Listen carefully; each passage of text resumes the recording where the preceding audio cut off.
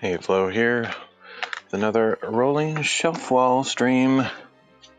So today we're going to be putting on the, actually constructing pretty much from scratch the cabinet door type thingies. I don't know what to call them because some of them, like two of them, will be like cabinet doors, and the other the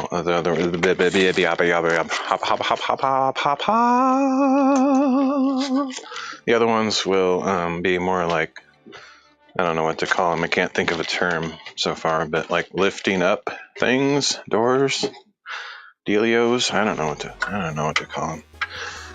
Anyway, some of them will open up sideways, and then some of them will open up vertically, like the door of a DeLorean or Lamborghini or something. But I can't think of the word for that.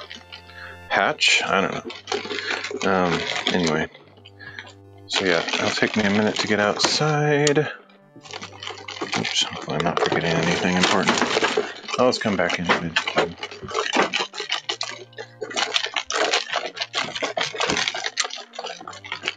So yeah, I went to a store and got some used parts, some repurposed thingamajigs that I'll use today. I hope I have everything I need. I bought a piece of trim that I hope is about the right thickness to work as a shim between the door and the thing, and the shelf to where it's closing. I didn't actually measure the thickness in advance, so I don't really know how thick the shim needs to be, but I think I can correct for it. I also ordered some magnet closure things, like a lot of cabinet doors have, and so hopefully those will do the trick. Technically, I probably only need to order two because the ones that are hanging down won't really need them necessarily, but anyway, we'll see what we got going. Alright, let's hit my camera on here.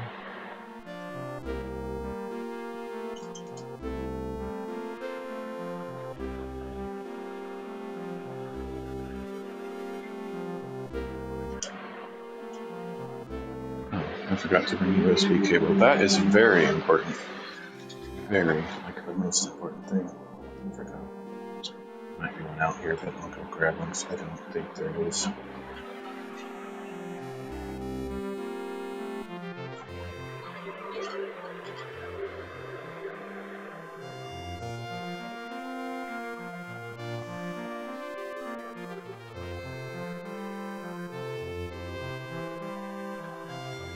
Alright, we've got the whole gang out here. I don't know how much help they're gonna offer, but we just kind of wanted to watch, I guess.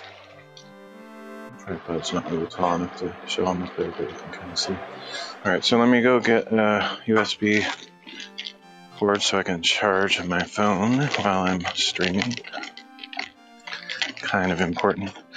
I need to order some more USB cables because I have a lot of them, but some of the ones that I have are seemingly losing their effectiveness, which I didn't even know was really a thing, but like they still work, but they don't seem to charge as fast. I know that sounds like really like sus. I don't usually use that word. That sounds really dumb, like that can't really be true, but I think it is.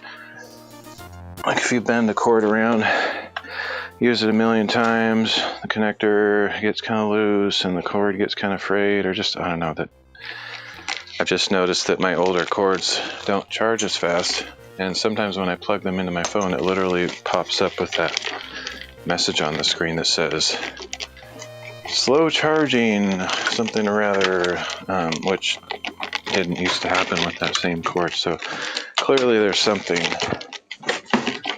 to it. So anyway, I need to buy some more at some point.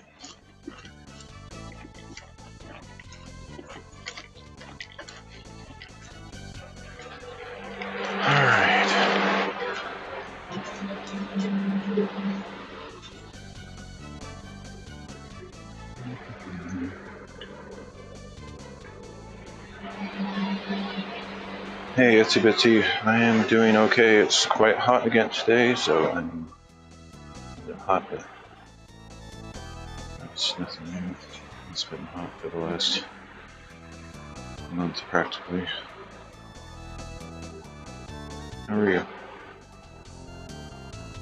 So yeah, in case you missed the beginning of the stream, we're going to be trying to work on some cabinet door type things. So we brought my whole little people crew out today. They're gonna be my moral support in case nobody's in chat or just in addition. Pretty fun. This guy's name is Hardy Animal. I know he hasn't on his shirt, but he's kind of like the Hagrid of the group. He's the keeper of keys. So he also looks kind of like an animal. Yeah, I won't name everybody. Because some of them don't actually have names, surprisingly. That good at naming. This is me, of course, that's Flo. This is Bite. That's Grandpa. This guy has a name, but I can't remember it. I can never remember his name. These guys have names.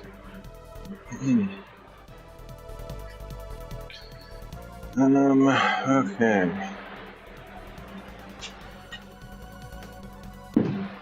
Was it a good storm last night? I think it was.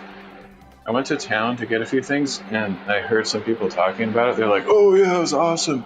But I think it was like super late at night, and I wasn't paying attention. I'm not like a storm watcher kind of guy. I don't like go outside and ooh and ah at the thunder or anything like that. I'd rather just stay inside. But yeah, I heard it was something. I don't think the power ever went out though. Yeah, so these two, this guy, Flo, of course, and this guy were made by one of my good friends. The other ones this guy and these two guys have lived here at this property for probably decades. They've been here forever, pretty old. They always enjoy when we come visit because it's kind of their time to shine, especially the Hardy Animal. He's the keeper of some of the keys and stuff, so he gets to be pretty useful. Alright, so what are we doing?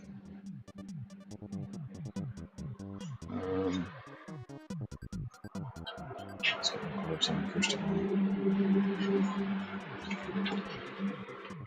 So I have no experience whatsoever working on cabinets or cabinet door hanging or any of this stuff, so this is all new. May end up doing not that great, but I'm going to do my best. I didn't watch any videos or anything, so I'm just like using my own mega brain power to figure this out, so probably be a total failure. Just gonna go just sit there until they get in the way. Alright. So, like I mentioned previously, I'm gonna use these, I think they're cedar fence boards. That's what I'm gonna call them. They look like cedar to me. So these cedar planks, I'm gonna use these for the doors. I'll figure out where to cut them off. I'll make them a little taller than the opening, just for visual effect, I guess. So I need to cut those, figure out exactly how much overhang I want to be. I don't know if I'm going to sand them or not. They're kind of splintery. And, I mean, I'm not going to be like, you know, I kind of like the natural look of them, but I could sand them or smooth and flat. But like all I'm going to be doing is there's going to be a knob that opens it, so I don't feel like I'm going to accidentally brush my hand on it and get splinters or anything. And then I have these other boards that will serve as cross members or supports or framing, I don't know what to call it, stuff.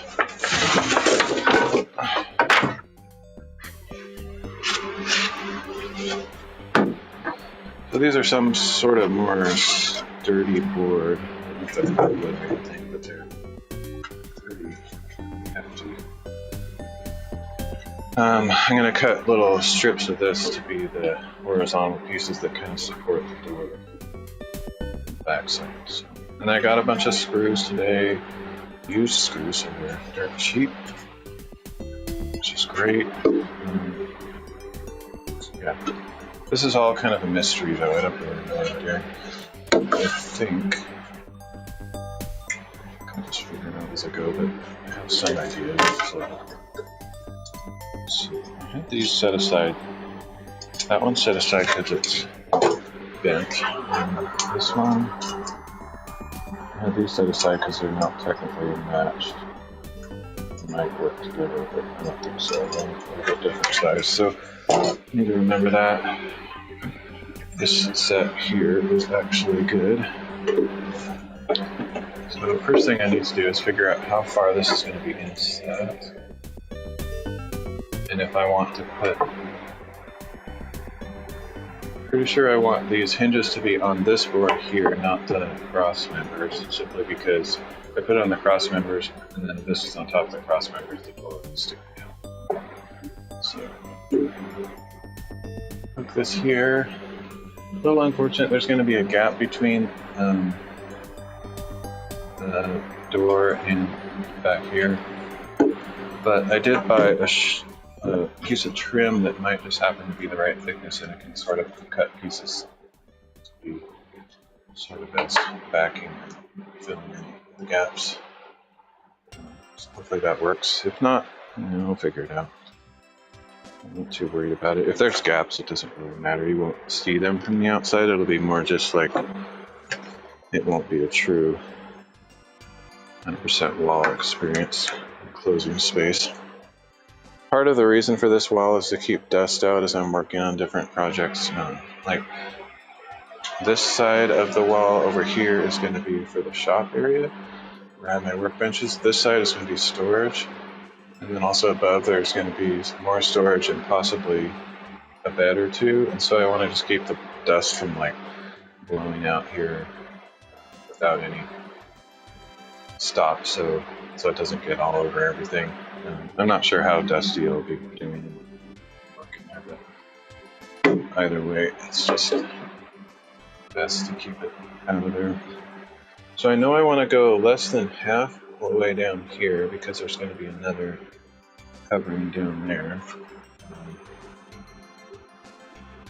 Probably the same here. I could go half up there. That's probably excessive.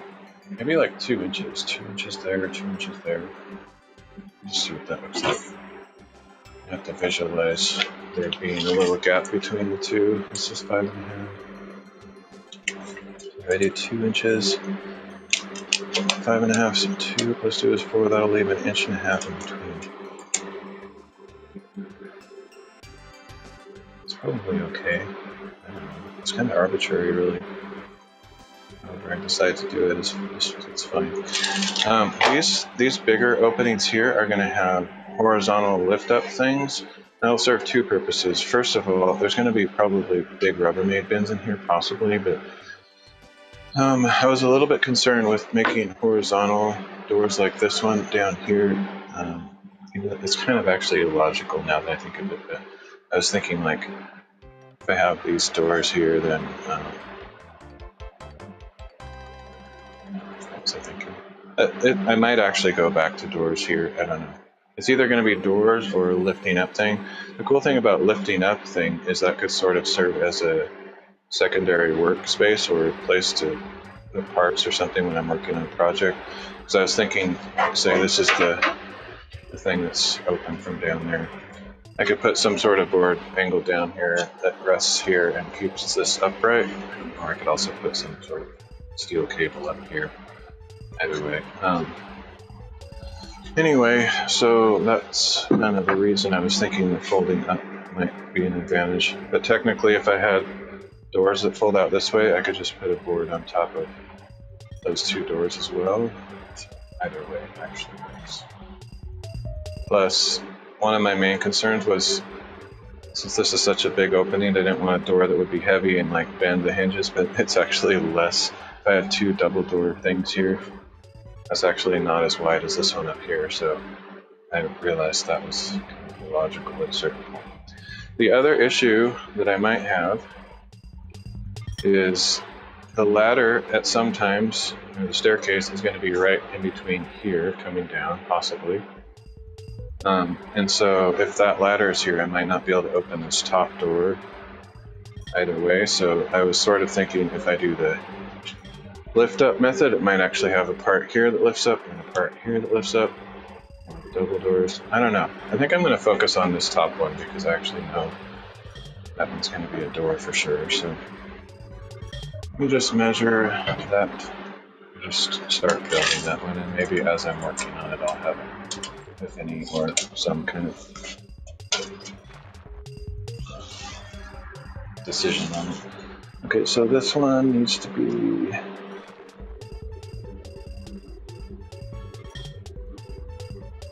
it's 19, 18, and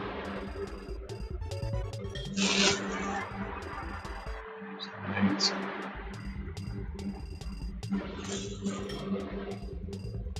Let's say 18 3/4. Let's do 20 3/4 for the total length for that. 20 3/4, and I need 4 slats, I think.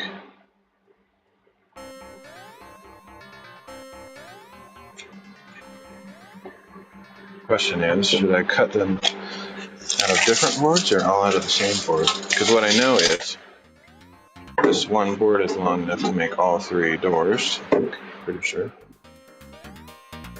I think so. So I could cut the top out of this and then the top out of another board. I could cut 2 pieces out of the same. I just need to make sure that I end up with 20 3/4. Actually, I'm not even totally sure it would be long enough for all 3. I'm real close because of that 2-inch extra overlay that I'm doing. There's also going to be an 1.5 inches between. I think it would probably be enough.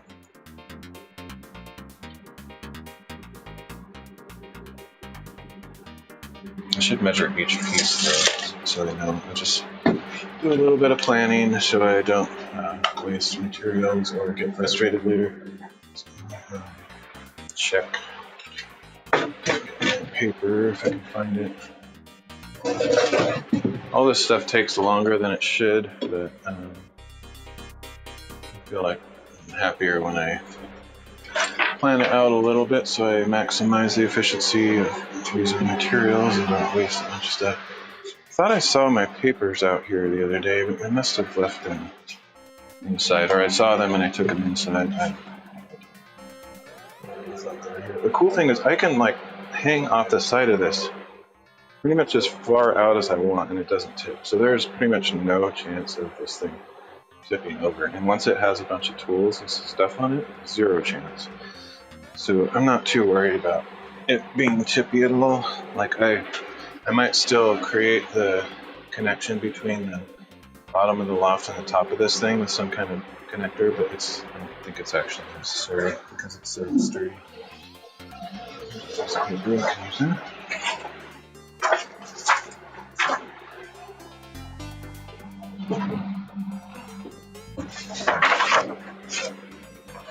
Um, 20 3/4. Let's just double check that.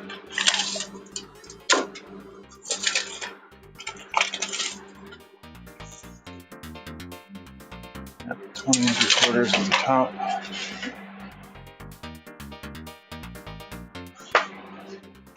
This one will be 18/8. Well, this one I don't have as much space between because it's a 2x4 instead of a 2x6. So do 1 inch down. This one will be 20 inches. 20 inches. And the bottom one is going to be 18 inches, I think. Alright. So all together we have 20 plus 20 is 40, plus 18 is 58 3/4, and I'm pretty sure this thing is longer than that. Yeah, not by a lot though. So I think I'm going to cut every piece out of a different board. In other words, all the tops. Cut one top here and put another board, cut that, instead of like 3 tops out of the same board. I'm pretty sure it won't work out unless I do it that way. So I'm also going to cut the ends of these off because they don't look perfectly square to my eye, just to be safe. Cut a tiny bit off of there. Alright, so I need to get my saw out. I don't really feel like doing 2 camera angles today. But nice to not have to move this camera back and forth.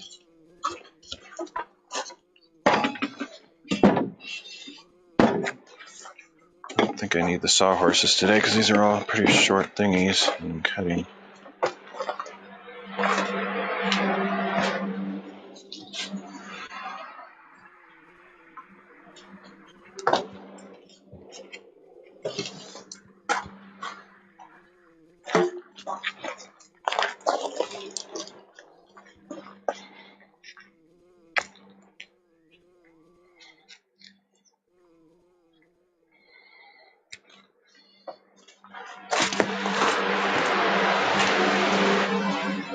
Cool. No worries. Leave that up to you if you want to announce your comings and goings, but it's absolutely not required or expected. Alright, so the next thing I need to decide is if I want to cut this into strips of 3 per board or just 2 strips. I could obviously get more out of it if I do 3, but I don't know if that will be too weak. These cross members. Let's see, how wide is this anyway? This is almost 5.5. Kind of leaning towards 2, just because I want to make sure this is pretty strong. The only thing is, I'm thinking I might put one in the middle of the door too, just to give it a really good reinforcement. So there'd be a strip up here, one in the middle, and one at the bottom. I don't know. Let's see.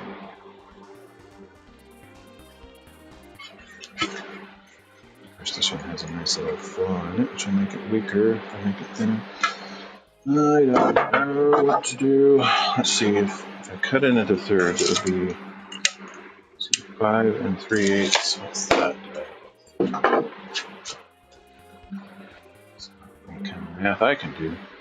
Because the imperial system sucks. Try doing 5 3/8 in your head divided by 3. It's basically impossible. 5, 3, and even though, okay, this is just stupid. hate this. This is why the imperial system is garbage. There's no way to do fractions on most calculators. So I have to do like 5 parentheses, 3, divided by 8, close parentheses, just to write 5 3/8. Whereas if it was centimeters, I could just do like 1 point whatever. You know, just so bad. It's dumb.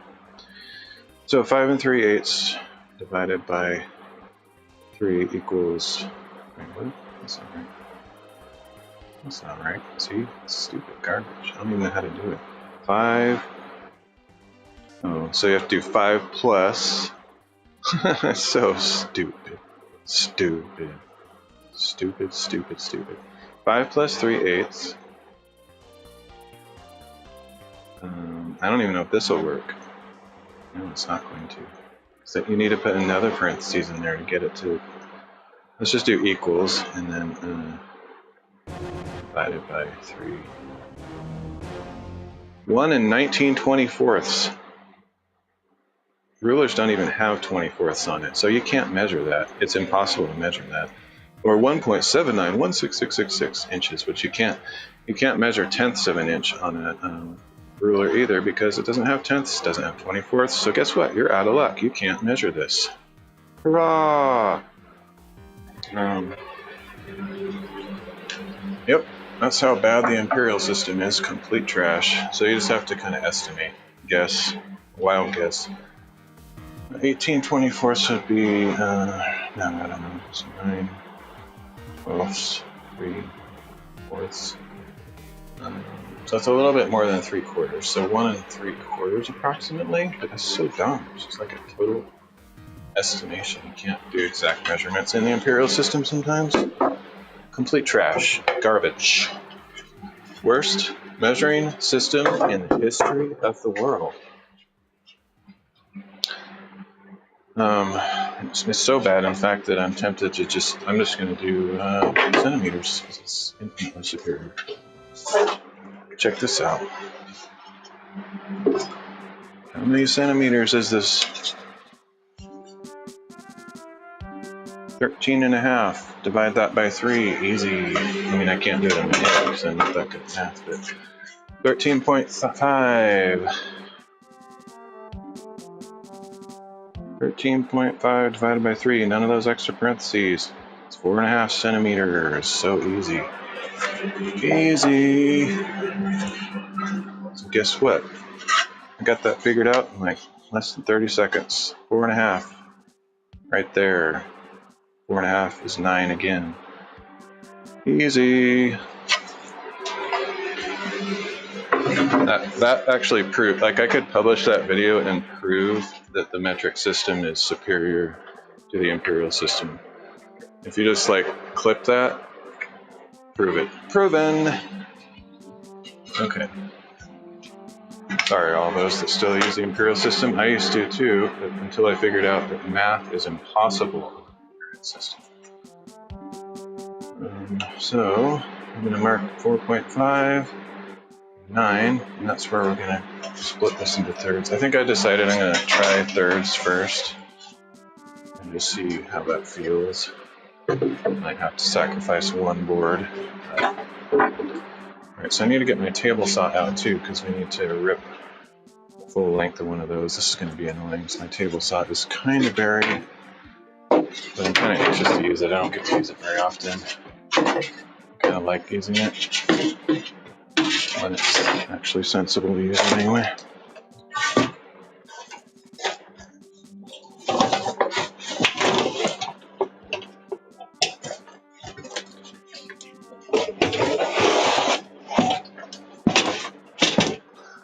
Bunch of stuff on top of my table saw that I have to dig out of here.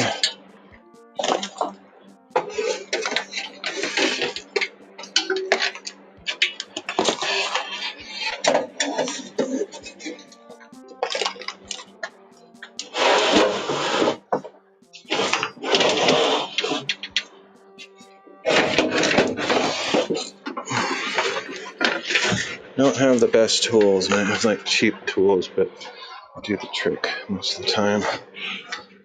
I would love to have an actual wood shop I know it seems like I'm building a shop and it could be purposed into a wood shop, but that's not what I'm planning. Hopefully I'll have a nice enough setup that I can use it for some woodworking projects, but generally speaking, I'm going to have to take that stuff outside because woodworking stuff produces a ridiculous amount of dust, and I definitely don't want all that inside there. So we'll see. There's exceptions, you know. I do have a shop vac I can hook up to sort of like a... Sorry, I had chat turned off for a second here. No idea if anybody said anything. It's an annoying thing about using this calculator. It locks out chat temporarily. Okay, I think we're good. I'm scared everybody away with my metric system. Superiority proof. Okay,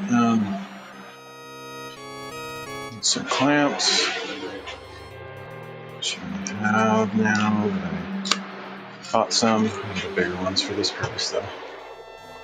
Got one over here in a stupid place.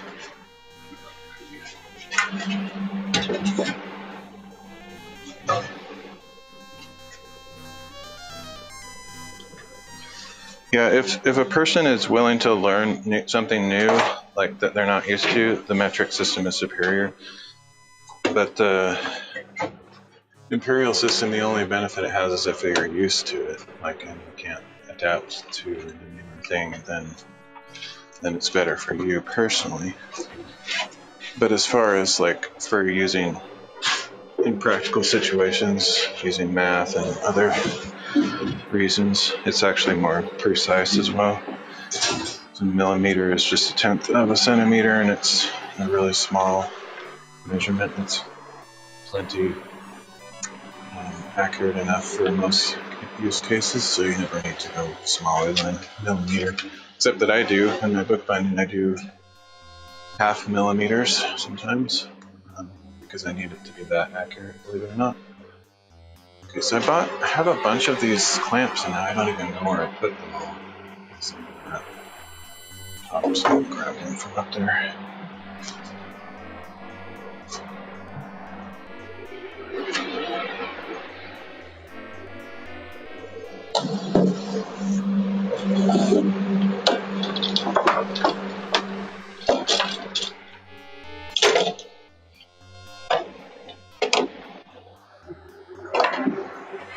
I don't even have to use the ladder. I can climb this pretty easily. I definitely want to build the staircase eventually, obviously, especially for my parents' sake, and I would never want to climb up that in the middle of the night. I had to go to the bathroom or something. As far as actually being able to get up there, though, it's not good. Obviously, I couldn't carry boxes of things while climbing up the side of that, though, so it definitely still need to make the staircase.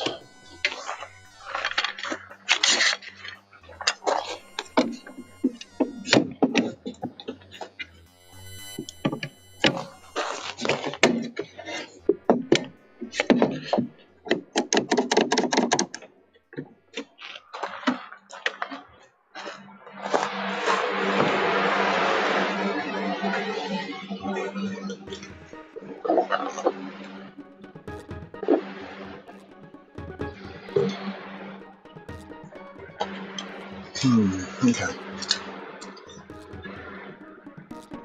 So what am I going to cut first?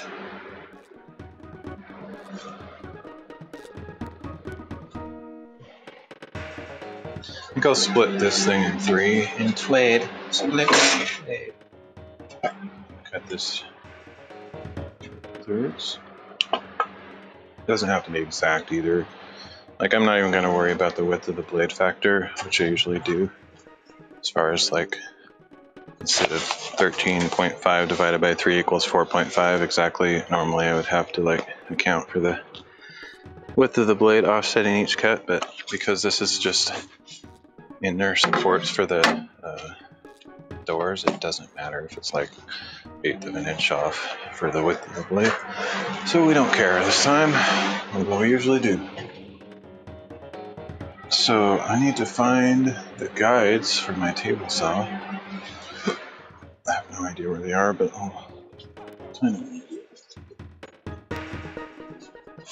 one I need is the one I don't know where it is. I need the fence, I think it's called. I have no clue where that is.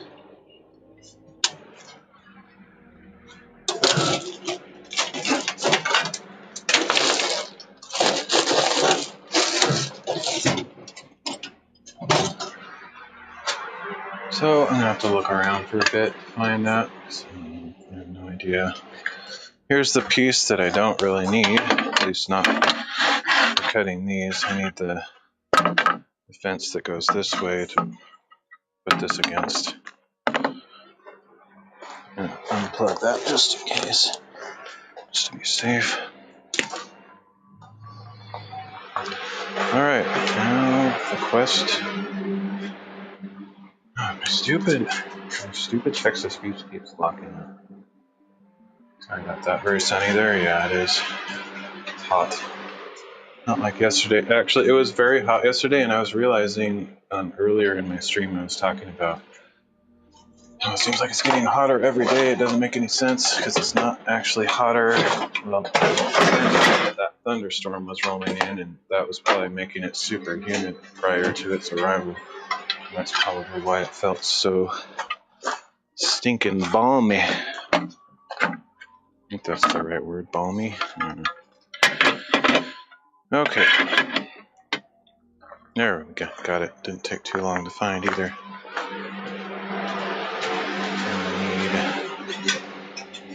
Measuring thing, which I'm going to go inside and get my little ruler because it's super precise. It's a beautiful ruler. It's wonderful. Oh.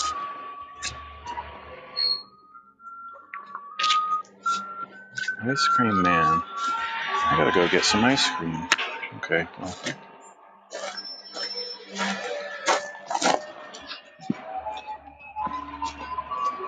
I'll be right back. I gotta get an ice cream.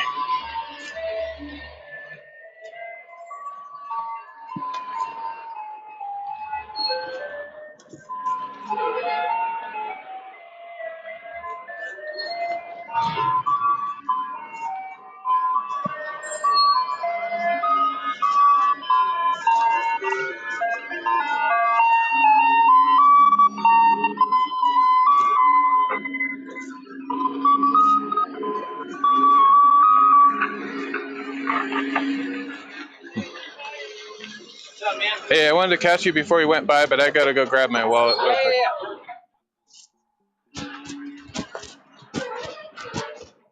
Do.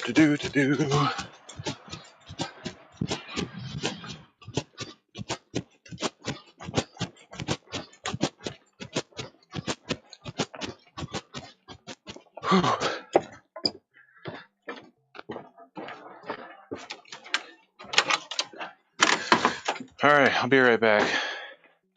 Take a little break and eat my ice cream. Let's see.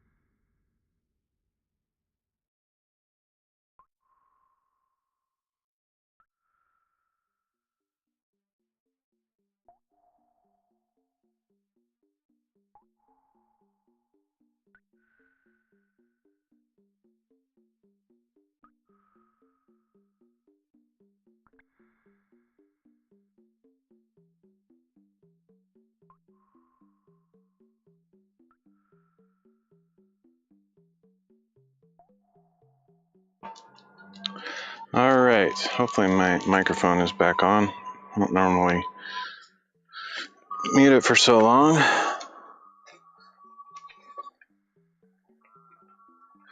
Yeah, it's kind of crazy that we have a ice cream guy here. It's just a local dude trying to make some money on the side. It's pretty nice. Like I mean, I can go buy ice cream and stuff, so I don't necessarily need like the service, but there's just something like fun about it, and it's such a rare idea. Like to have it in the middle of nowhere, having ice cream, man. It's like I can't not get something.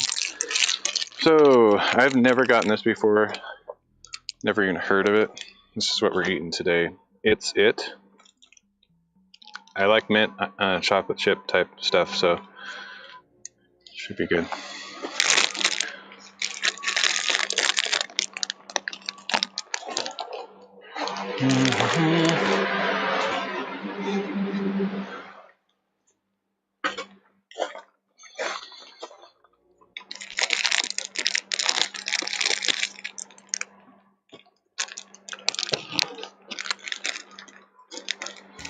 Not too bad. I didn't get a drink out here today yet either. So I definitely need to do that.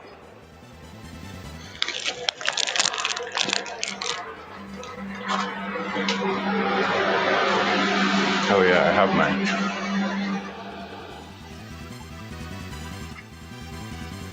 A little bit of drink here. Probably should mute this so you don't have to hear my chewing, but I'm not sure if it cancels that out or not, but maybe I'll do that just because I am not a fan of mouth noises, so I don't really like to subject anyone to something that I myself don't like either.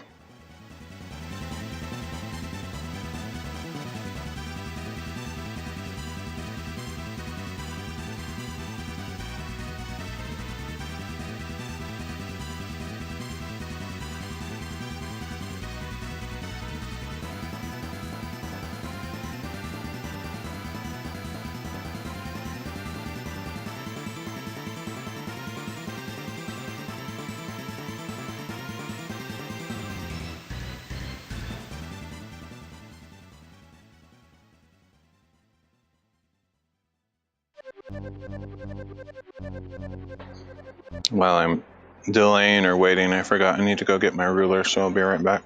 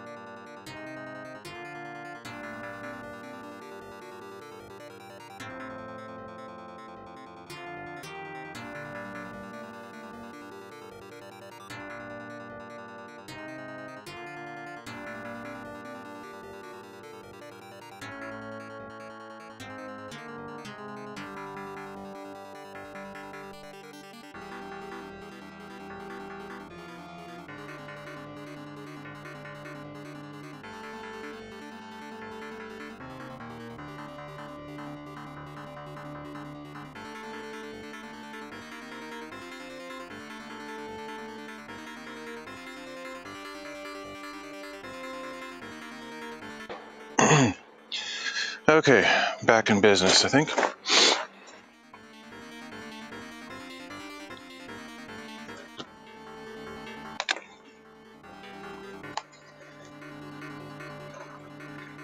That was a nice surprise. I kind of forgot about the ice cream guy. I missed him the last few times for whatever reason. Okay, so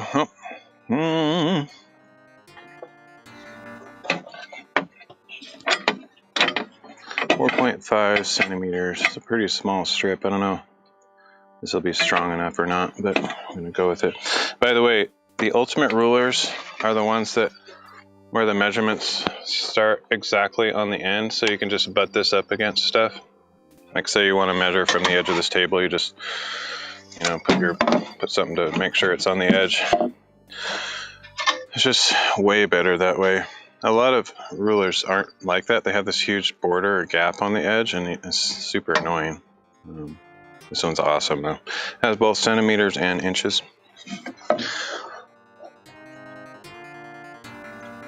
They're not hard to find. Like pretty much every Home Depot and Lowe's have this kind of ruler. Not this brand necessarily, but just the kind that has the measurements right on the edge. That's something I always look for. I don't even buy metal rulers unless they have that feature.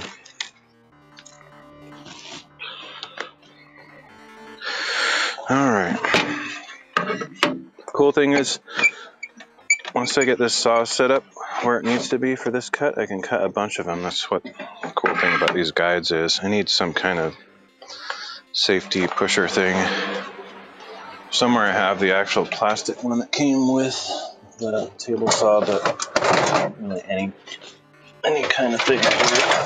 There we go. It's just stick.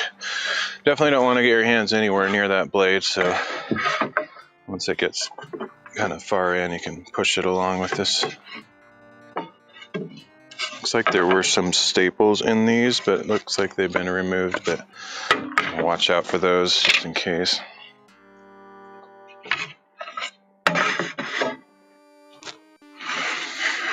All right, here goes.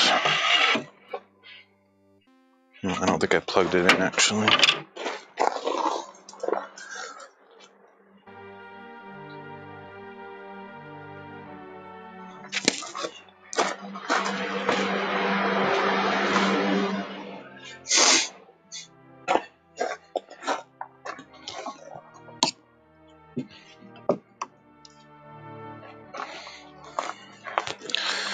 Need a chair for Chatmobile. Man, I am going really slow. I know I'm always a little bit slow, but I feel like I'm doing nothing. Okay, here we go. Okay, ready?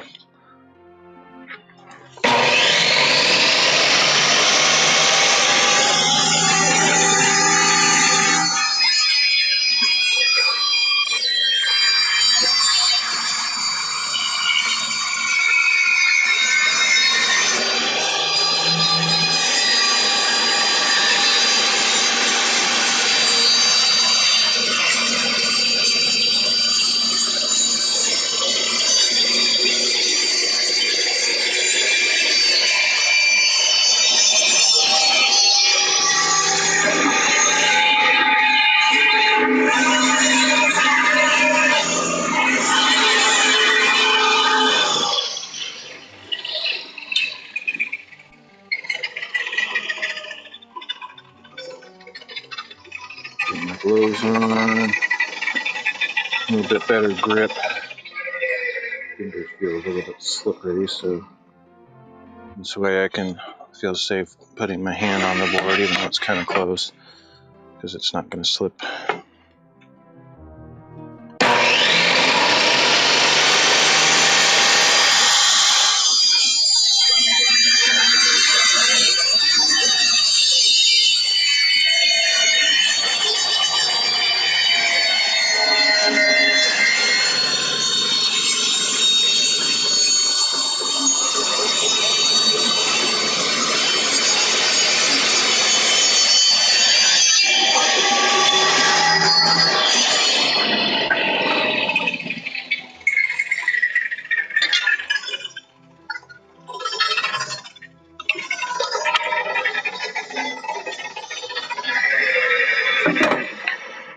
too shabby. I think either the last one or the first one is a little bit longer due to the blade cut, but I tried to measure it to the center of the blade, so it's pretty stinking close to perfect.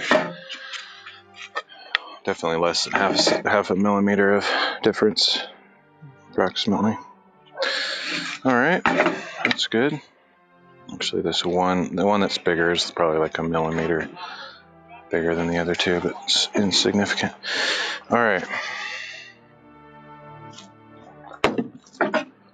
Let's unplug this when I'm not using it, just so that I don't, just an extra safety measure. We're gonna start with these three and see what we can figure here.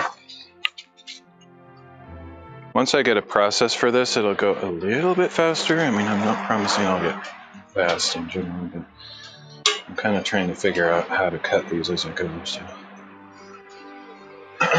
So like even this width, I can't cut it right now. I can't just chop it off at the end here because these hinges add just a slight bit of an offset to it. So I think what I'm going to do is cut these boards now. So like I said, I'm going to cut 4 of them out of 4 different boards rather than cutting 4 pieces out of one board. I know that if I cut all the pieces from the top and keep cutting down, I'll have almost no waste. But if I cut the 20 3/4 or whatever it is, 20 3/4, 4 times out of each board, I will have a huge amount of waste and use more boards than I need to. So gotta think about those little details. So basically, I can cut these all at the same time because 4 of these is about not much thicker than a single 2x4, so I should be able to maybe cut them. This would be a little bit. Unfortunately, my table is occupied by the table saw now, so I have to cut those on the ground or something. Which is not ideal, but sometimes I could bring this little stupid metal table over. I hate it, but I'd rather not be doing it on the ground. It's not very fun to have to bend over and touch my toes.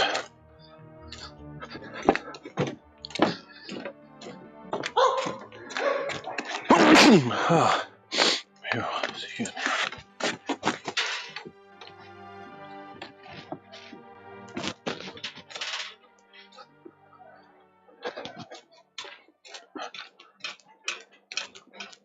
Should probably get my hat because I have to set this up in a place that's not really shielded from the sun. Oh man, I got a pretty bad, well, not terribly bad, but I did get a sunburn from that huge hike I went on, in spite of wearing my hat. I probably should have put a little sunscreen on my neck.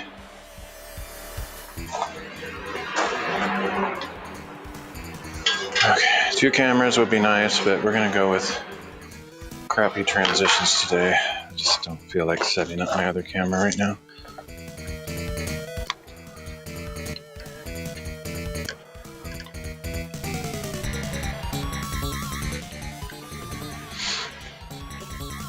I kind of wonder if I can clamp these together.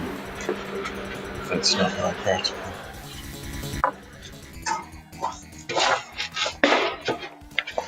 They're definitely not straight, so I want to cut out of the side, start out cutting from the side that looks, like these are straight, kind of complete, but like look at this side, it's like kind of chomped up on some of these. So I'm going to cut from this end. Since these are probably cedar fence boards, planks, they're not the highest grade of wood ever. It's kind of, I like the rustic look that I think they're going to provide, so I don't care.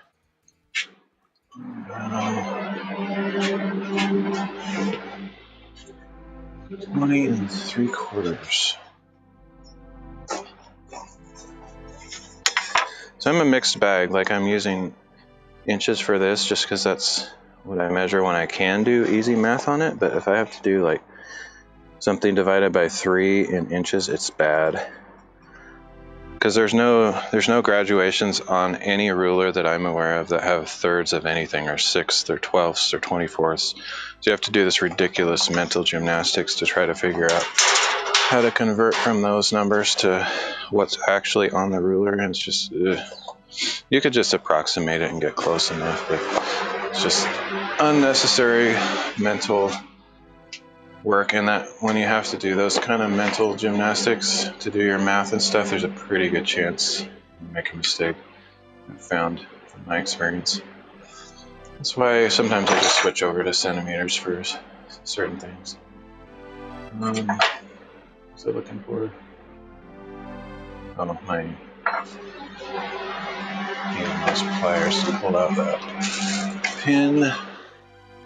It'd be nice to construct a better pin that has some kind of little handle on it, because this is kind of annoying every time. There's massive friction, so it's hard to get out.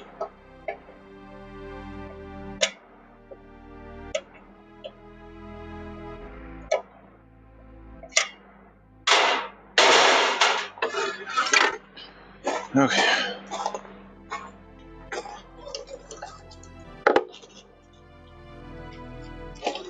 Oh crap, my Chatmobile, no.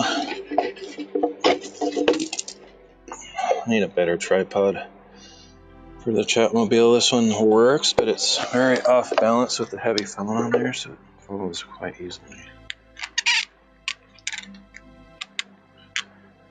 Yeah, it's terribly imbalanced.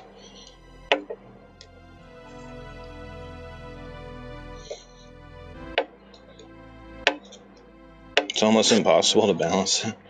Crazy. That's garbage. I need something else. I sometimes use a full-size tripod just for that, but then I have to carry that around wherever I'm walking, and it's not nearly as convenient. I could also put it on my wrist, but when I'm doing work, something on my wrist gets in the way, so I try not to do that. Did I measure this? Is that what that mark is? I think so. 20 3/4, yeah. Okay. I'm tempted to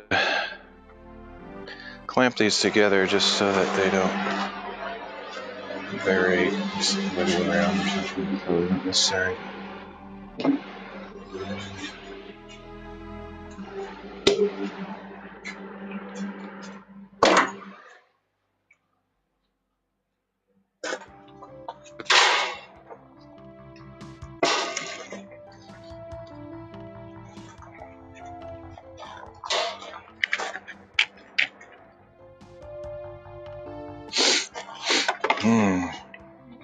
Probably should take an allergy pill.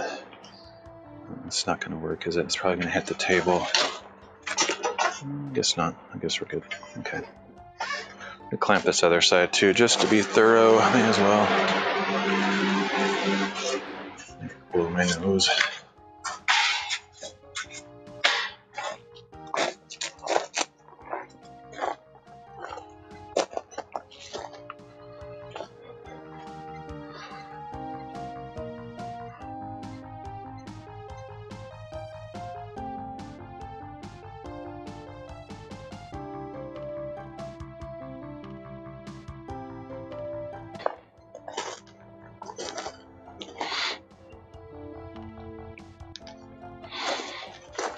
All right.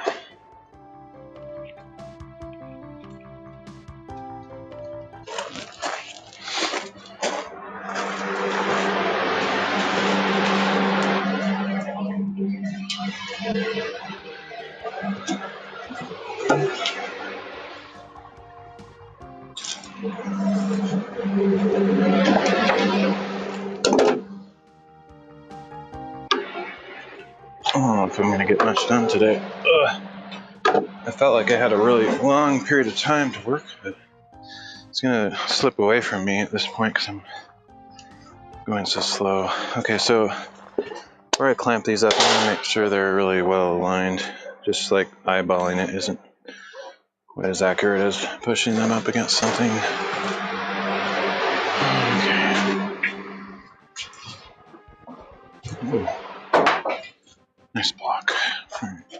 Oh, I also wanted to, yeah, I'm going to cut the very ends of these off because there's actually some staples in this one. Let's pull those out first. Otherwise I could fling little pieces of metal around, possibly.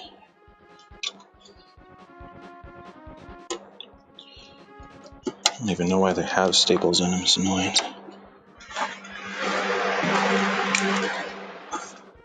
Okay, so first I'm going to just cut a tiny bit off the end so that they're all like flush. Because I feel like when I was looking at the boards, they didn't look super straight.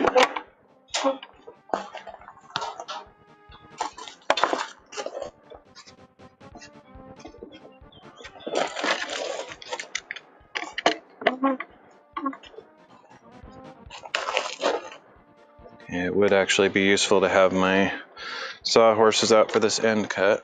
The rest I don't really need it, but that's going to be kind of precarious. Otherwise known as precarious, that's how I like to say it.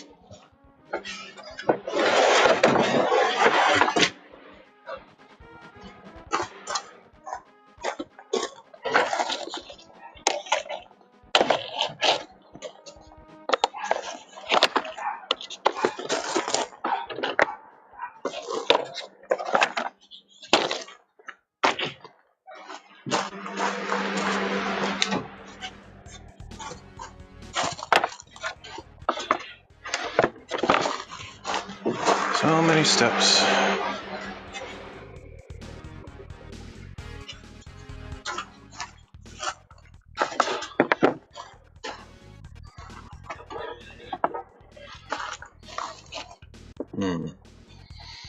To move these so they're not going to be in the way.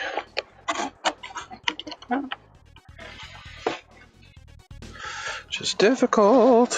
Okay. That should do it. It's really hard to get this lined up so that it's not at a slant. It's super annoying. That's why it'd be nice to have a huge table that I'm not having to jerry-rig everything all the time. Because if you don't get this flat on this platen or whatever you call it, it's going to be cutting the boards at an angle so they won't be straight. So all your work for trying to straighten them is basically defeated instantly. It's basically flat though, so that seems to be good. The ground is not level here, so the sawhorses go up and down depending on where they're positioned, so it's all very unscientific.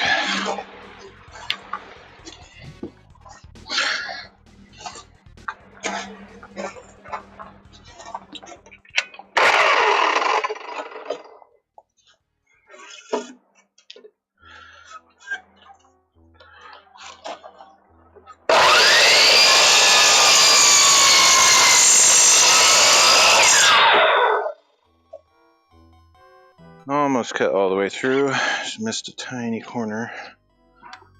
Just flip it over and cut that off.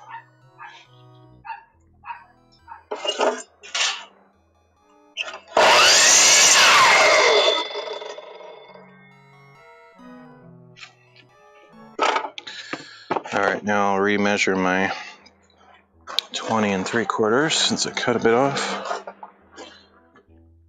Let's see.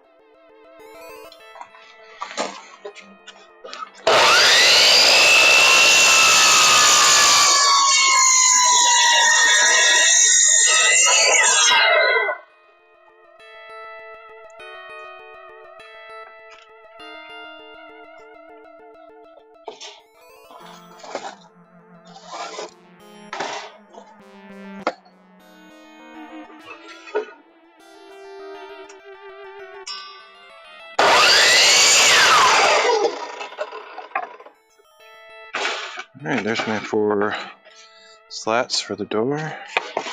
Man, it would be nice to have 2 cameras because I'm gonna have to like move this massively around. Oh well.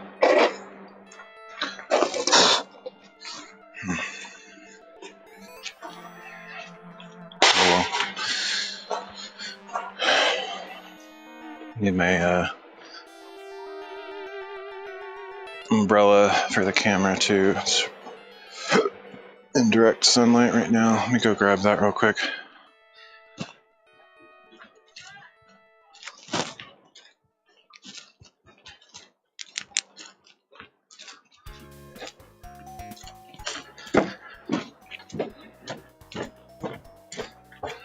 So the 4th board, I'll have to cut, strip it down its length.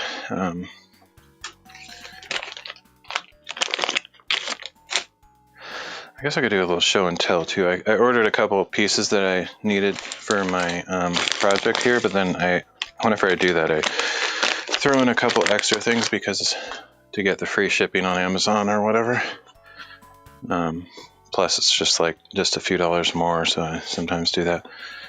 And I forgot what I came in here for because I'm not dumb. But yeah, I'll bring these show and tell bits out. Kind of cool things. I guess.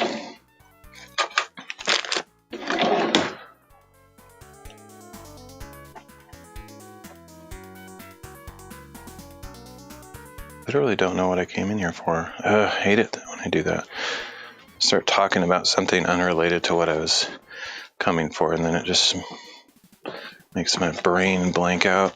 So usually I just have to go all the way back out until I look at something like, oh, that's what I needed. I'll make more trips, it's fine, get some exercise.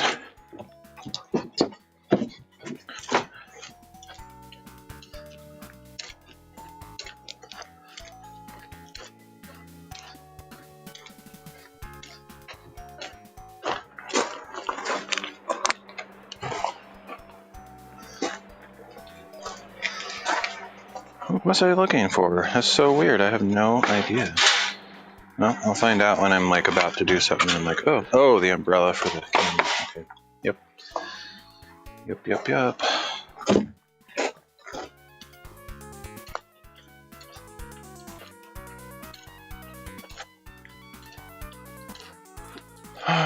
Oh, by the way, I don't remember if I showed it on stream, but I kind of fixed that temporarily. I just found this big bolt laying around that seemed to work. It's not totally ideal. I was carrying so much pointless dead weight on that hike. Stuff that I didn't end up using because I never made it to the top. I was intending to go to the top and then set up my camera with a tripod and all this stuff. So I brought all that extra gear and it's super heavy. I never even used it. I want to get a super good tripod. Mine is really good, but it's not light. I want something that's featherweight. Although, interestingly enough, featherweight tripods actually aren't very good because the wind can blow them over, so some heft to them is actually good. But yeah, so I just put this crazy bolt through there because it's really tight and it makes it so that thing has a proper hinge. But yeah, I'll find something better later, or I could just use this and cut it off and put a nut on the end of it. It's just something I had sitting around, so I didn't necessarily have a nut to go on the other end, but it's a pretty good fit in there. It's nice and tight, so I'm gonna actually use that. Anyway, so that's kind of fixed.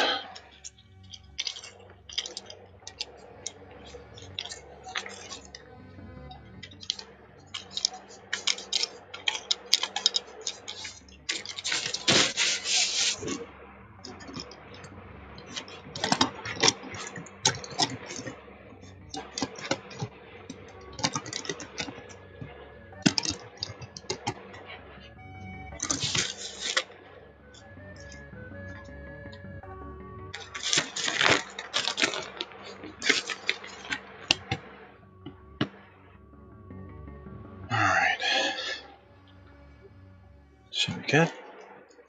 I'll probably leave this camera here and just kind of move it around a little bit. It's probably fine. Well, maybe not. Let's just put it over here where it was.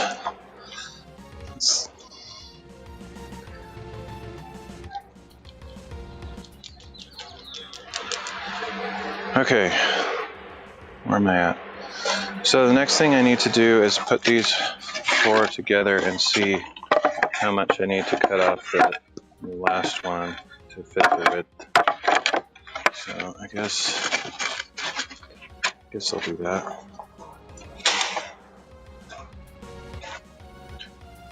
Bring the camera over here. That's it'd be super nice to have 2 cameras today, but I didn't set up that way, and I'm not about to like go in and reset up my stream because I can do that. So yeah. I don't have to like reset up my stream. That sounded really dramatic, but it's just I'm already using my phone for the chat that I would normally use for my second camera, so I repurpose that. It's just not worth it. Okay, so once again, the ruler that I have that has measurements right on the edge comes in very handy because I put these 3 up here. And since the measurements start on the end of this ruler, I can just put it right up on that board there and measure where it hits here, which is 9.5 centimeters.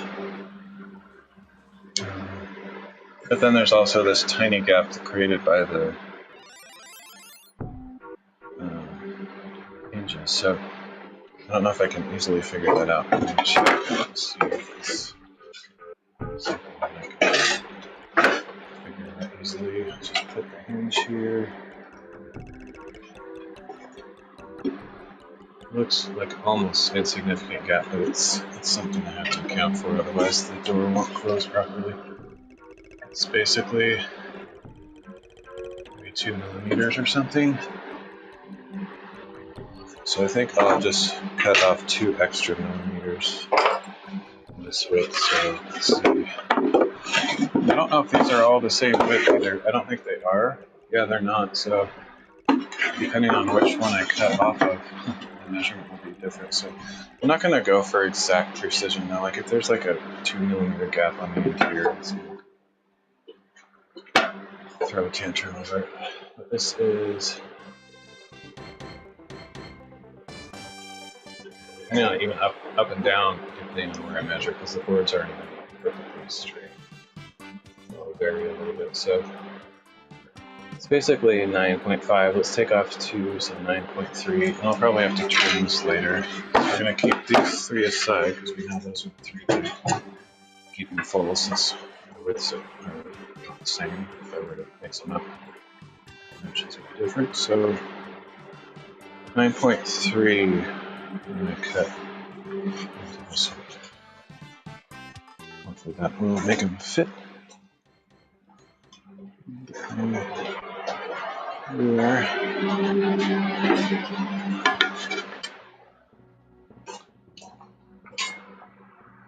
I'm going to have to measure each one separately too because of how tight the tolerances are and how every board is different width. Okay. I think I'm going to have to cut off even a little bit more. Oh, the other thing that's annoying is I like where this is placed for stripping those support cross boards, but it's not like I can't achieve that again, so I'll just do that again. I actually don't need to take it off, I just need to reposition it. So we're cutting 9.3 centimeters.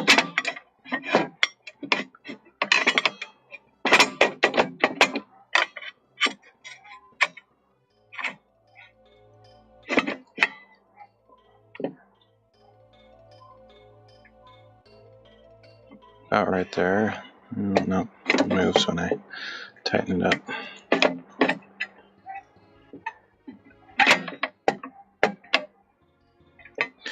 It does have little indicator measurements down here on on this little guide, but I haven't really figured out how to use them yet. I don't really trust them fully.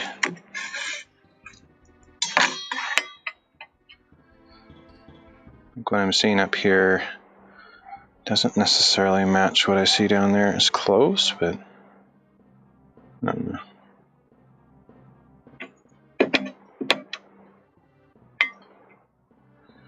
Yeah, it's like a millimeter off. It's annoying when you have an actual measuring device of some sort and it's not accurate, so it's like completely useless.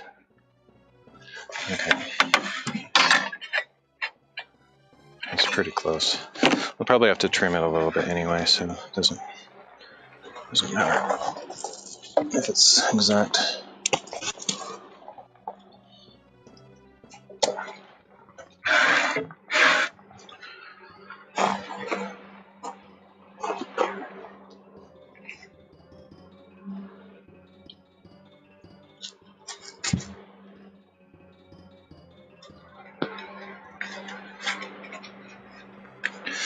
Oh, by the way, I figured out how to stream on YouNow. I was frustrated with that yesterday because YouNow changed their technology. And every time they do something like that, it's going to mess everybody up. Thankfully, I'm fairly tech savvy, so I can like troubleshoot stuff and not just be baffled and like, oh crap, I can't stream anymore. But for a while, I was thinking maybe I couldn't. But I figured it out, so we're good. We're back on YouNow. Just good, because I want to stream to as many platforms as I can.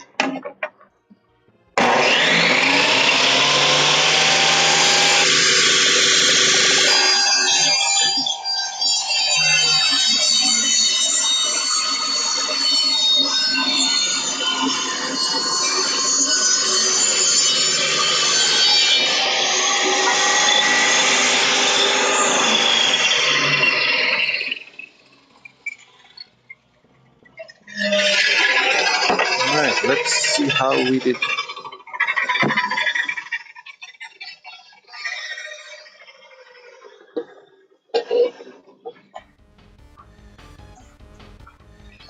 Gotta carry the camera. It'd be nice to have like a GoPro on a stick or something I could use. That would be very handy.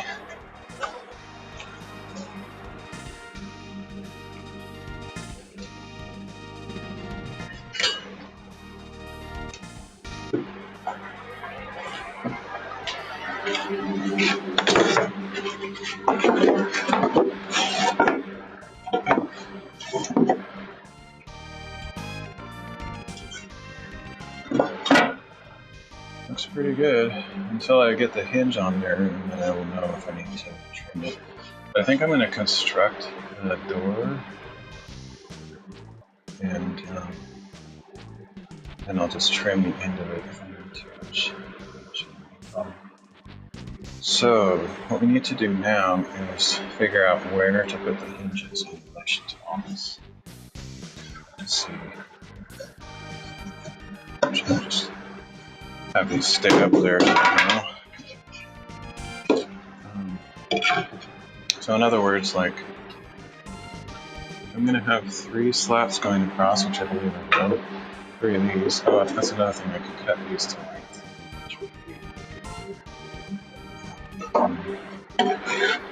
Just cut them to the same length as the 4 of these things together wide. So just measure that.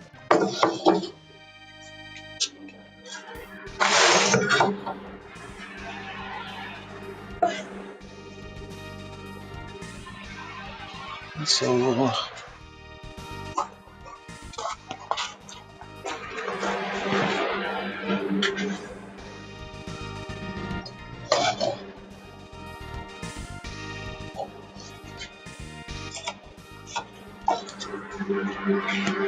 that width is, so we're going to cut it. Let's cut all 3 at the same time. Do that real quick. So this has a flaw in it, so I'll cut that off.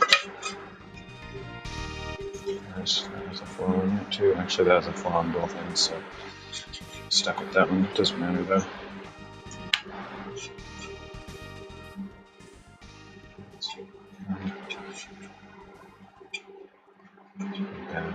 So I'll cut a little bit off both sides.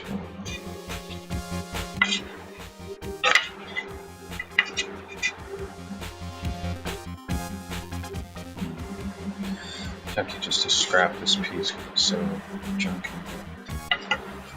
It's still usable, it's just bad.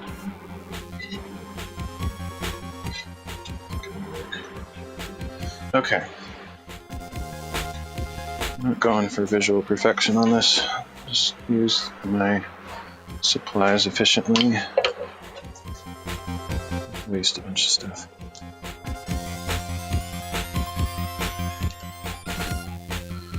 The main problem with this tripod is that all three legs just kind of freely swing out, in and out, so it's really hard to like just drop it in place. My other tripod doesn't do that, and maybe I should go grab that one for that reason alone.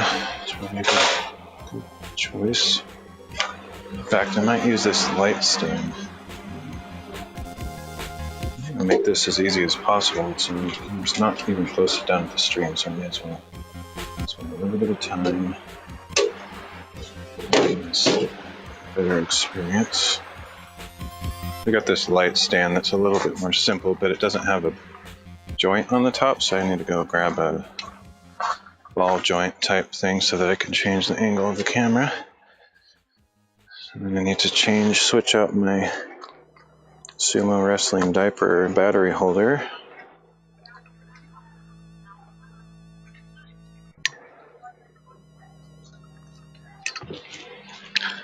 There's my sumo wrestling diaper. Put that on this thing.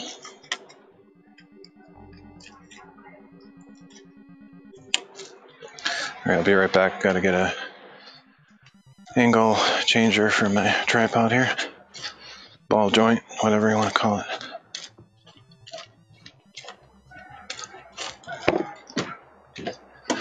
I was going to do show and tell and I completely forgot. I should also get a drink while I'm in here, but I'm not going to because I still have a little bit of a drink. But as soon as I'm done with that drink, I'm going to come back in here and get another drink. Okay.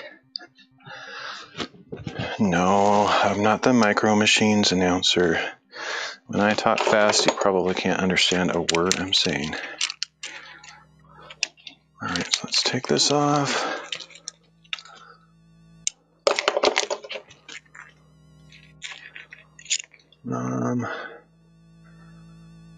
So annoying.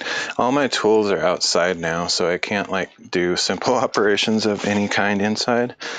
That's the one annoying thing about me. Oh. I see my my chat's not working. Sorry guys. Oh well. That's weird. That's literally never happened before. Never, not once. I hate technology sometimes. That's literally never once happened in 5 years of streaming where my chat just doesn't refresh. Not that I can remember. Anyway, hey Vampy, sorry I was not around, and anybody else that was here. I just thought everybody thought my stuff was boring. That's the problem with my stream. I don't really know if something's malfunctioning or not because I don't get that many viewers, so it's kind of hard to tell. Seriously, it's even when I manually refresh it, it still doesn't show. What is happening? That's weird. I've never seen it do that before. Great. Another thing to troubleshoot. I'll have to take my chat inside and see if I can make it work. That's so irritating. I hate when stuff doesn't work. It's a good thing I went inside because I would have never known. Alright, I'll be right back. That's crazy. What is happening? Why isn't it working? So stupid.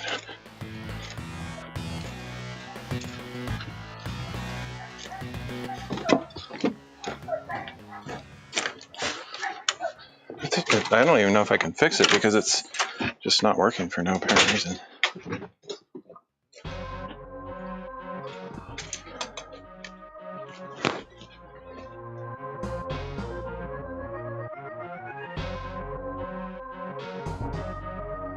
What is going on? Okay, let me do a couple of test messages because it might not be pulling in old messages since I refreshed it, but it should pull in anything new, I would think.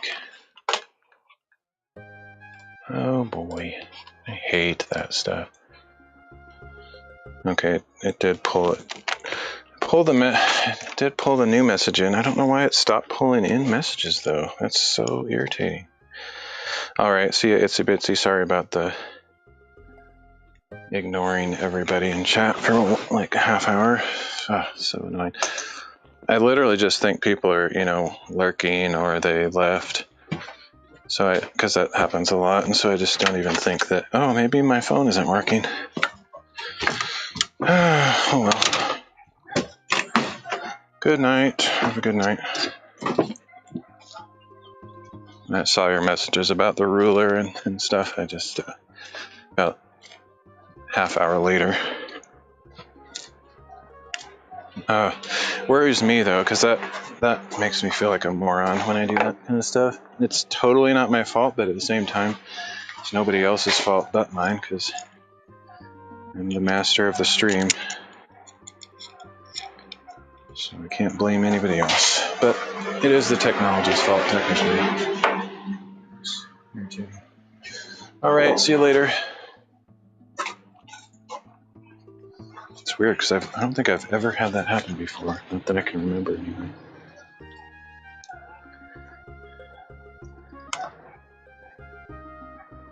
Okay, let's rotate this around a bit.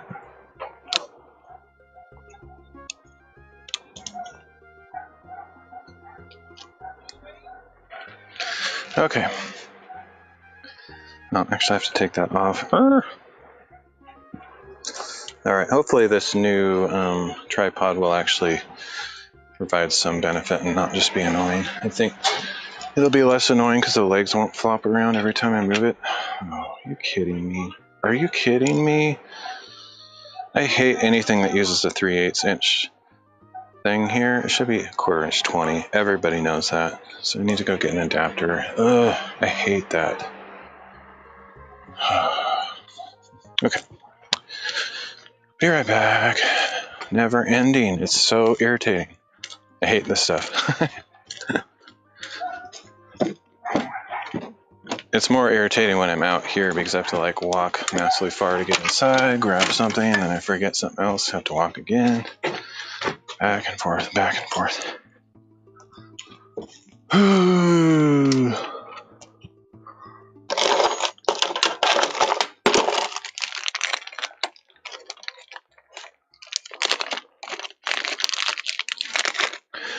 By the way, if you do a lot with streaming and have lots of gear like I do, it's all cheap. But just buy parts on eBay when you need to. Come in big packs of stuff. Buy like 20 of these little adapters and various little joining screws and connectors, whatever. So we got this thing that goes from 3/8 to 1/2 inch. I mean, not 1/4 inch. So just put that in here. And then we can put that on a tripod here, like so.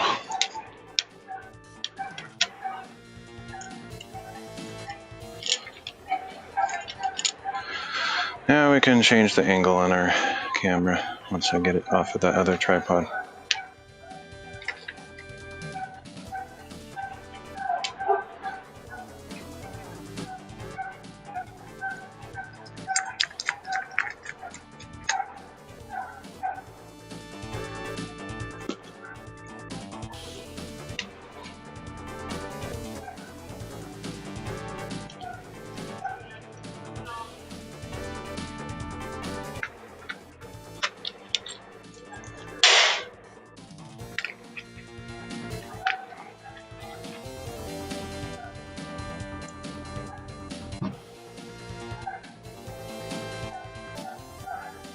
Okay, that was a lot of work, but should be better now in some ways.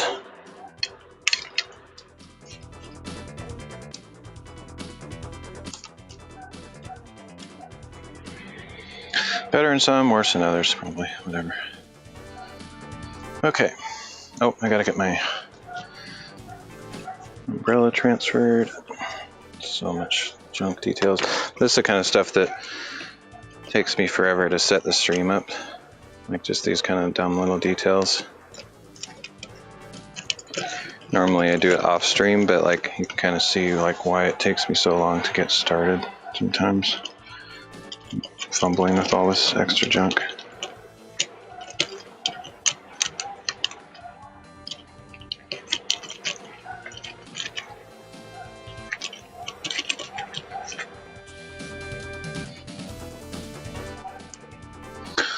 All right. Guess that's good.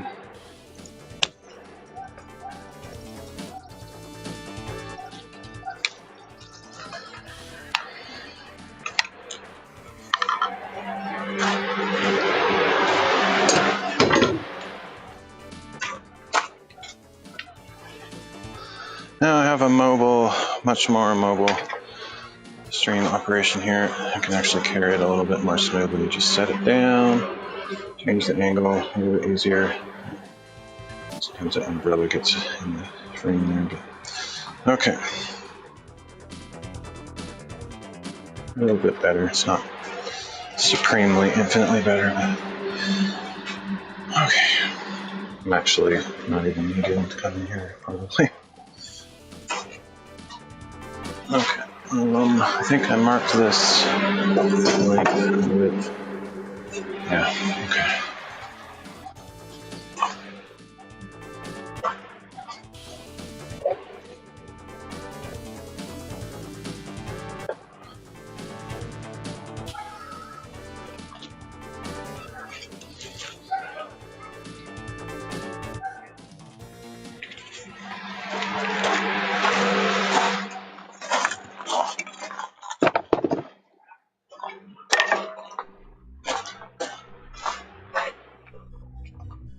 Probably my chat isn't working again, just for no apparent reason. Like it'll do that every 10 seconds now, even though it's never done it in 5 years of streaming.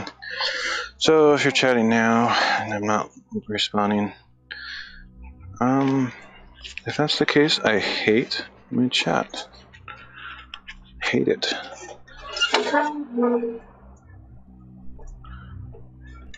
I'll plug this in, I guess.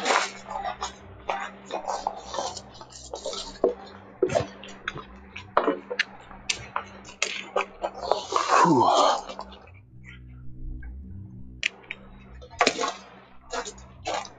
Oh shoot. I'm gonna cut the little end of this off in the crappy looking area, so I'll do that.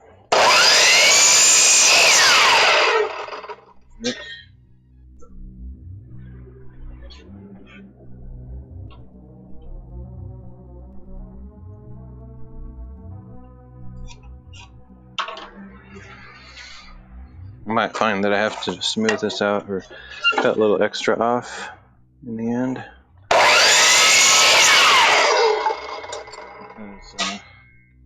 As this door is closing, this corner might hit the side. I don't know. I'm not sure because I've never made cabinet doors before, but I have a hunch that that might be the case. Okay, so now we're going to cut these other two to the same length and then chop off any crappy areas first.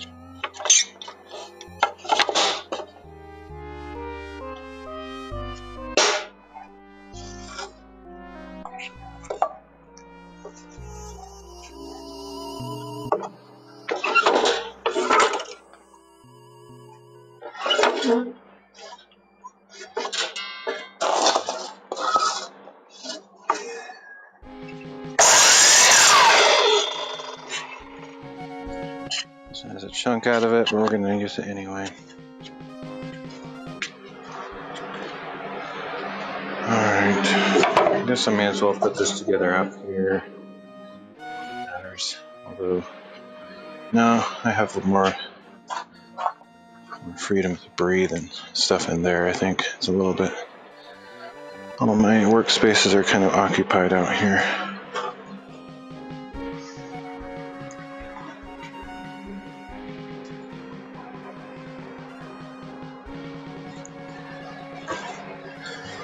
Alright, so the basic idea is to put these three things across at a certain point. I have to decide, like, obviously this one will be in the middle, but then these ones can't be quite at the top because I think that'll possibly interfere. But maybe not. Actually, maybe they do need to be at the top so that that hits here. I think that's logical. So I think I'm gonna put this together right now. Using whatever screws I have. I think my 1.25 inch will hopefully be about the right size. I hope they're not too long that they actually go all the way through. So it should be okay. So we need to clamp it together or just have it be in the right position somehow. I don't think I need to pre-drill these holes, but I hope I don't regret that. Like, I hope they don't split the wood. It's possible. I'm going to take a chance. Hope that it doesn't do that.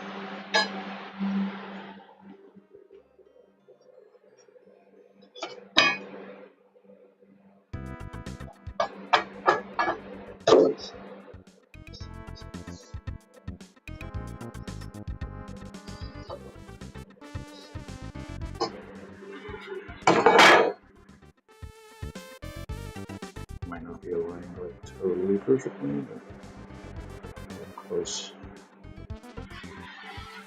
This wants to move on its own.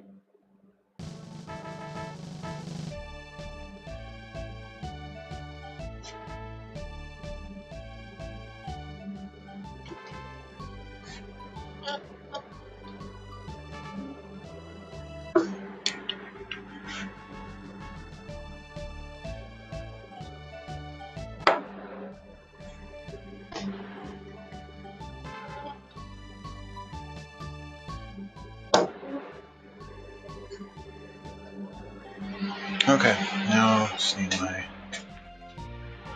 primer.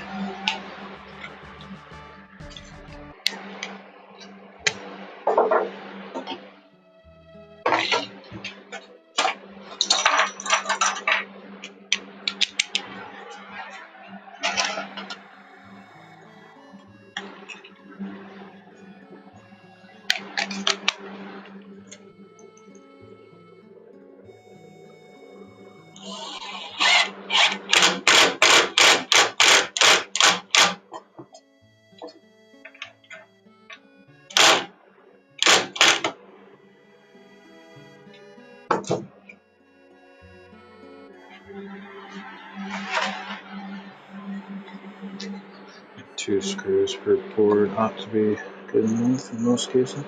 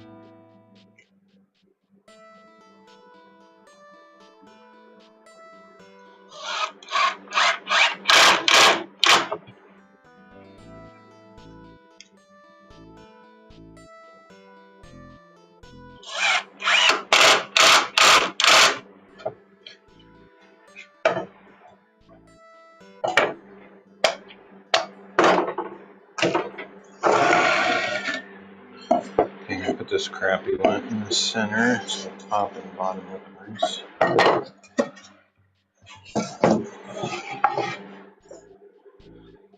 For some reason that's not perfectly straight across. That's weird to me. I guess that kind of indicates that my saw is not cutting at a perfect straight angle. It's annoying. Oh, super annoying. I might use my table saw for all these cross cuts too, because I don't like that that's not straight. It irritates me. I might even actually trim that off using the table saw to make it nice and straight.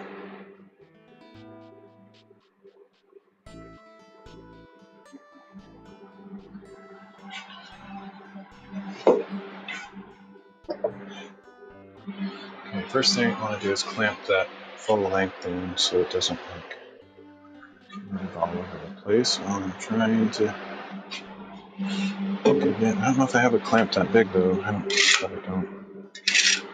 One out here that might be a little bit bigger than the others. It'd be awesome if it was.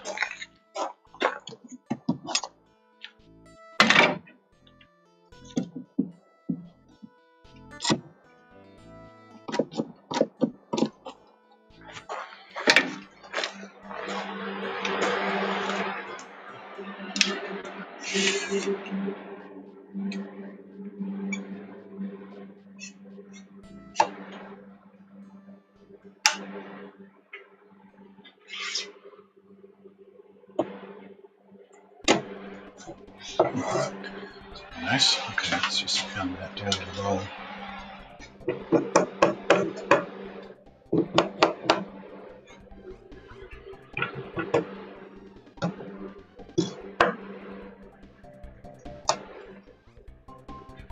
Okay.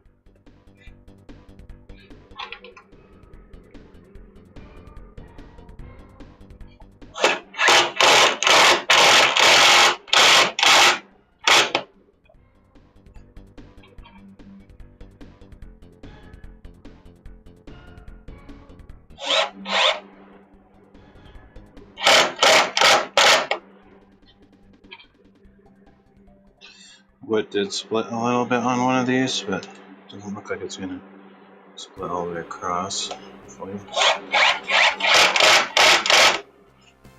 Definitely pre-drilling the holes at least partially way through would probably prevent that or help with that issue. But I'm just going to hope that they don't split, because go to purchase, as they like to say, which I hate that word, but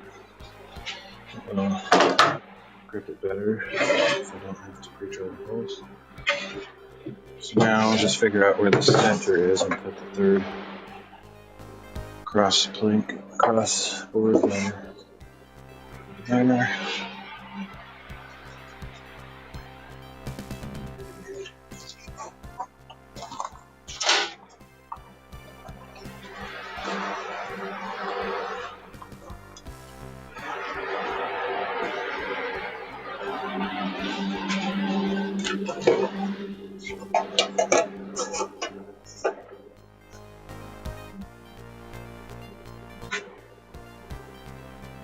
So 2.5 or between 6 1/4. So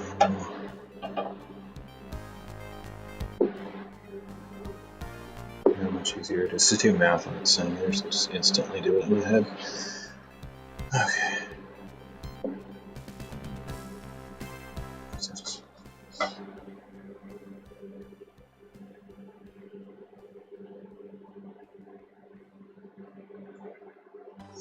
I should get a centering ruler. I've seen them around where it has 0 in the center and you go out from both sides. That would be very helpful for finding the center of things like this, because it is a little bit hard. Because I find the center, but I have to like find the center offset to the width of this board, which makes it more complicated.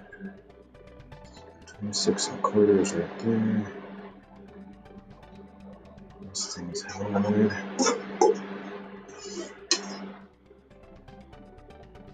4.5, so 2.25 on either side.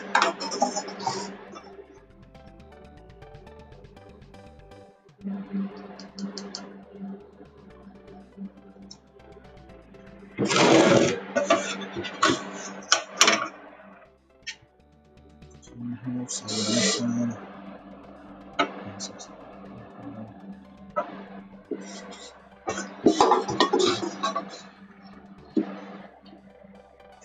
2.25 in the center for 4.5 total.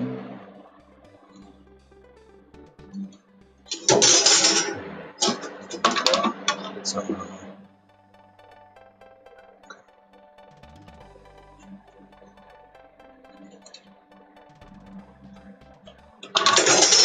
Okay, there's the center. Put that down right there. Screw it in.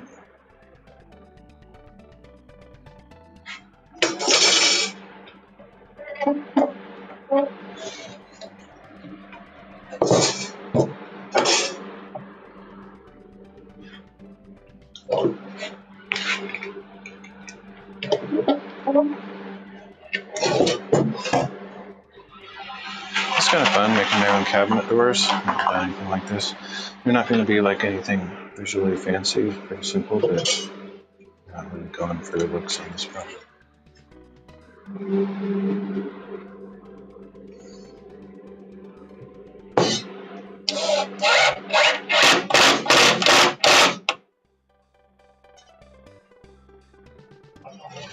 It'll look decent though. I think it'll look okay.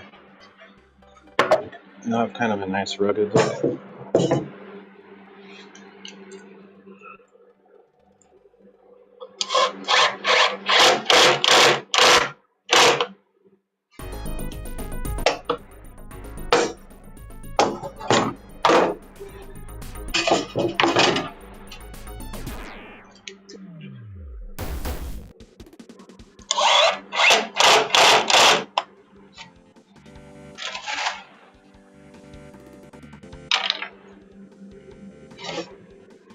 They're super lightweight too. All of these boards that I'm using are they're sturdy enough, but they're pretty light. It's nice.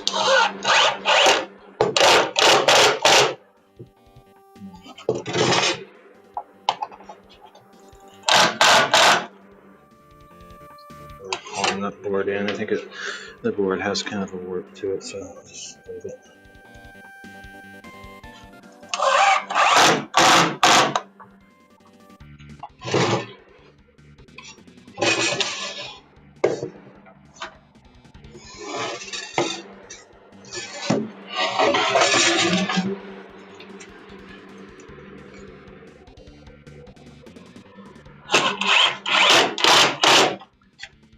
Make a better live stream to actually use the new workbenches I made, but they're completely covered with stuff right now. I haven't really into the shop yet, so we're just kind of makeshift using the shelf as a workbench.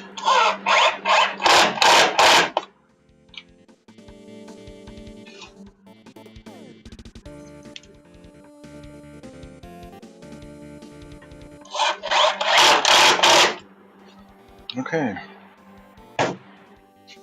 First door pretty much done. I'll just have to check its size and I have to trim it a little bit.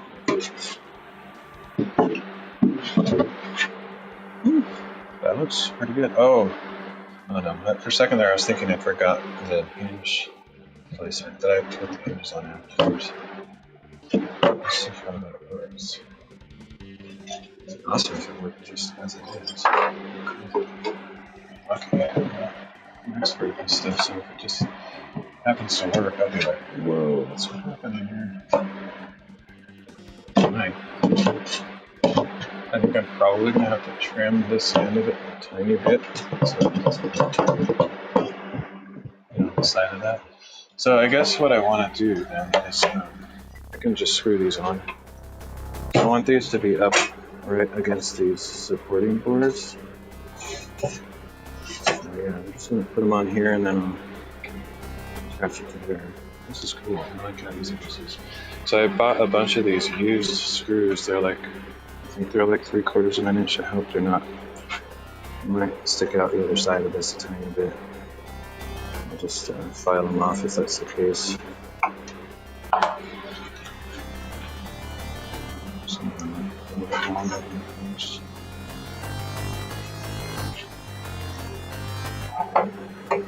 Like this. This process is working out pretty nicely.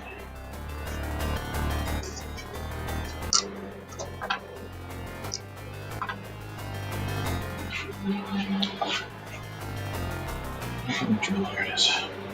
I think these might be a little bit too long, but it's okay.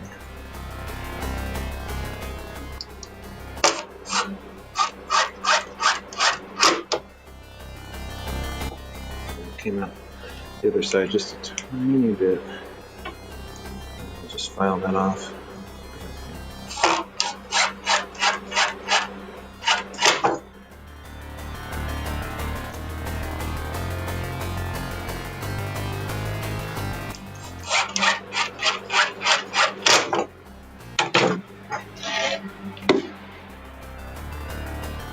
See them sticking out there a little bit, but like I said, they'll just either file them off or grind them off the angle sander, rotary tool, Dremel thing. Should be okay. It'd be ideal if I got slightly shorter screws, but I want them to like grip really strongly, so I wouldn't want them to like not go all the way through the board or just halfway or something. This board isn't very thick.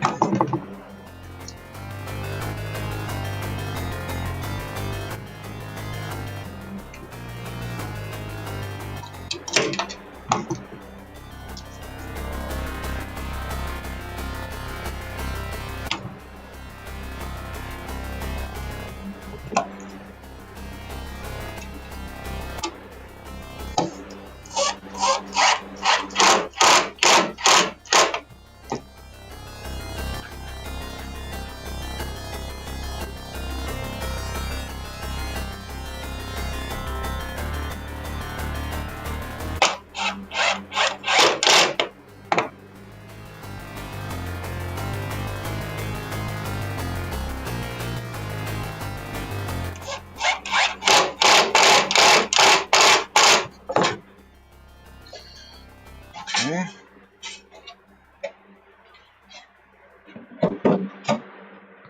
Yeah, I think that's going to work just fine. I probably will put that piece of trim under it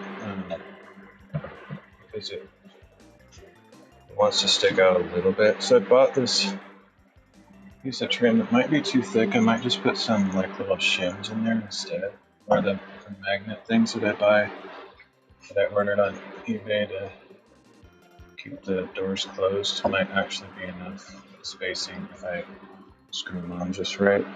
But generally, I think that's going to be just fine. So I can put the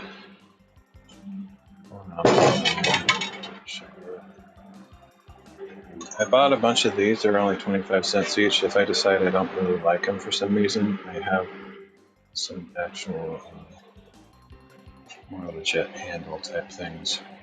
But I think for these doors, these will be sufficient. I can't put the knob in the center because of that center support.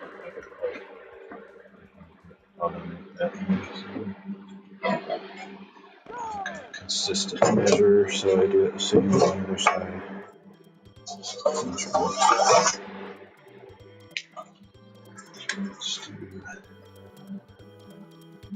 12 up, something like that.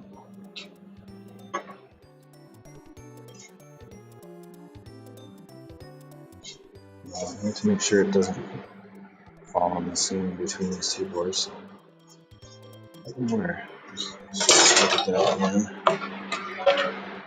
Visually, it looks decent.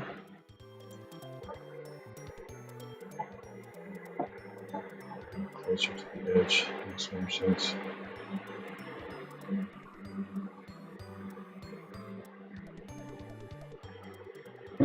Something like that, I guess. Let's see what that measurement is. It's about 10 up and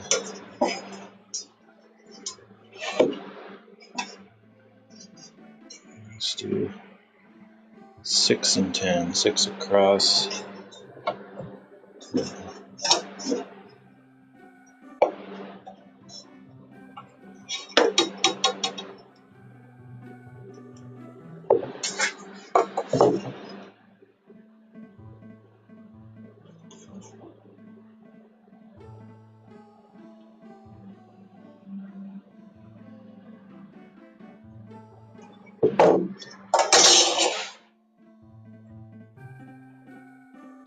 That's where I drill my hole. Okay, I gotta get the right drill bit, and then hopefully I have the right screws. I bought this bag of screws for 50 cents, which I think is a pretty good bargain because screws are really expensive. I'm surprised they only charge that much. Might have to trim the length of these to fit through instead of tight.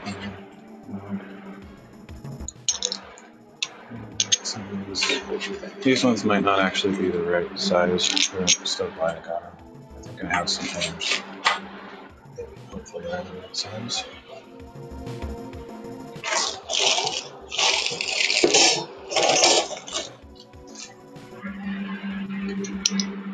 There we go. Alright, so let's drill that hole.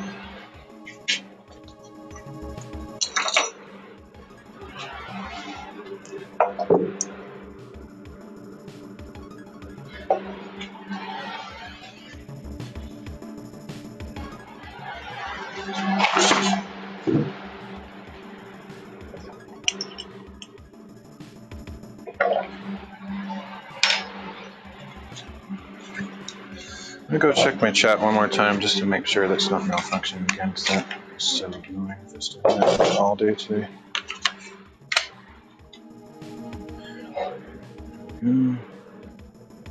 Plus I should get open to drink.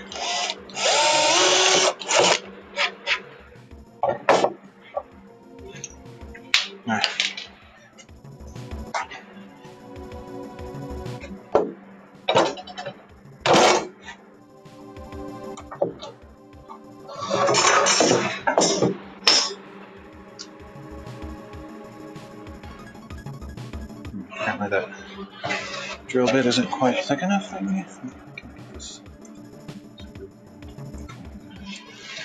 Thicker drill bit. Looked like it was as wide as the screw. I don't know.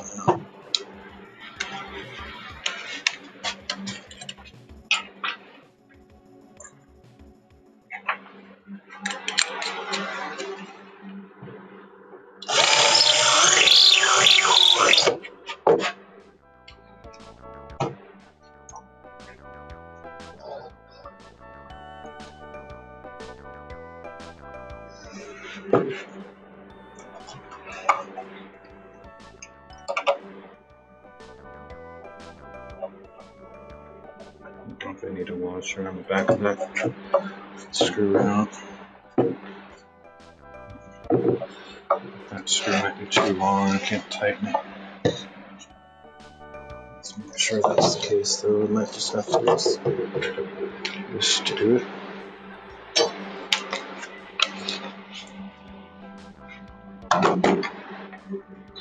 Guessing the screw's too long though, so I have to trim the screw, or I might have a few different screw lengths to work with. Yeah, it's too long. It's too bad. So I need to cut it a little bit. I hate cutting screws, it's a pain. I think they make, like bolt cutters and stuff. I don't have any of those, so I just have to cut it with a hacksaw. It's a really annoying process. I don't have a vise yet. I'd like to buy a vise, which reminds me, I was thinking of looking for a used vise somewhere. Right, I'll be right back. I'm gonna go get a drink and check my chat, make sure it's not dead again. Which at this point, nothing would surprise me.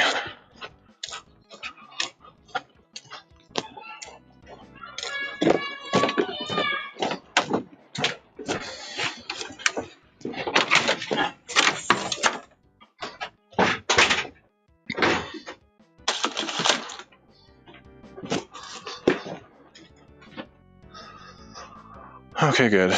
Chat is not dead again. Although looks like my microphone is up pretty hot, like it's almost peaking. Turn that down a bit.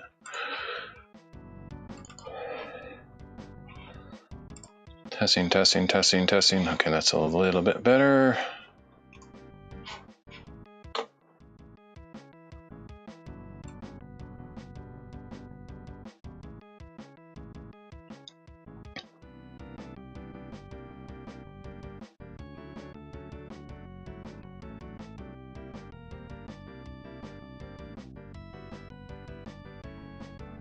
That's so annoying that I miss chat messages. I hate that. Okay, get some drink and then head back out.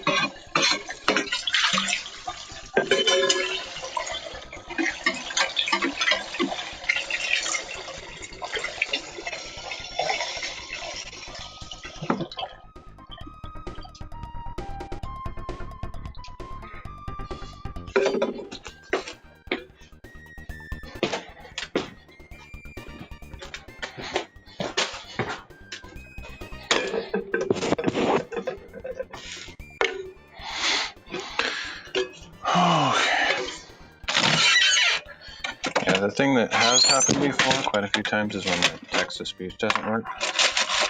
The actual text on the phone part of it has, in my memory at least, I don't think that's ever failed before today. If it has, it's very rare. It's just irritating because now that I know that can happen, I'm probably going to be more paranoid about it. It's like, I wonder if my chat died again today.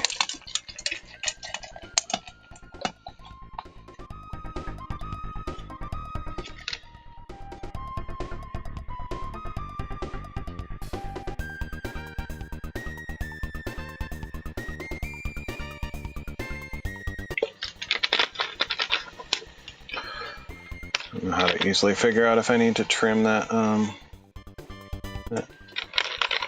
door.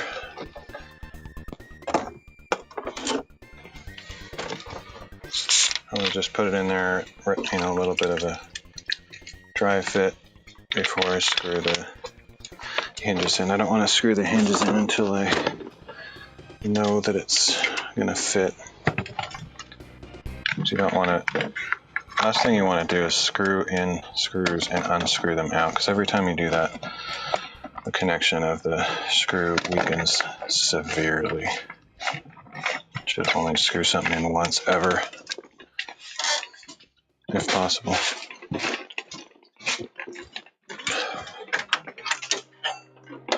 Almost forgot my chat in here. Time is flying. Man, I've been streaming for at least 2 hours now, I think. Gotten so little done. It's just the way it goes. Hopefully this helps people realize how long it takes to do wood projects, or any project really. Anything you see on YouTube is a false representation of how long things take. Wow, my phone just reset. That's lovely. I think I accidentally pushed the power button on there or something. Yep, I did. Had my tripod clamp thing covering my power pad, so I was holding it down. So it's weird that it didn't do that till just now. I'm definitely going to have to verify that chat's working after this, because I've already reset. Just unknown effects. Oh boy, let's see how many times we can walk back and forth. I like the kind of cell phones that have a recessed power button. So you have to work pretty hard to accidentally hit it.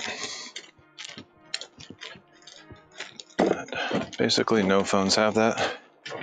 Sometimes the cases are designed such that the power button is recessed, so if you buy the right kind of case, it solves that issue.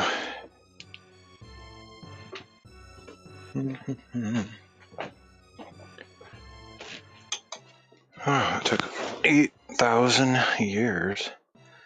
Still resetting. It's completely nuts.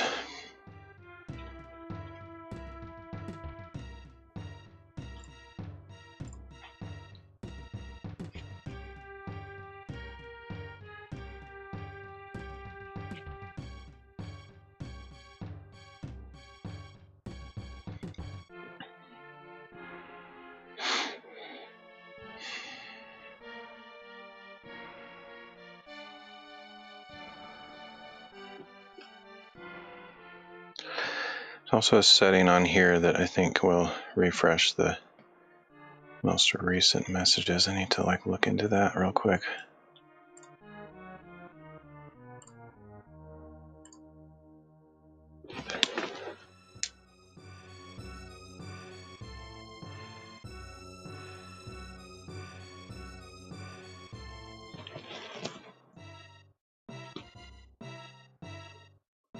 Hate that every time you reset your phone, all your notifications come back. It's super annoying. Okay, so I think that's already set properly.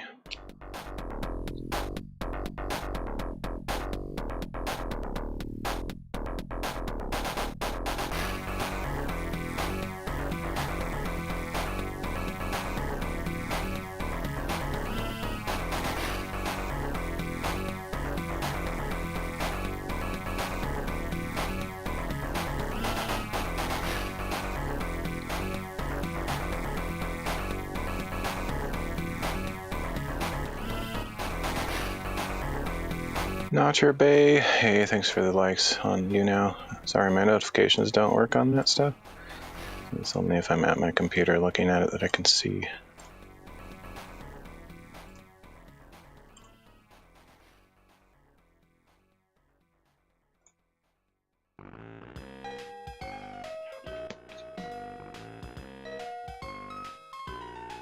Oh, my phone updated apparently too. It's possible that it automatically updated. That'd be kind of dumb. It doesn't give me a choice when to do it. I'm not sure anyway. I think it's because I was holding the power button down.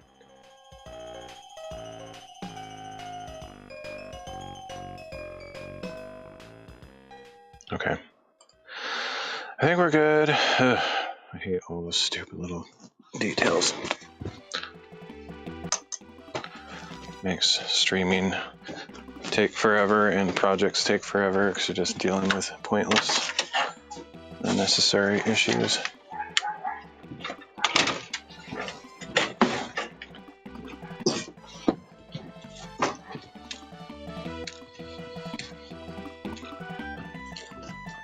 Probably took something in with me and left it in there, so I'll have to go get it. It's just, it's the way things go for me. Okay. Now I am ready to try this out.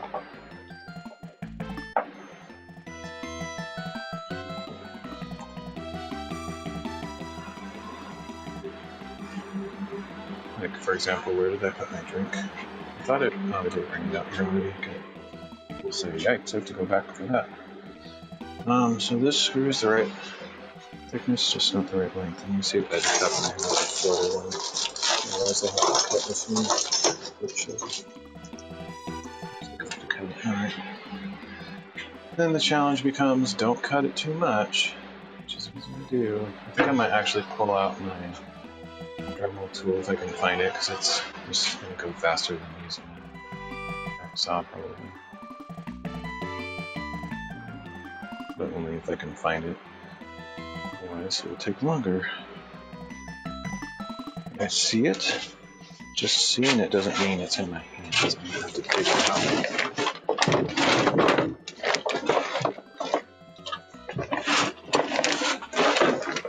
Okay, that's not too bad.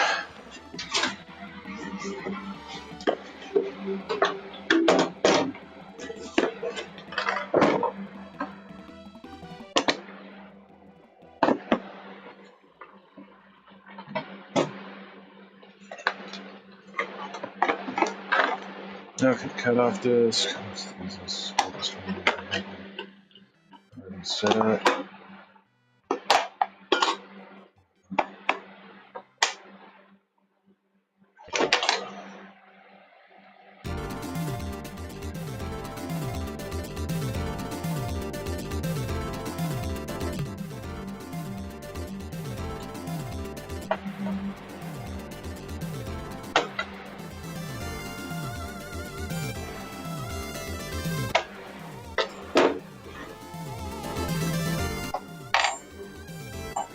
These are one of the coolest tools. It's surprising that I haven't really used it much on stream because it's like a tool that you can use for a lot of different things. But lately, I have used it on stream before, but it's been a long time. I'm using a fair number of tools on this project. It was kind of fun. A lot of different tools and use it.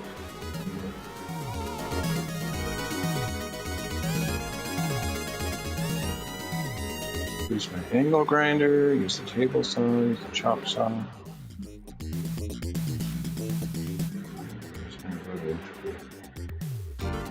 It's not actually done, so I shouldn't call it done. It's done.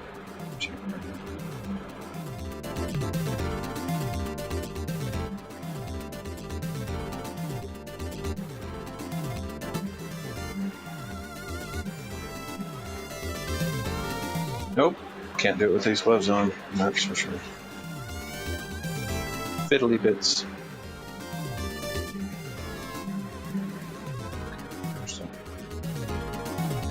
Disc. These things are so cheap and junky that they just shatter all the time. They're like 50 of them.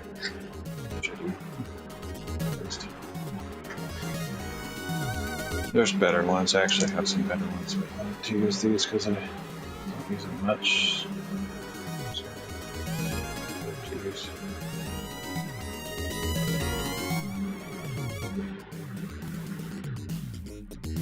Unless it's just shattered instantly, then I'll switch to a better one. I'm going to shatter like 10 of them just to get through one screw. Definitely want to wear eye protection with this stuff though. It does shatter, and also if you're filing metal, you're sending a little piece of metal all over the place, so it's very important there.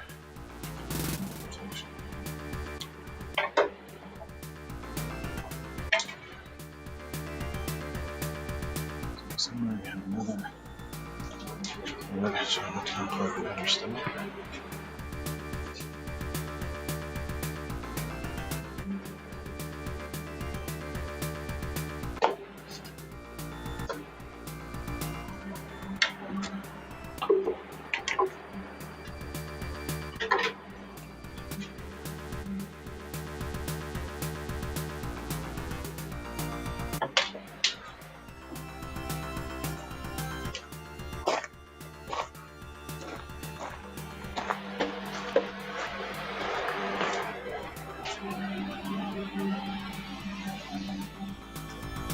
Don't know where my eye protection is. I might have taken it inside or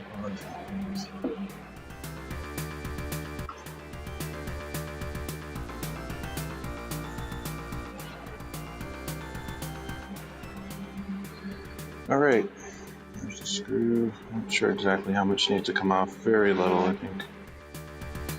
Also gonna be better to hold it with some pliers because you get pretty hot when you're grinding them.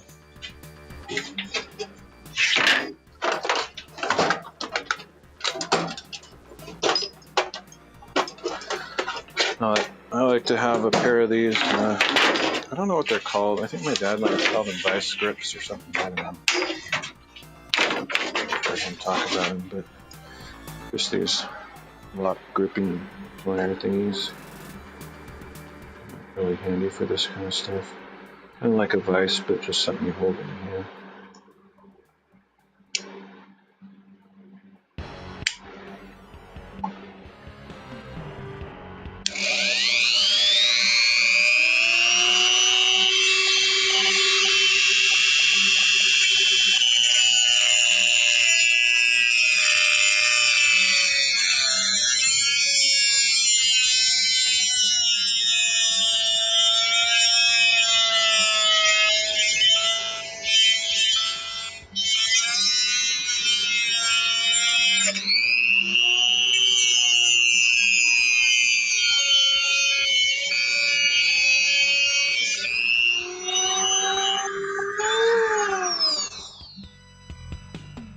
Hopefully I didn't cut off too much so that it doesn't go all the way through now.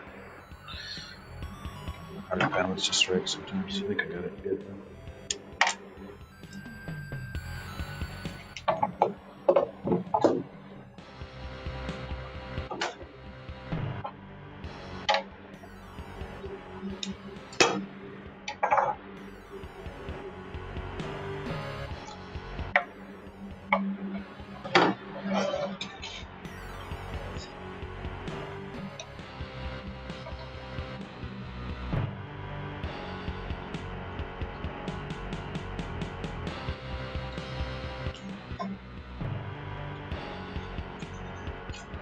So tighten it decent.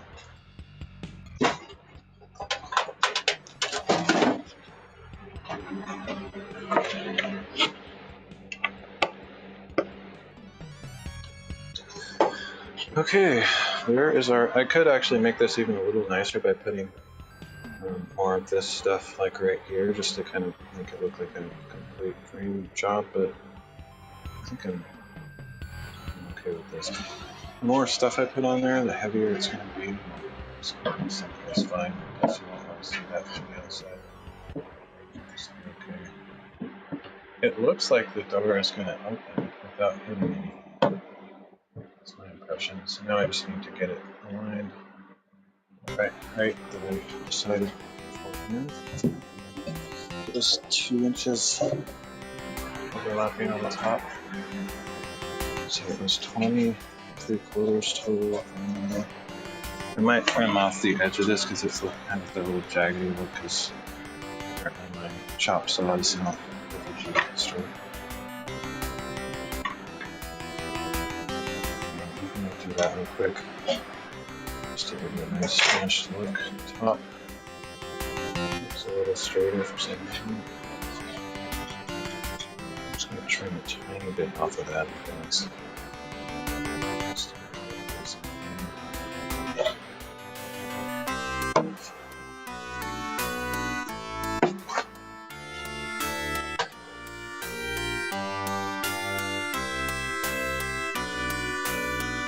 not sure if I can put the blade right up next to the fence. If I have to kind of freehand this. I prefer not to freehand it to be nice, but I can't obviously have this touching the blade. That would be super dangerous. See how much I have to cut off. That will help me decide.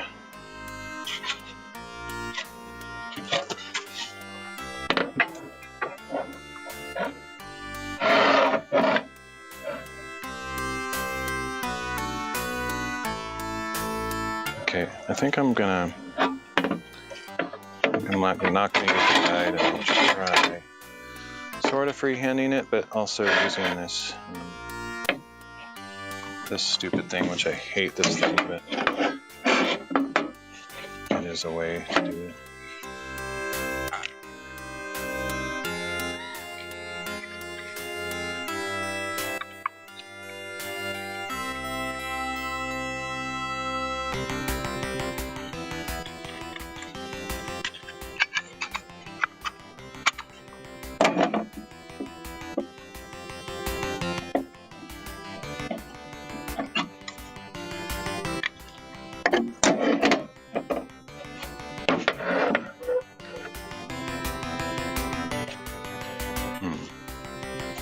have to do it on this side, apparently.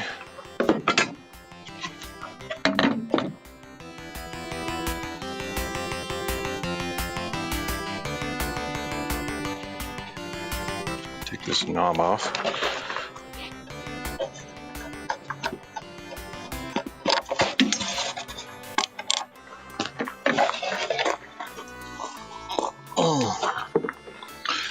Okay. So I think I don't really trust this guide thing at all. I actually despise it above almost all things in the universe. Bad design. That's probably why this thing was cheap. Sort of almost like a factory defect. It's so bad.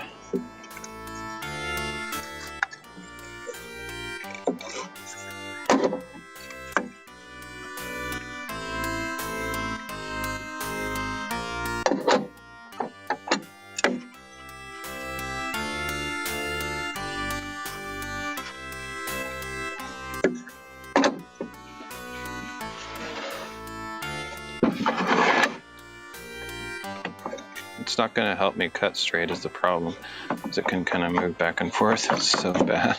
But hopefully it'll give me at least some kind of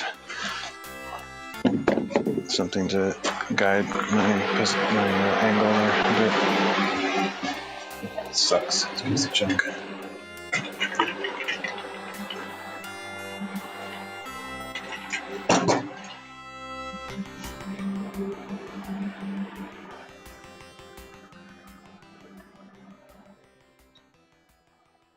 I need to get like 20 goggles. It seems like I literally was just using those and they just keep disappearing from sight. It's kind of partially because they're semi-translucent, so it's hard to see them. Okay.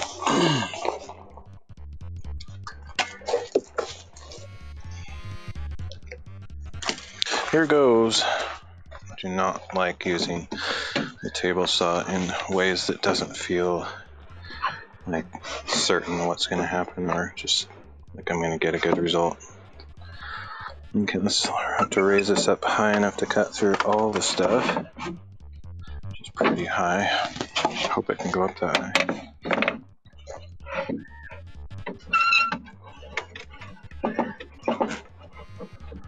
Yeah, okay. Here goes. Don't like doing this kind of stuff.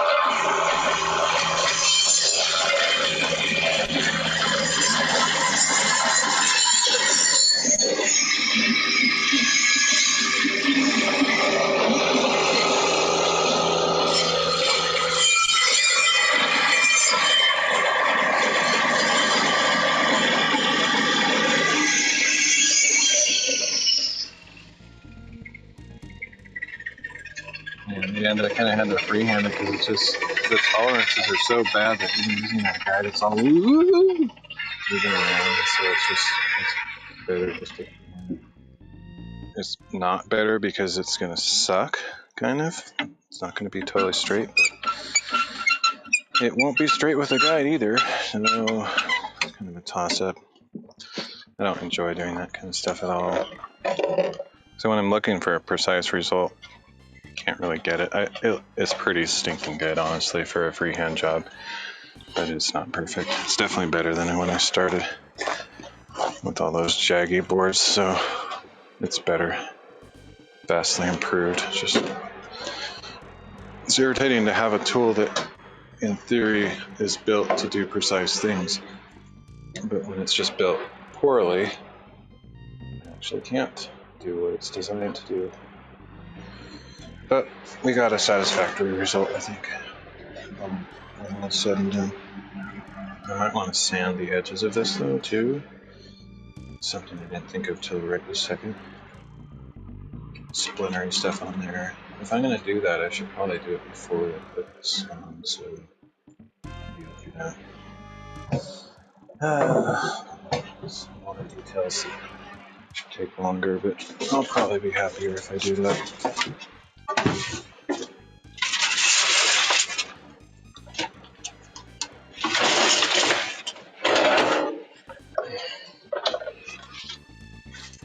World's heaviest object for its size.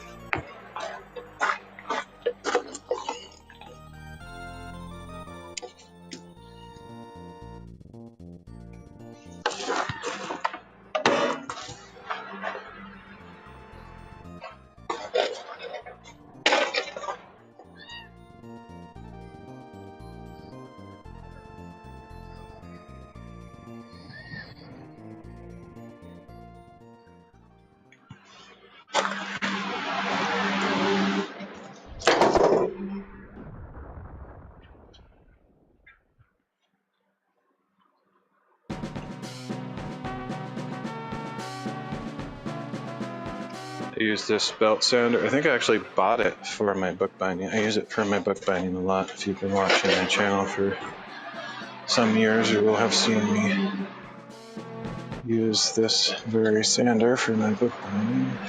Where's the book? Oh, here it is. Okay. I'm not going to be able to say on this side where the hinges are on, which I don't really care.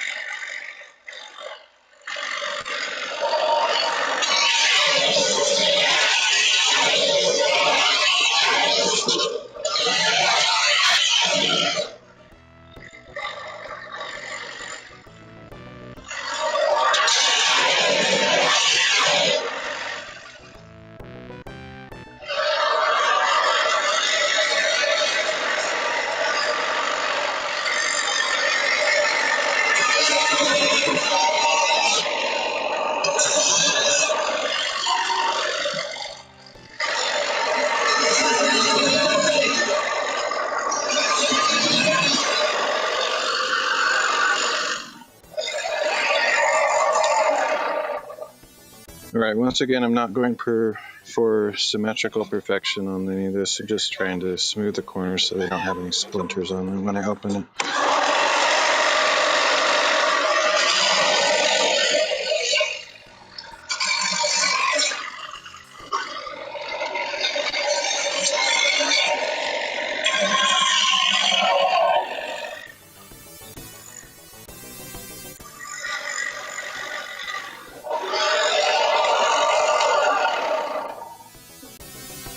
Good enough for me. So I think we got a complete door that's ready to go on.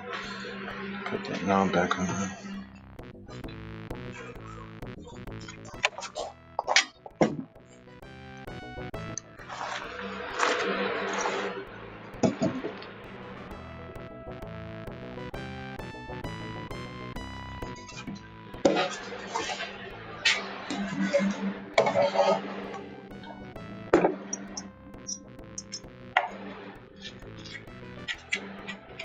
Could get a sanding block and sand this edge too, which I might eventually do because I wasn't able to reach that with the built sander.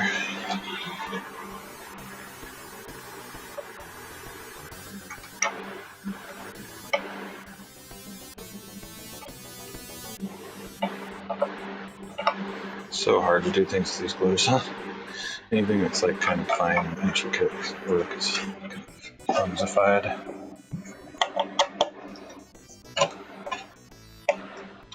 Alright, there is our finished door. Pretty happy with it. Cool. Eventually I'll put some shims under here so that when it's closed it'll like be parallel the way across. Get the height set properly.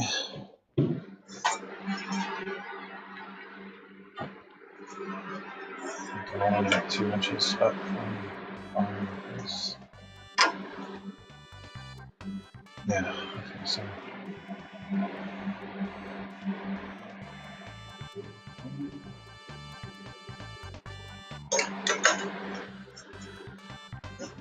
The steps to get up to actually see that.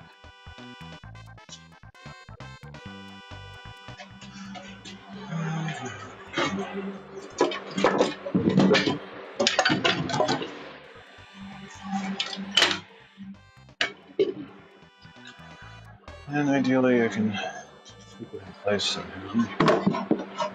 Clamp it or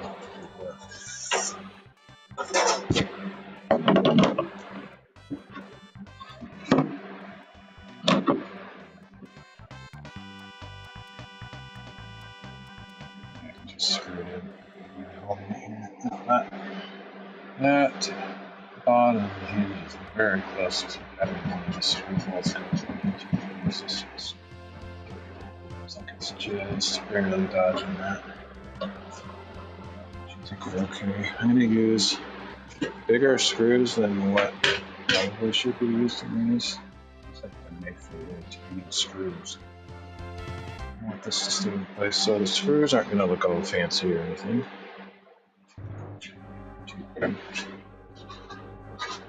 They actually fit in these inside fingers.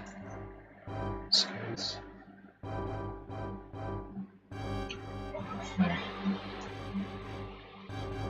Impact driver setup looks like it is.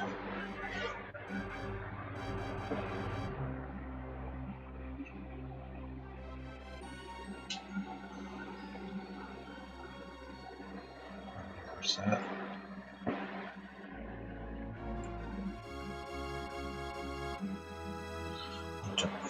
Block the rollers on this so it doesn't roll around.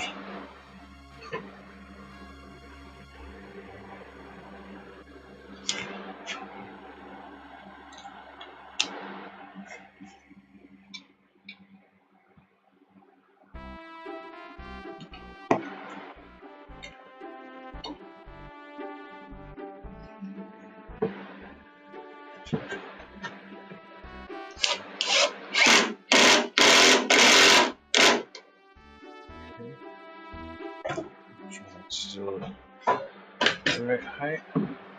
That's pretty good. As far as like I would have said it's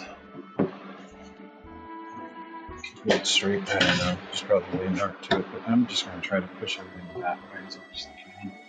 I didn't necessarily do with that first screw, which I can set it up, turn the angle, so it's a little bit sloppy. Try acting it with this screw here.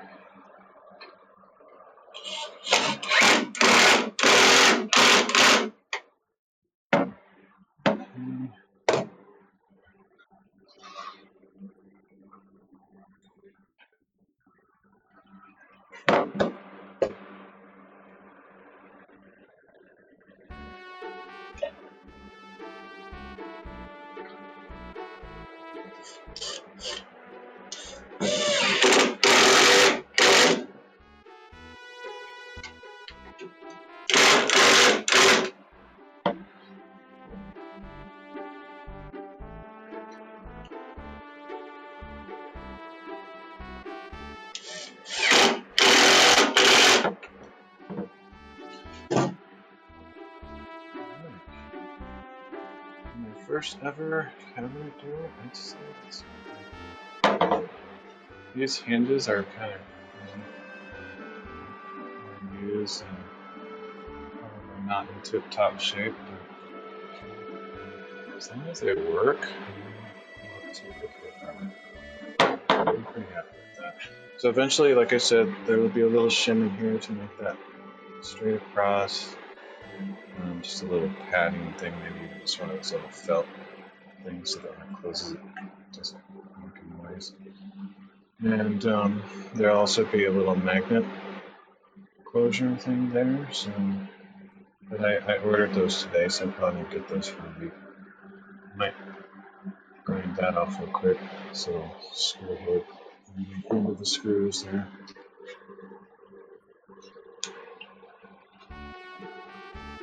I'm pretty happy with that, honestly. That's satisfying to actually make something. Oh, cool. Nice. Okay, so this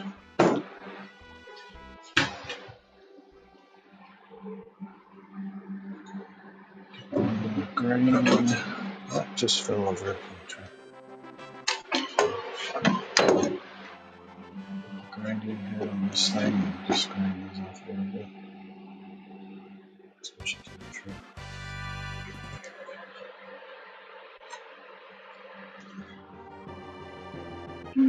Actually, maybe a little bit more rounded head.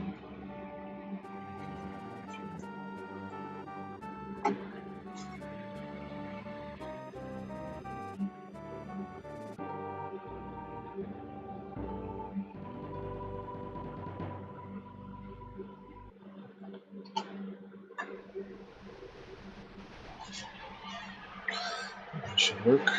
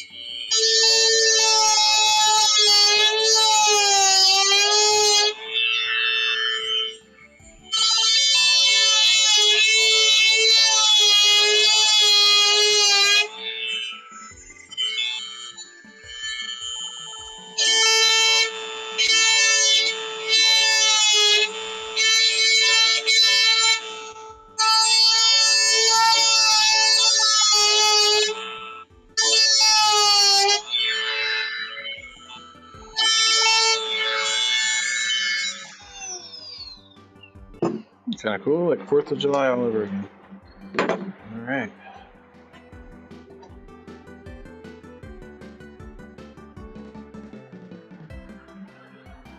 I call that a done door. Dun Dumbledore. Done door. Pretty sweet. So now I have to decide if I want to do side opening on these spots or lift up opening. I think I kind of want to do the lift up opening.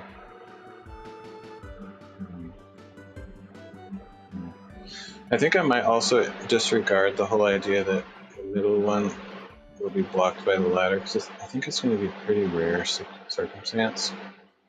I may regret that later, I don't know. Like, the other thing I could do is make a upward opening until here and then a side opening over there. Or I could, actually, one thing I remembered at one point, I was thinking of just making this completely covered permanently, and then just only this part opens up. That's another option. So I would just put slats here permanently attached, so it's blocked off. Might be the way to go, because if I have this much of a flap that opens, that's probably enough to get anything I need to. Because the other thing to realize is the other side of this shelf is going to be open at all times. I'm only making doors on this one side. I'm not making doors on the other side. So even if it's a little bit hard to reach around that part, I can still access it from the other side. So it's not a big deal. So I might go for that. Like, either make a second side opening like this down below. We'll have this blocked in. Not really sure.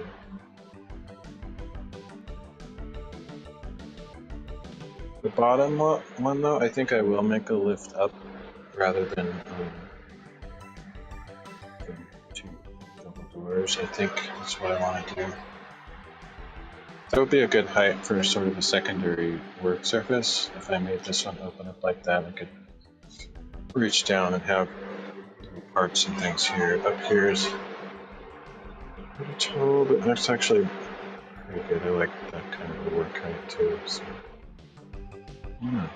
maybe I'll make all of these open up this way instead of going across.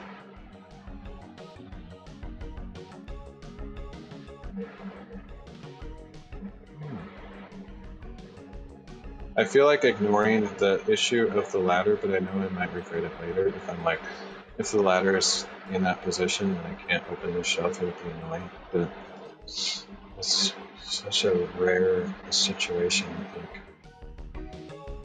The other thing I haven't really decided yet is if I'll block in the sides of this wall, which I might.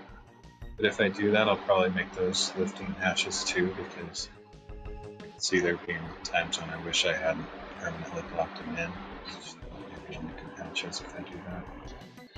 But that's another thing I haven't actually decided on yet.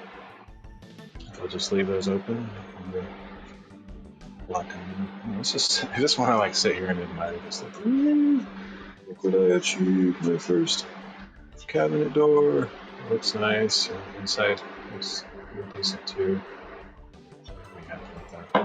Just put that little patty and shim thing in there, so they sit flush. And then when the magnets arrive, it'll be very satisfying to see everything working right. Okay, so yeah, I'm leaning toward making a lift-up hatch for both the middle and the bottom. I could also do that, work on this door opening for that far end over there. Just which one to do first, particularly. So grab those boards that I was using to cut.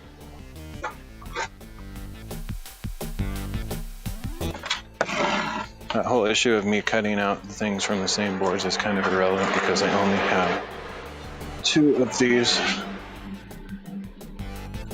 So it doesn't really matter much. Moot point, as I said. But these are still big enough to use to cut out.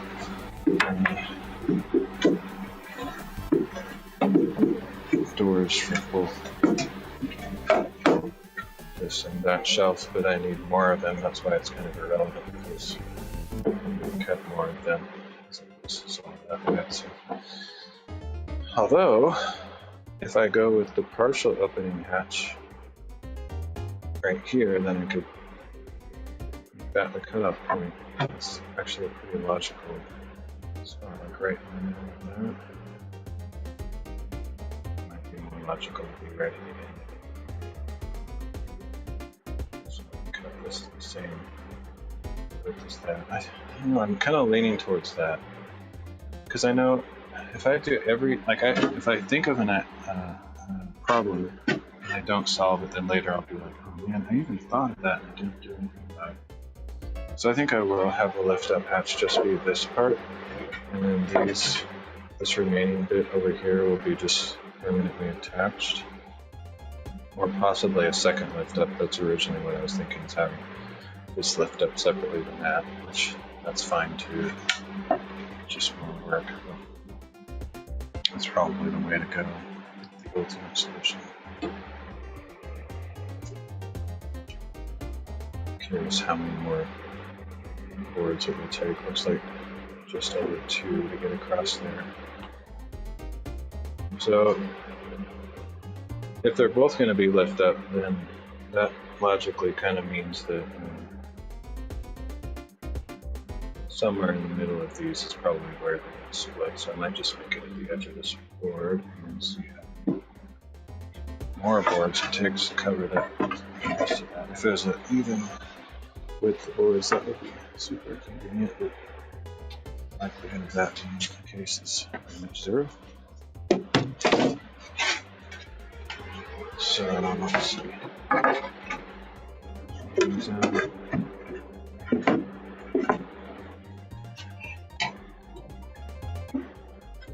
Really close. Looks like I need just a tiny bit more than 2 boards, which is annoying because I have a really thin piece of wood on one again, so it's okay. Alright. Yeah, I know. So the second, I think I am going to go with that. Wherever this end of 4 boards happens to land, right around there somewhere, that's where this will open up. It'll be okay. And I'll just cut out a chunk of this. So this will be up here, so I'll just cut out a chunk of that to match that. Should work okay. The only problem with that is that the top support, like this thing here, will be cut off at the top, but that's fine too. I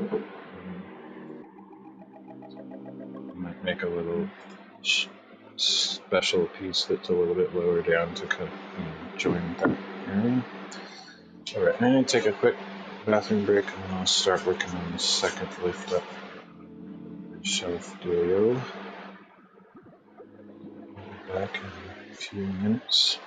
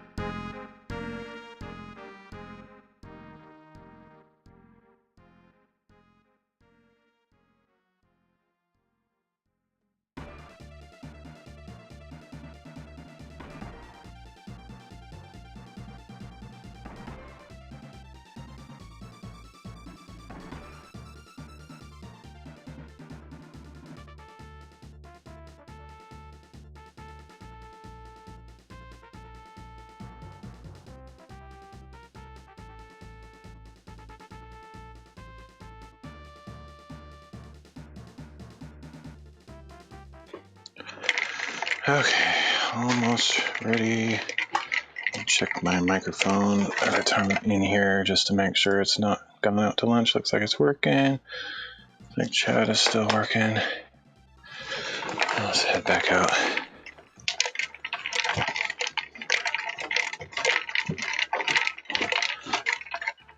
Oh, did I leave my gloves outside or did I bring them in? I don't know. Find out when I get out there, I guess. Hopefully I left them out there.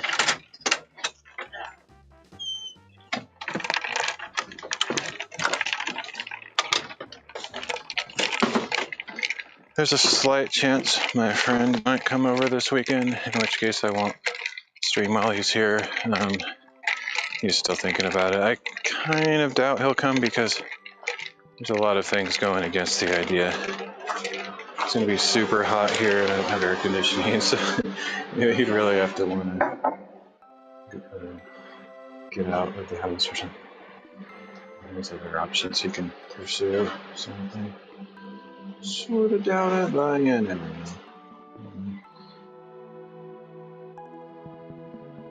Let's see. I just forgot to turn the camera back on.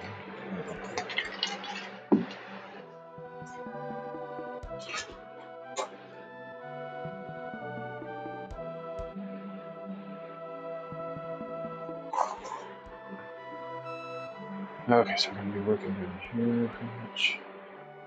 Let's go with that over display.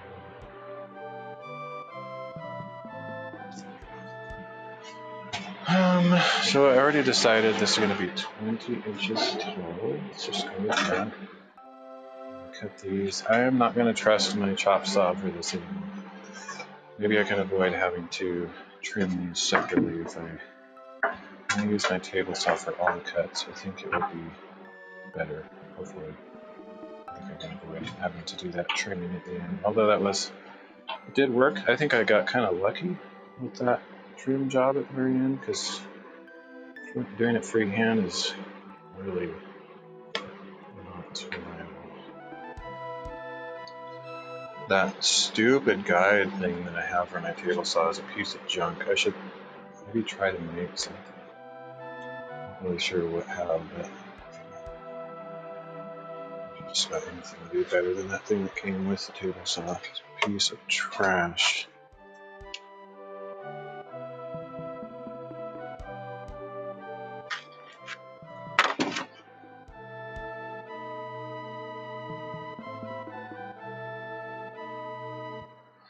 Alright, so we're going to try to cut these maybe all together, possibly. We'll see how that goes. If not, it's not really doing them separately. See if I cut them all at the same time, though. Definitely be the same length.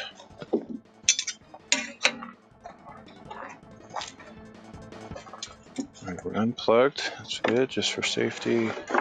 So I'm gonna do a cut across the very edge of these to make sure that they're all perfectly straight and aligned with each other. I'm not even sure that's a guarantee, but some of the stuff that I've seen with that slanted edge could just be some weird thing where, I don't know, something about the alignment of these boards. I can't really imagine what that would be, but it could be a scenario that my blade is still straight and it was some other weird thing that caused that. I'm just going to assume that it's probably the saw that is the issue. I think when you set it on 0 degrees, it's not actually straight. Sometime I need to calibrate it and figure out what angle to set it to get a really nice even cut. So, for those clamps. I don't know if I'll be able to use these clamps necessarily.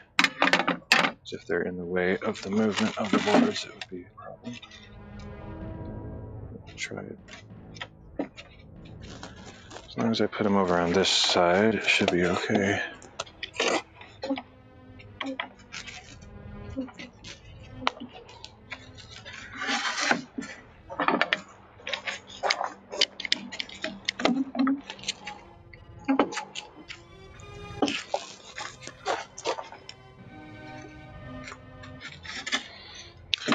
are splaying apart like that, so when I cut across these, they're not necessarily going to be totally flat either. And unfortunately, I think I'm going to have to use that piece of crap, this thing, because I don't have any other way to keep it perpendicular to the blade. It's so bad though, it doesn't slide smoothly. It's so junk. Ugh. Hate it. So terrible design. Unbelievably bad. What I might try this time, I don't know if this will work, but I've thought of clamping it to the guide just to see if that's one less variable that I have to worry about, but I think if it's stuck, it might not move seriously. Let's see. Let's try it.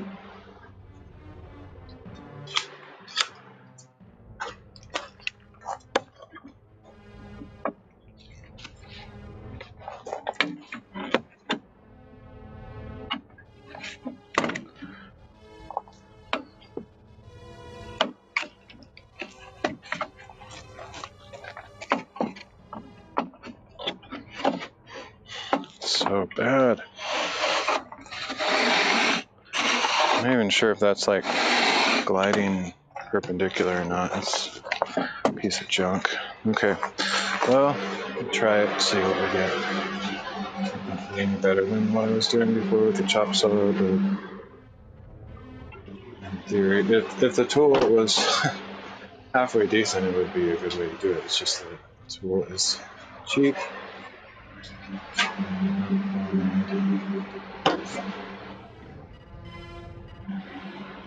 Someday it'd be nice to get a better tool saw. I doubt I will ever have one. I like using what I have anyways. Trying to make do with what I have is kind of my thing. Instead of buying new fancy stuff I don't have money for anyway. Okay, so I need to lift this probably all the way up as high as it goes. I'm going to do all these in one cut. I'm not even sure it goes up high enough.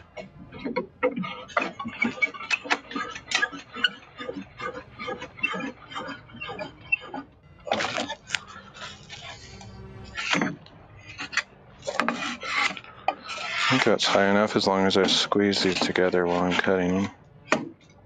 Okay, we'll try it. This is going to be an adventure.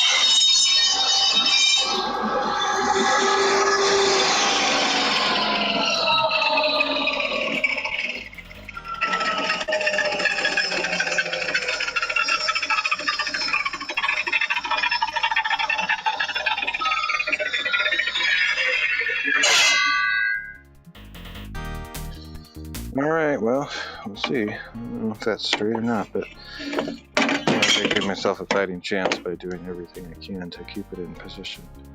Let's hope that that's nice and square. Now I have to do the actual length cut, 20 inches on that side. I probably should have kept those clamps on there. Make sure these are all lined up again.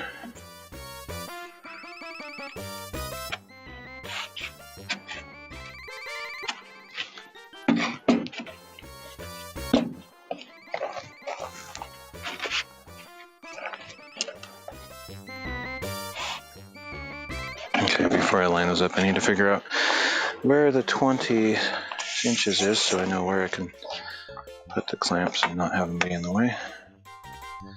So we got 20 and 0 right there. Let's put a nice little square line on there just so I can watch it as it's cutting and see if it's it's cutting straight. What happened to my square? I hope I didn't take it inside. I think so.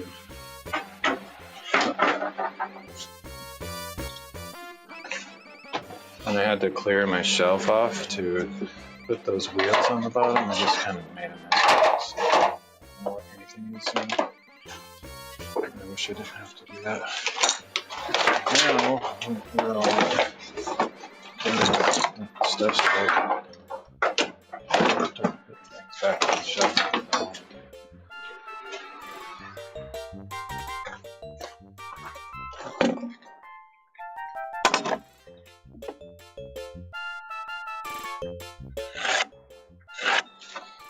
Okay. Now that I have that line there, I can figure out where the clamps need to be without interrupting or getting hit on the side of the table. So if I'm cutting it right there, I can put a clamp on both ends, which is ideal. I'll keep it nice and lined up, hopefully. Except that that side is not lined up currently. Somehow got messed up. It's kind of hard to hold this perpendicular. I'd have to get a square out here to make sure I'm square with the table. But I'll just have to hope that that's good enough.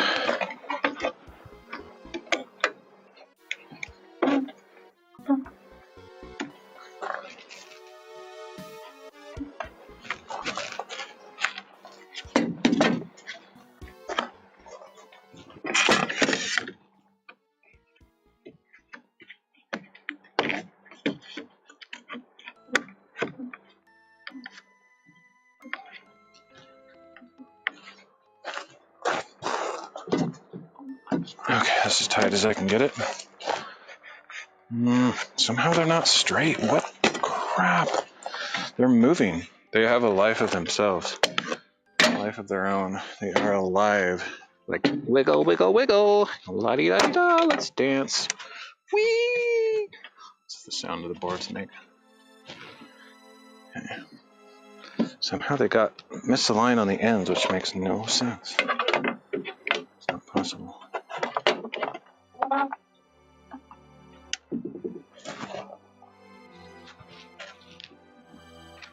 Okay, I think they're straight now.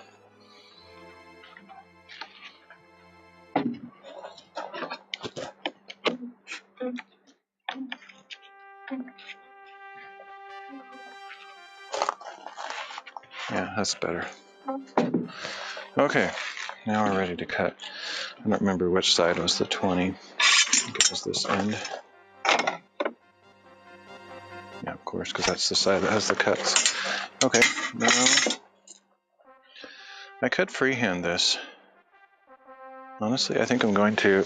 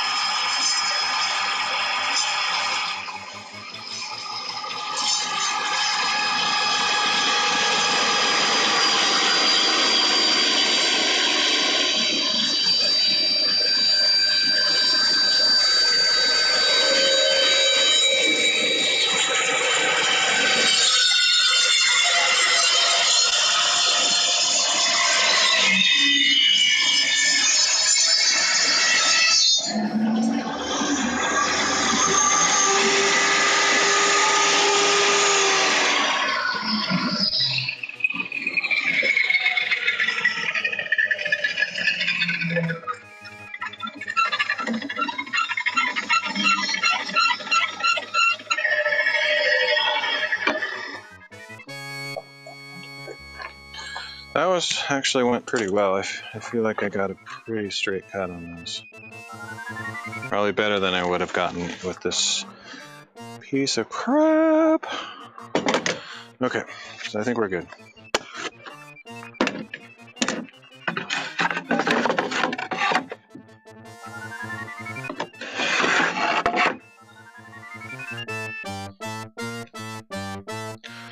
Pretty sure that's good. One thing I didn't really think about when I made that first door is like which side is facing which way. This one's like bowed. You can see it has like a curve to it. It's just kind of unfortunate, but whatever. I might make all of the bowed surfaces out, like on the top of the fold up thing. Otherwise I'd have a cup, which would be kind of weird. I'd rather have a little bit of a bowed surface on the top. So I think that's what I'll do. As far as these ones, it may not matter as much because they seem pretty straight. Just whichever side looks more interesting, I guess. Just like that is fine, so that'll be my top. Now I need to cut the cross pieces, which I don't know if they are long enough. We'll find out in just a minute here. This is the thing I need to cut. It's 13.5 across, cut into thirds. So before I forget how I had these, I'm going to just put them like this as they are over here.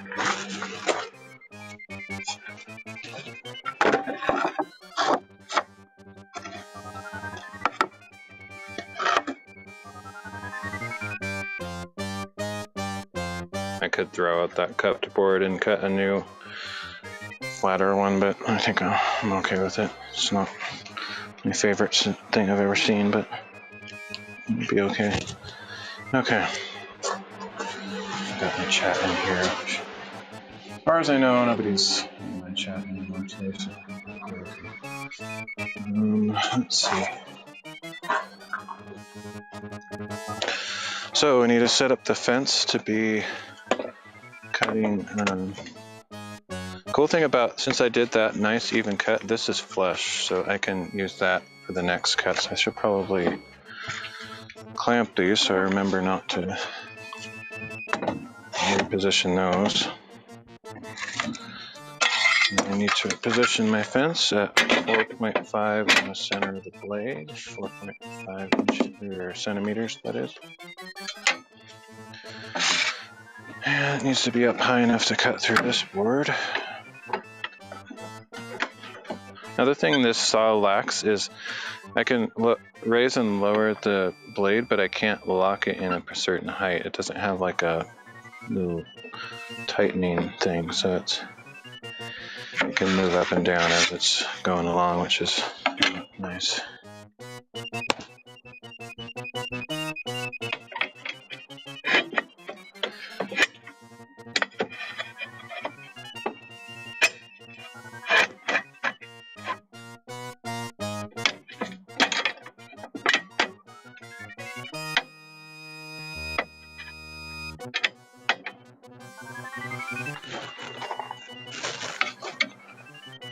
A bit more that way.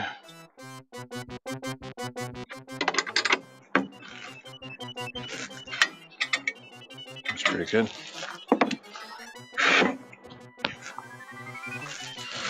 All right. I could cut a few of these while I'm at it, because I'm going to need at least, let's cut at least 2 more of these to have it in place as well.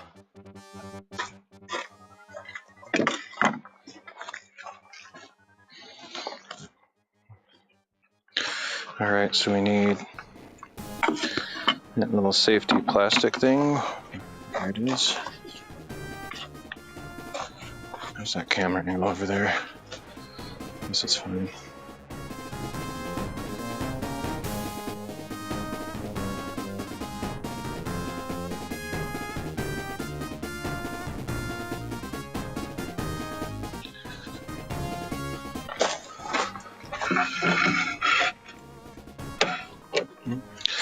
Unplugged it, which is a good idea for safety.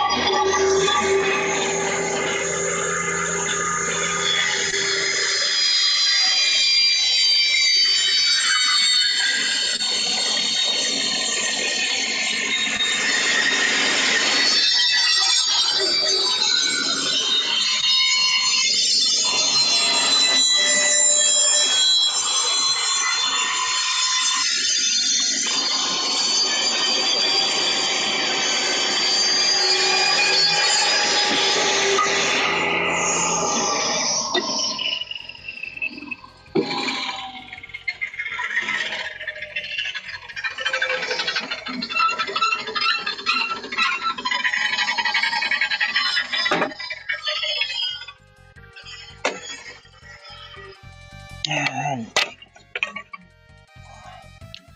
That'll give me enough pieces for the next couple doors. They're all pretty close to being the same, which even if they're not, it doesn't even matter at all, but it's nice to try to do precision work. Okay. So what's next? Get those 4 pieces. I could use this as my work table instead of in there. This is not a bad. It's nice lighting out here. So let's construct it on top of the table saw and plug it just so I don't accidentally turn it on or do anything crazy. I just like to unplug things. Not necessary. It's just like it's one less thing to worry about, but I shouldn't ever trust that it's unplugged though, because if I ever forget to unplug it, then it wouldn't be good. The other thing I need to do with these though is cut them to the right width. I might actually use a table saw for that just because it's right here in front of me.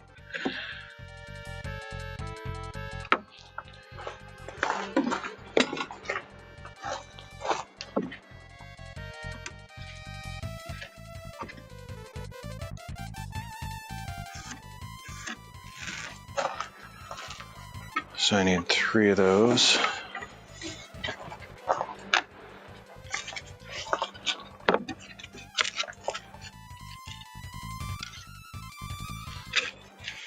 Okay, so I'm gonna get these out of the way again.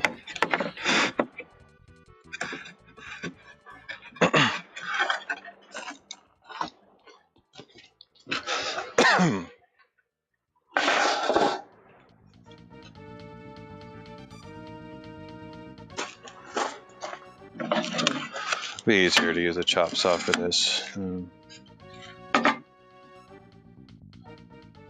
Yeah, let's just do that. It's the right tool for the job. It's just, if I didn't have that stupid issue with that garbage attachment for this thing that is just bad. The rail guide thing, I would totally use the table saw for those cross cuts because it's just as good.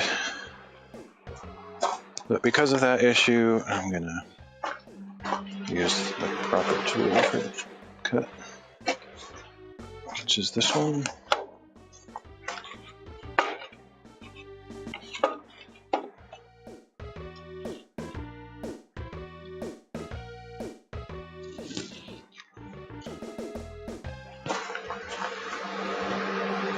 I'm just gonna clamp them together, but I think we're okay not clamping them. Just be a quick and easy cut here.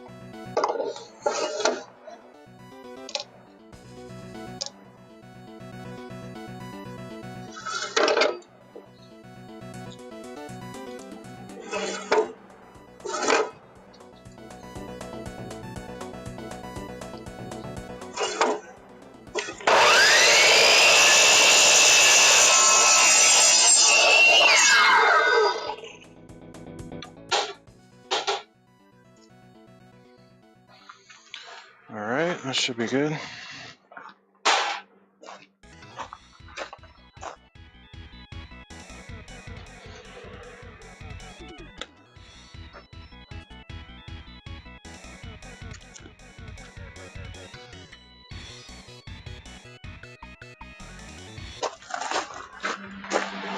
Unplug. Be nice if I had switches or something that I could just flip the switch maybe. Just as good or good enough.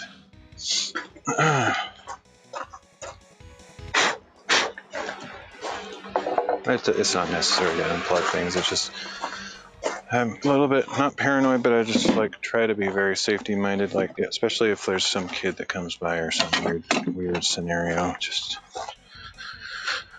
And then if I accidentally flip the switch when I think it's off or believe, I don't know, there's just weird scenarios that I feel could happen. But in the end, I just do what I can. Try to be safe. Okay, so this is the top side, so I need to flip them over to put the boards on the other side.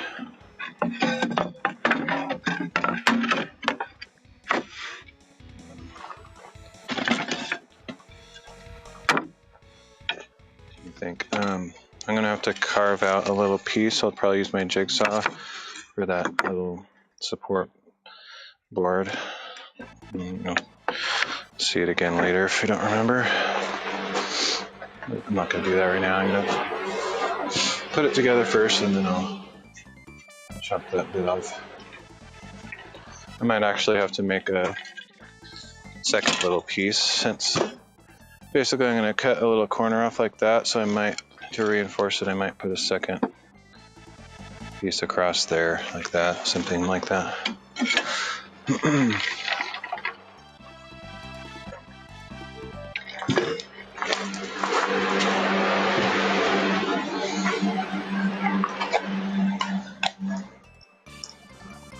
I'm really happy with this door. It's like, woo!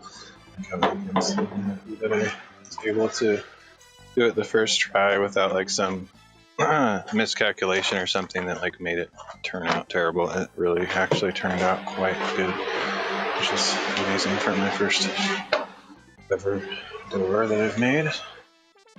Okay. I can just open and close that door all day long.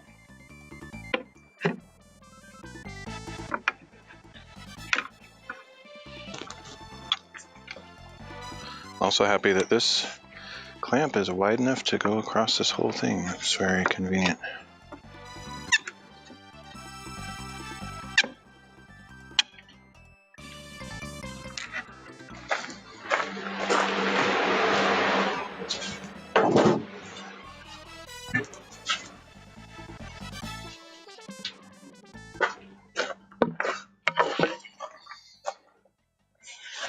was going to use this to pound this against there to make it flat, but I can't really. I guess I could do that over here. Just can't really access these boards right now.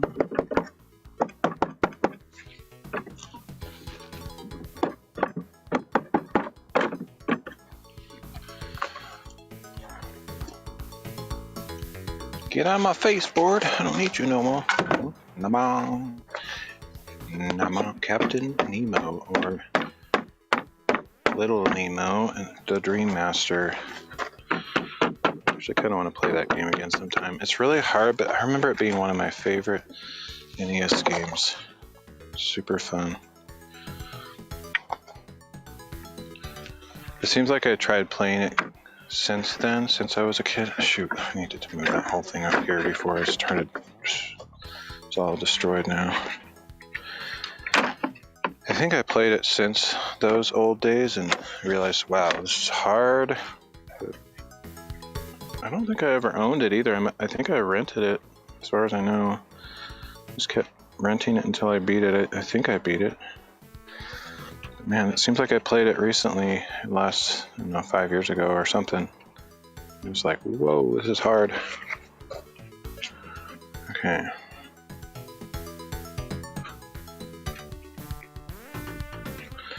Why are these not lining up? It's weird. Whatever. Beyond annoying. What is going on? Crazy spiraling chaos machines. Okay, I think it's best to like clamp it in if I can, and then do the adjustments once it's clamped in.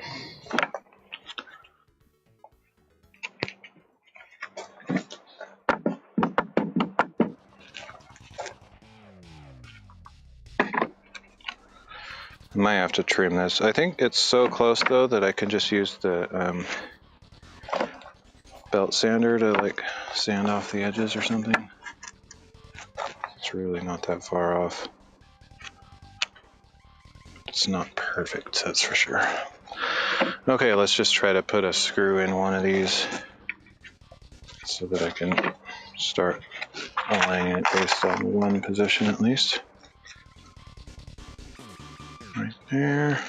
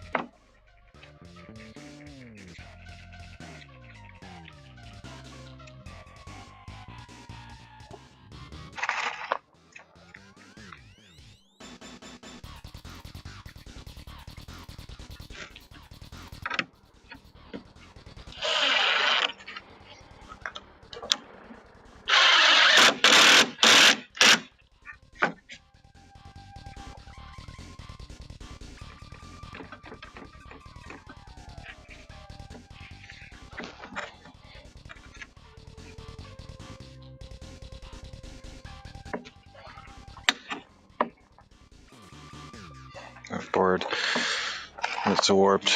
It's kind of a problem. I hope it doesn't crack when I tighten it down. It might.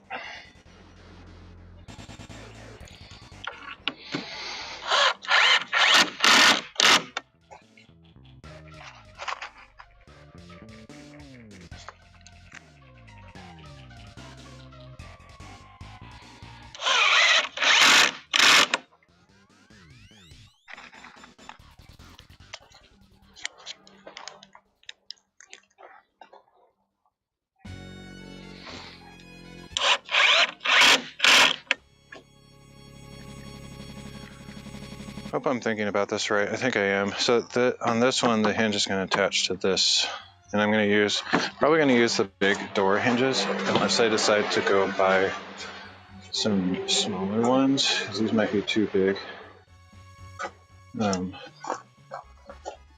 smaller ones would be sufficient, but basically it's going to open that way instead, and I'll just attach them like that and hope that it lines up okay.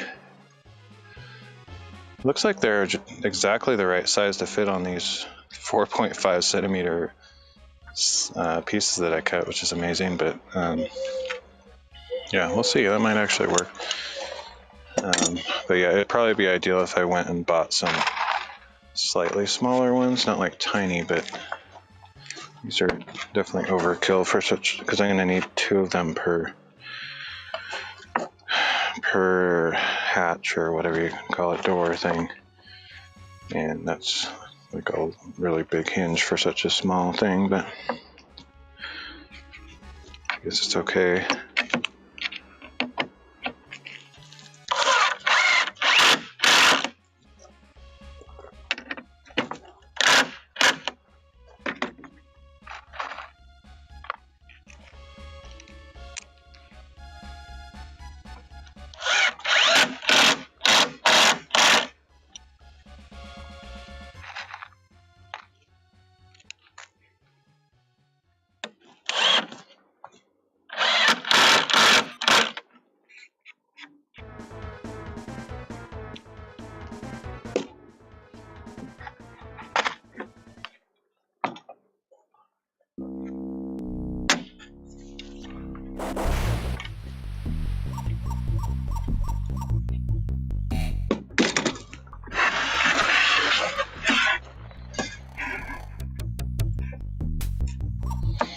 Yeah, I don't understand why these aren't lining up perfectly. It's confusing me because when I had them all clamped together, it seems like they were lined up like amazing.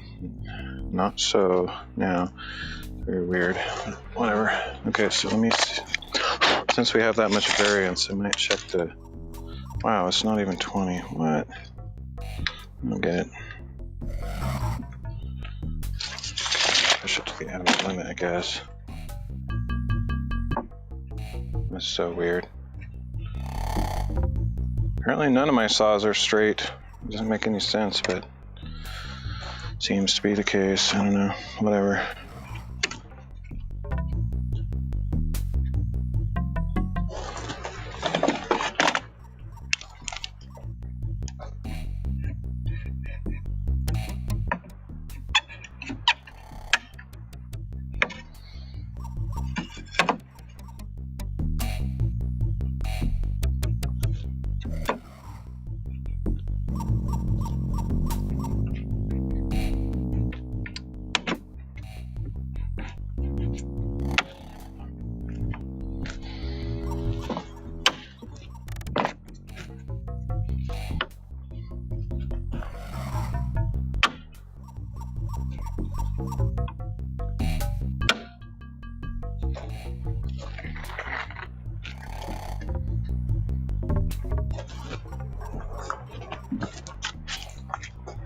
So yeah, it does make a difference if you have good tools or cheapo tools.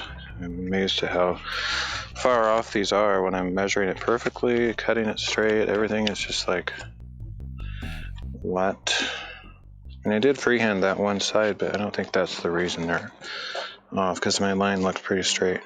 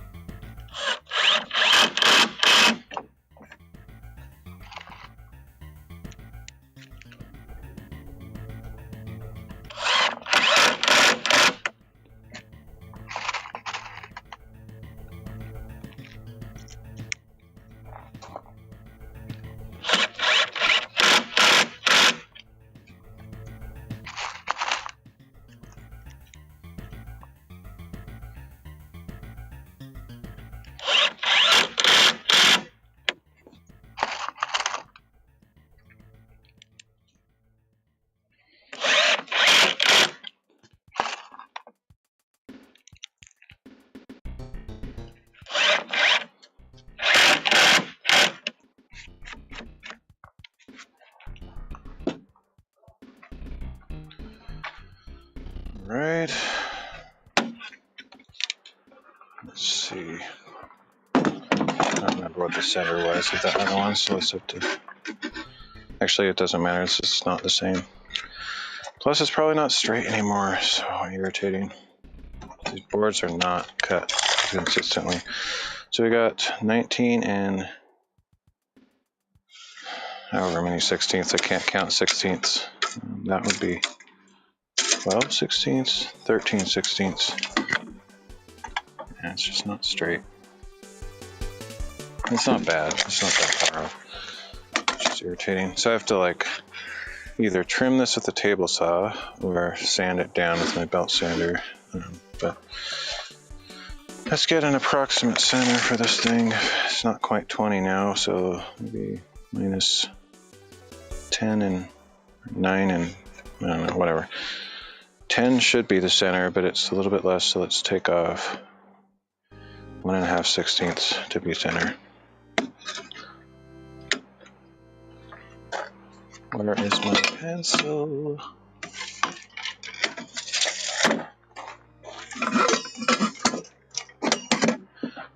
There it is.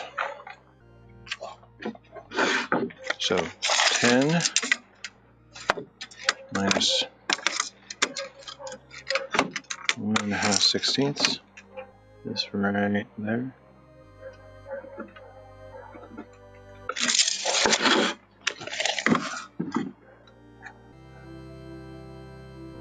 I think I did that wrong. Let me double check that.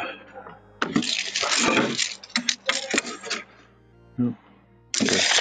Okay, and then this thing should be 4.5. 4.5 centimeters. I don't have centimeters on this tape measure, so let's see. Pretty close, a little bit less. Let's do 2.25 here.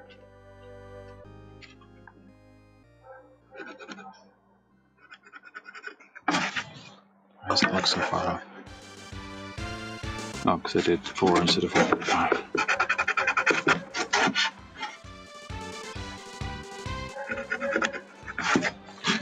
Okay.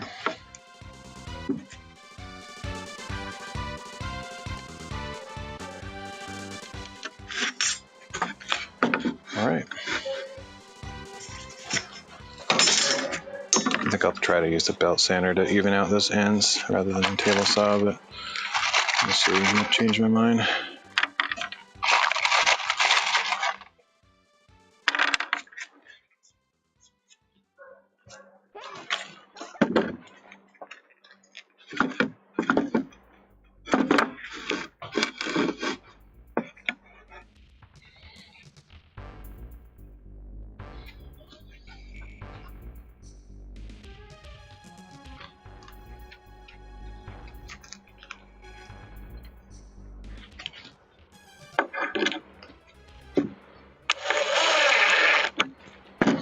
Maybe that's going to happen.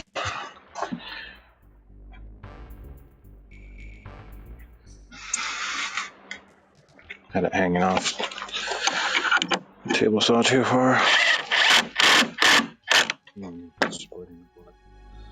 Should probably pre-drill those end screws, but so far it hasn't split. That's the first one that's kind of split.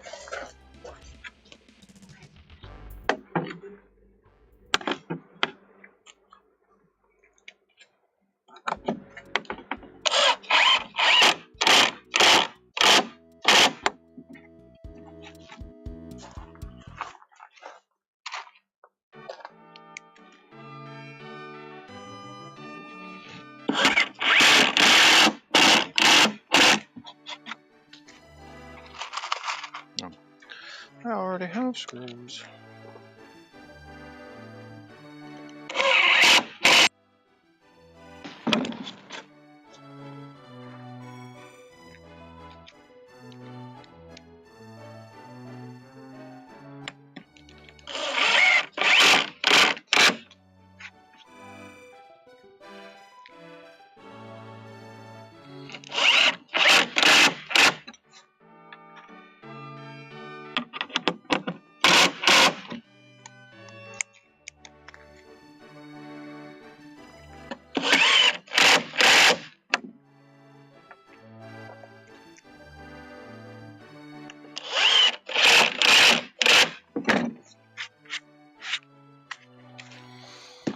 Okay, so yeah, I think I'll try grinding that off with my belt sander, see how it goes. It's not that bad, but you can see like this is sticking out. Pretty much just that one, a little bit of this one, tiny bit there. This side is maybe a little bit worse, but we'll see what I can do. That would be easier than trying to cut with the table saw.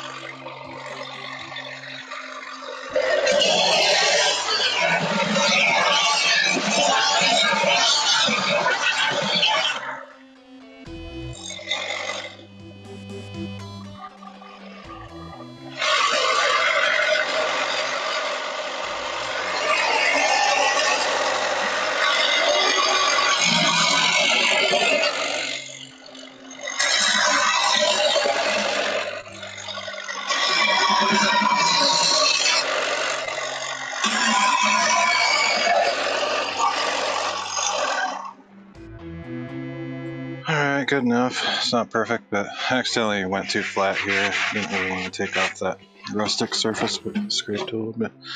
It's fine. Okay, I think it's done. I'll just have to decide what I'm going to do with the hinges and handle and all that. Oh, actually I have to cut out that little area. I forgot. Okay, so I'm gonna cut a little piece out of it. And that center piece right there.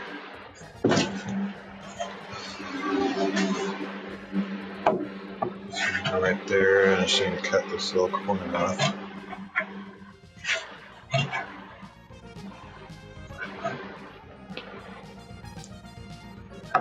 Figure out how much to cut off.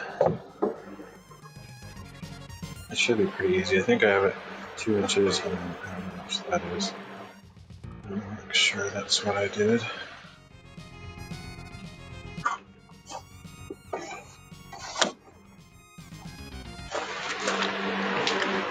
It's about time to get my light set up, or I don't know how late I'll go. Like, I didn't realize this stuff was going to take so long, but yeah, it's going to be a multi-street process to get these doors in there. That's for sure. I think I had it 2 inches up on this side, which would make it 1 inch. Yeah, I think that's right. So I cut off 2 inches on the top, however much in this dimension.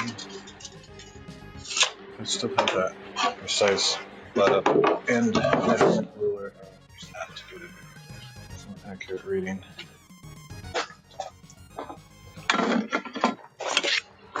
Kind of rulers, like I mentioned, with the measurements that start right at the end are the best. I don't know if I had that. Okay. Plus a little extra for where the hinge. Actually, no, not extra in this case. Leave a little tiny gap over there, though. For this, we got close to exactly 4 centimeters, so might do 4.2, so there's a gap on the other side. So 4.2 and 2 inches. That'd be right. Good.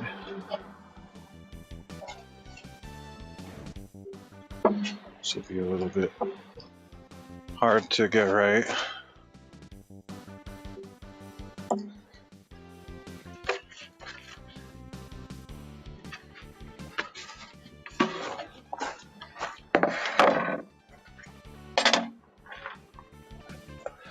Just mark it with a pencil and cut it with my jigsaw, and then I'm going to have to reinforce that top corner where I cut the support board off of there. I'll have to put something else. So 2 inches this way.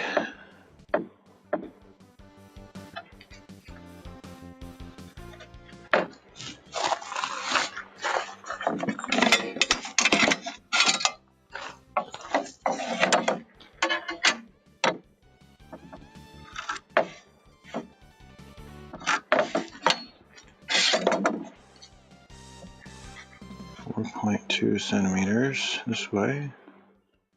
Just do 4.25 just to be a little bit generous. That makes it so it doesn't rub on the sides. But I don't want it to be any bigger than it needs to be. It's a pretty small piece I'm taking out already. It does cut off that entire support board on the back, so I definitely want to reinforce it below. It probably doesn't matter that much, but might as well. Okay, jigsaw time.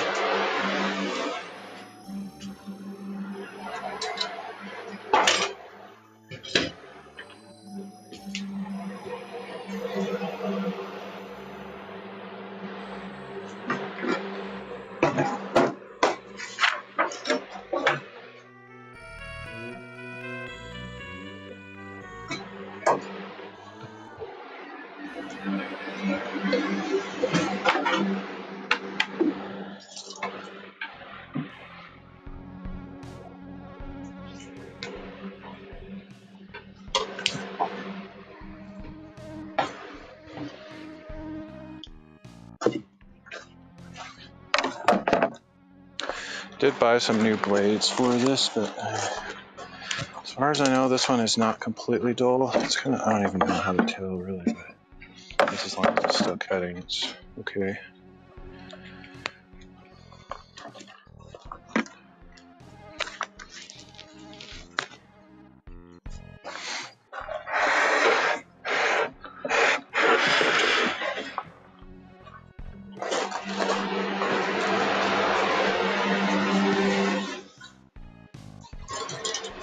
It's a good thing I bought more of these.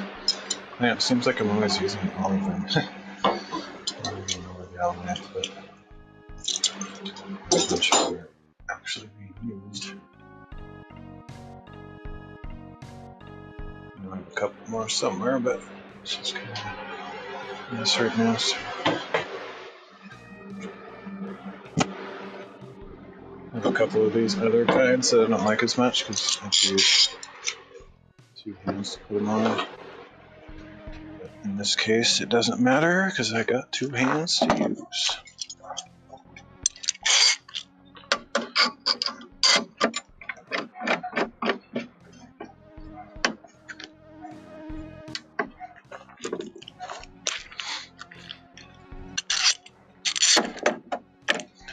I think I saw this little piece of rubber down on the floor somewhere.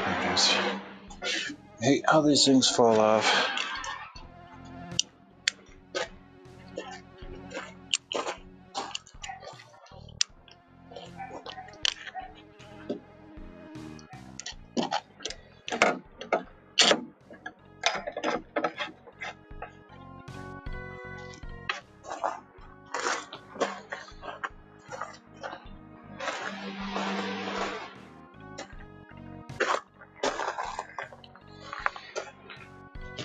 I'm throwing my head. I'm like, where did I put my glasses? Okay.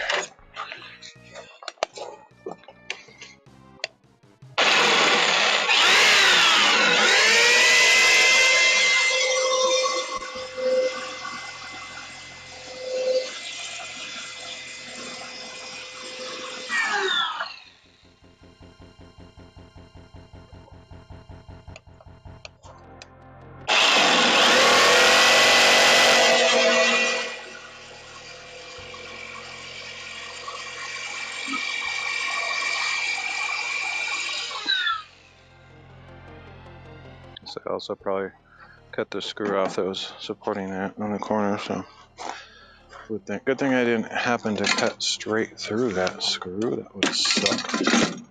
All right, there it is.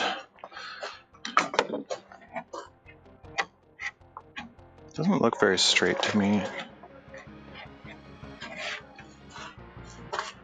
Try to fix that.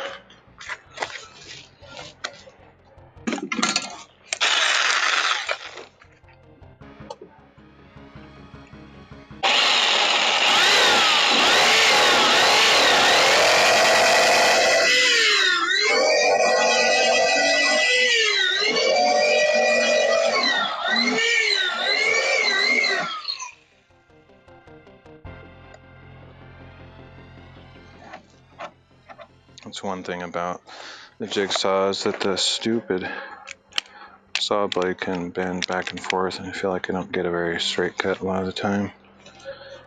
Kind of annoying. Let's see if I can sand that off a little bit. A hard angle to get in there, but angle grinder with a sander on it might actually be good. I did buy some sanders in the angle grinder. I don't know where I put them. They're out here somewhere, I think. This would be fun to try out.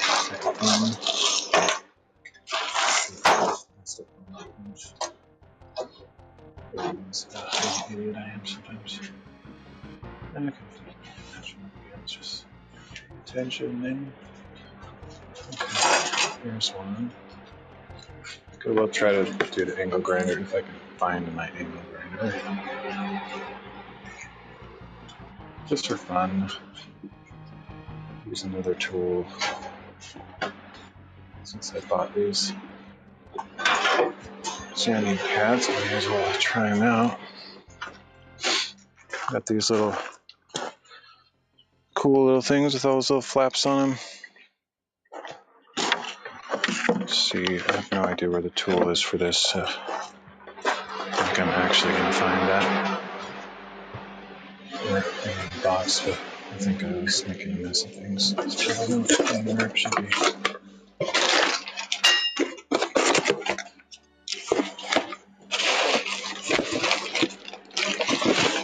Probably how to find that. If I buy like 10 of those out of various places, it's just one of those things that I just lose. Very special client that do these. It's very annoying. I hate little tools like that because they're tiny and so easy to misplace.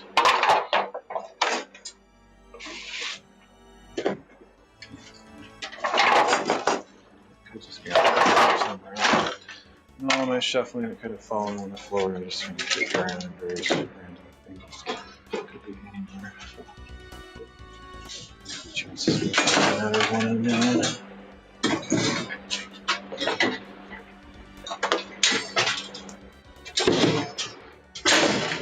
I actually wouldn't think it's that crazy to buy at least 5 of those wrenches from stupid angle grinders. It's so annoying when you can't find something like that.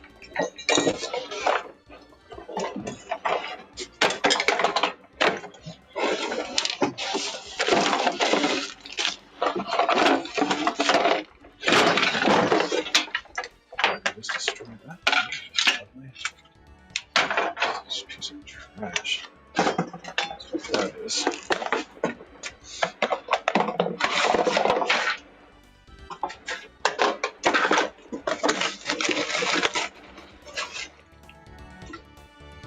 I wonder if I can get it off. There's no, ain't that tool. I literally cannot remove this thing without that tool, which is insane. Because it's a piece of tiny piece of metal. Sucks.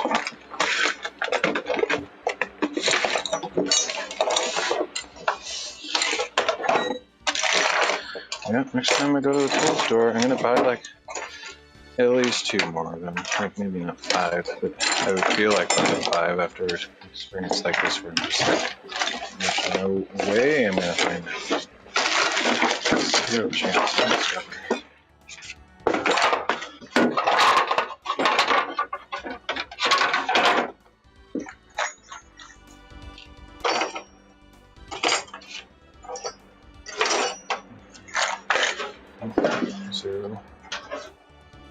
Zero chance I'm gonna find that thing.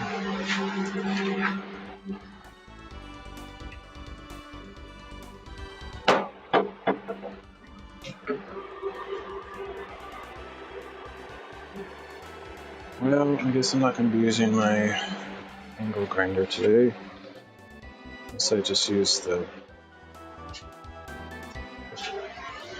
whatever the blade thing that's on there, which I probably could. It's not really made for sanding, but I'll never find that stupid part to take this off. I don't believe I will ever find it. I hate it. It needs to be one of those things that's permanently attached to the machine, like with some kind of cord or something, because it's such a tiny piece of junk that there's no way you'll ever find it. Irritating. Okay. Let's just try it with this metal grinding disc that's on there. It's not ideal, but it will actually do something.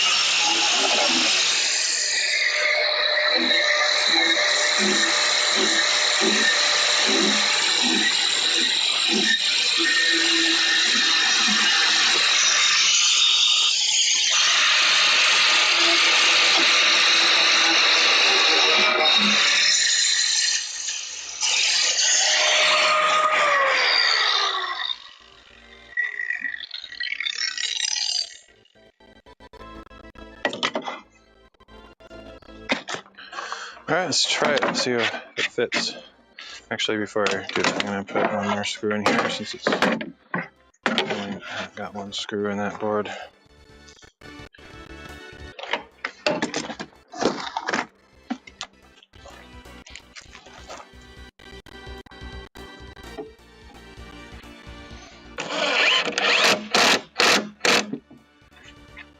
If it fits, I'll put a little support piece across there. It's not strictly necessary, but I think it'll be a little bit stronger and nicer that way. The jigsaw does not cut a very clean line, but we'll just deal with it.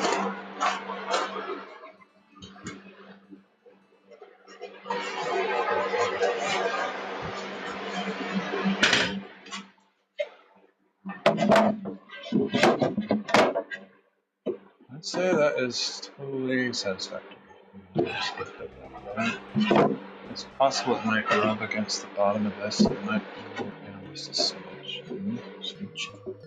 Smidge, whatever.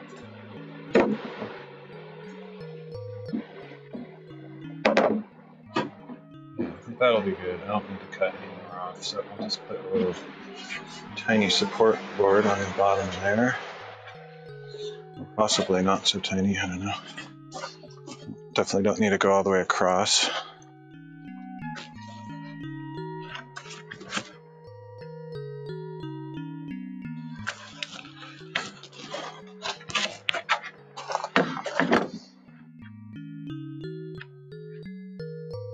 Totally doesn't look straight. Oh well. So yeah, let's just chop off a little bit of one of these. Actually, let's chop off this. How much? I don't know. At least to the next board, something like that. Looks kind of weird. I could go 2 boards. Maybe that'll be a little bit more normal looking somehow. Okay, so pencil. Smell something cooking maybe. I'll probably have tacos again tonight. Whenever I start having tacos, I have it every night because I cook a bunch of extra things. I'm going to cook a bunch of hamburger and stuff, and then I open a can of beans and all that. So I'm like, oh, I guess I'll just keep eating it till it's gone. Otherwise, it'll go bad before I use it for something. Where in the world is that pencil? Keep losing things. Just grab another one that's faster. It'll show up eventually. I just can't stand spending a bunch of time looking for things. Waste. It's under that stuff right there, I'm sure. Just dig it out. Okay.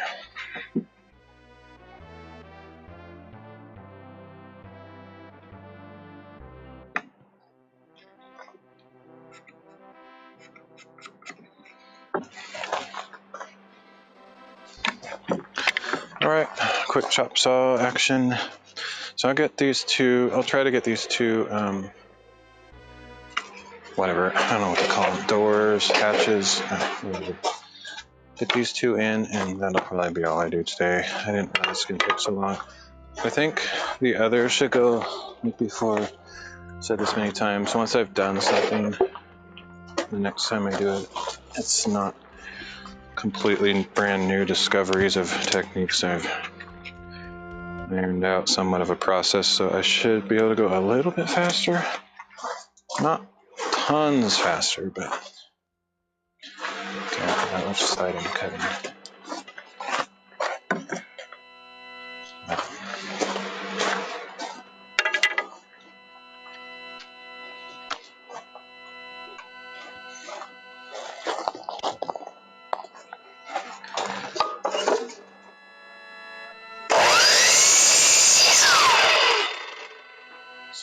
That looks. Seems good enough.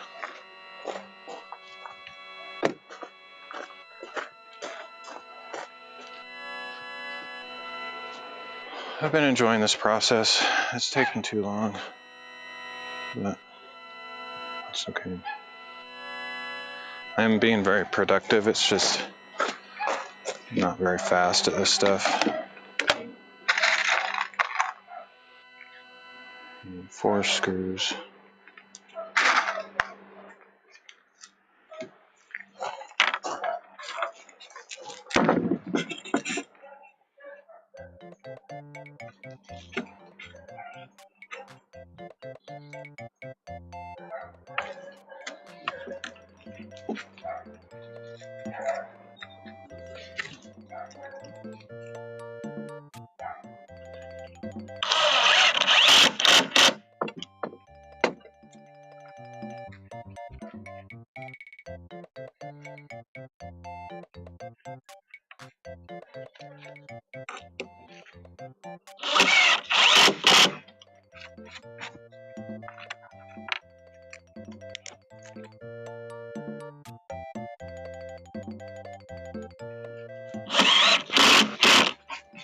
Wish it would have worked out that these had no gap in between them. It would look a little bit nicer, but it's fine.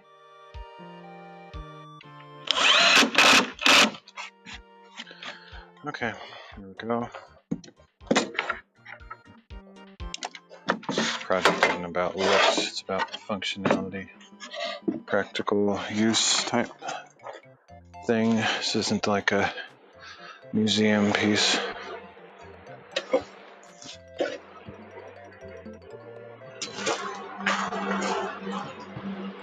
Alright, so yeah, I'll take the time to put these hinges on and get this hatch in place.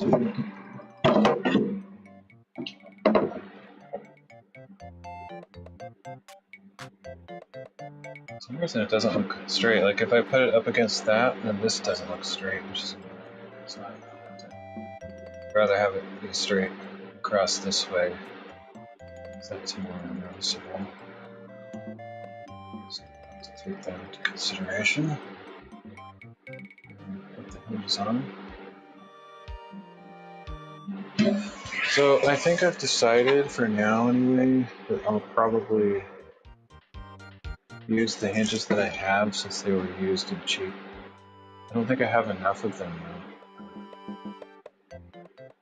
So I will have to buy more at some point. And then when I buy more, I don't know if I'll buy the big ones like I have or some more reasonably sized ones. I don't know if the place where I bought the used ones, if they have any more, is the issue. I might have bought all the ones that were fine.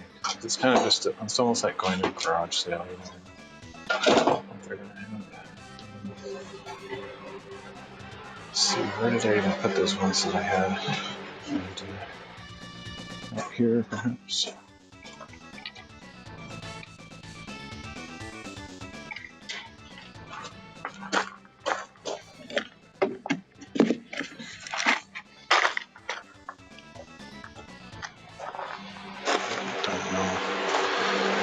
Crazy how dark it is in here, but how the camera is actually adjusting well for it. I feel like I should turn the light on so I can see. The camera sees better than I do at this point.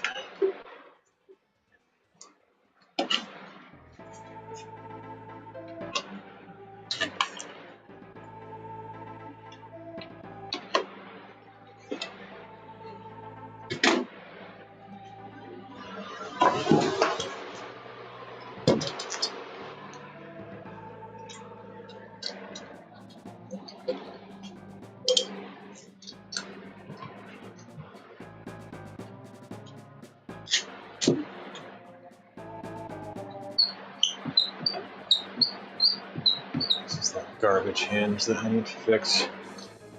It's missing the little tightening nut in there, so it doesn't stay tight. So I need to fix that at some point. That one.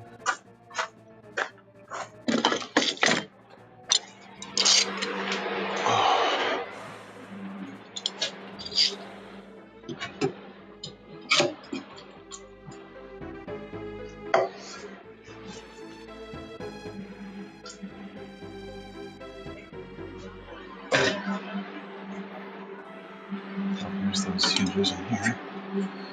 Good. I think for the handle on this one, I'm not going to use like this little round knob thing. I'm going to actually use a, I don't know what to call it, a handle thingy, technical term. I was looking for the clamp for my light. I don't know what I did with it. It's right here.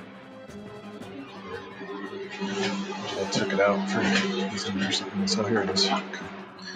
So yep, I like my light setup. Got these lights. This is what I was talking about, those joiners. These have a 1/4 inch 20 and a 3/8 in there. Put these things that has a screw on either side. Looks like a ab master type roller thing. So that just screws into there. You can buy those like 10 at a time on eBay or something for just a few bucks. Super cheap. These clamps are called small rig super clamps. They're about $7, $8. Like that. When I bought them, they were $7, but inflation, they're more now. And those just screw into anything you want, a camera, a light, whatever. And you can tighten those around whatever you want. In this case, I'm tightening it to my clamp that I put up here on the ceiling joist. And my light can hang from that. Pretty cool stuff. I like it. Put lights in places that you wouldn't normally be able to with that setup. Okay, down here, gonna get these on here.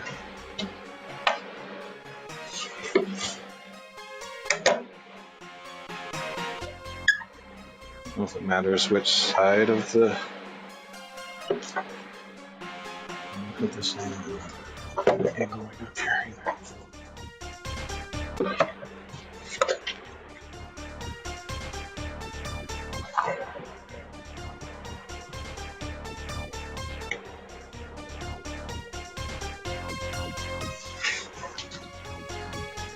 I also don't know if these screws that I have have a big enough head on them to grab on. Find out in a minute.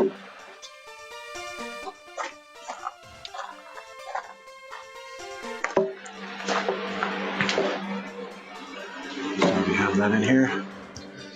Okay, so it doesn't really matter where I put these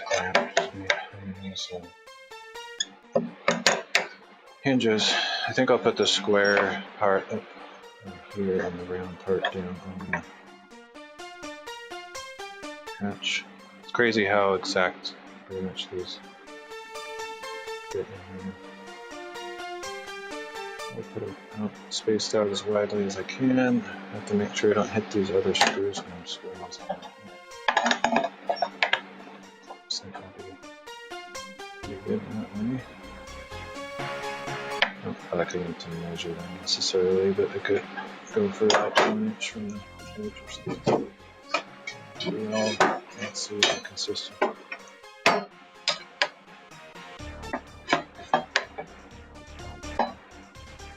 Because then I'm going to hit that screw. So it'd be either closer or farther.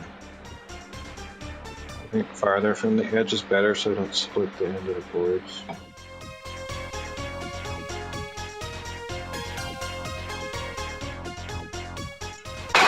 I'm not going to measure it, I'll just put it in a place where I'm not hitting other screws. So I'm not sure if the heads of these screws are big enough to not fall through here. Borderline. It won't work, just barely.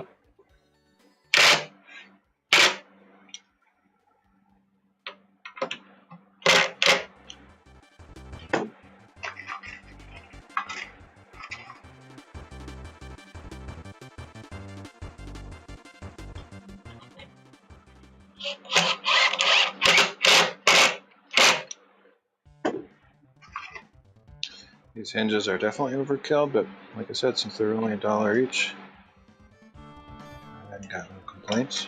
Plus, it'll be nice to have strong ones here, because if I do make this like a work surface, then the hinges will pop off with too much weight on it or whatever.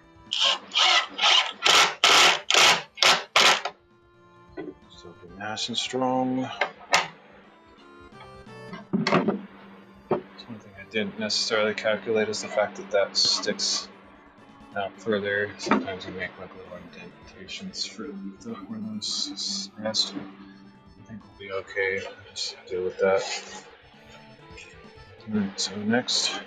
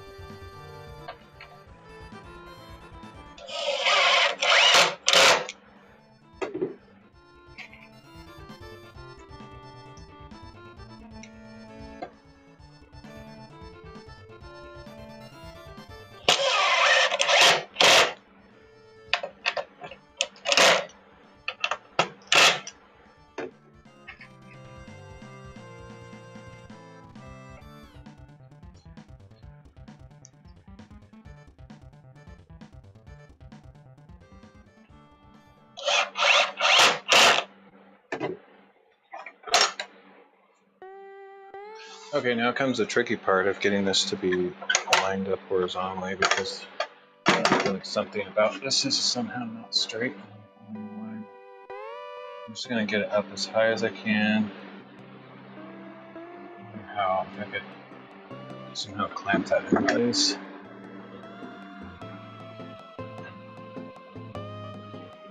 There's going to be a tiny gap down here, because in order to get this nice straight across so it looks good, that's not going to be straight there. It's alright, I still know how to hold this in position. I guess I could kind of trace with a pencil where those hinges are, so I know where to screw them in. That's probably about as good as I can.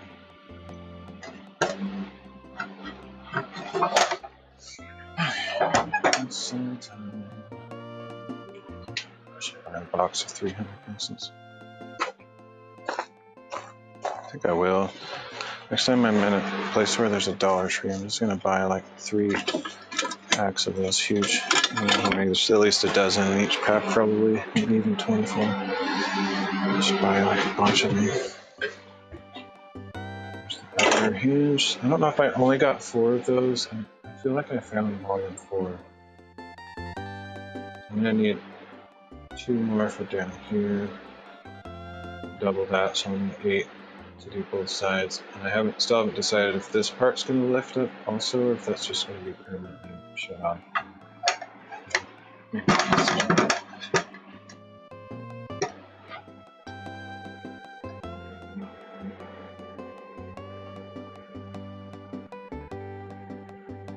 This is totally eyeballing it, so if I do the other shelves, they may or may not match this same position.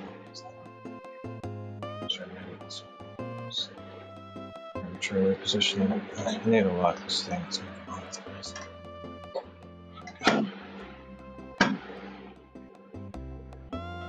nice to have casters, wheels with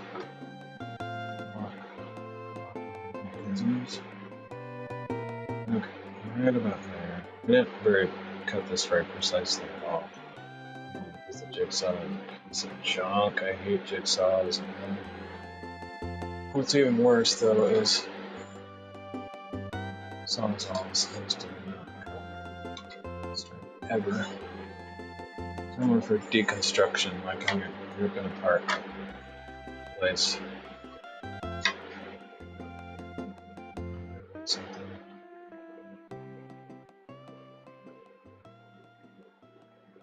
Well, it would have been easier to put this side of the hinges on or this side.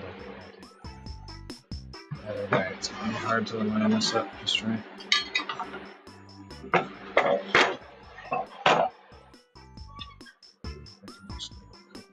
Here.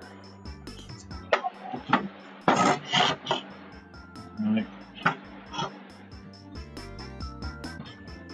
This sucks.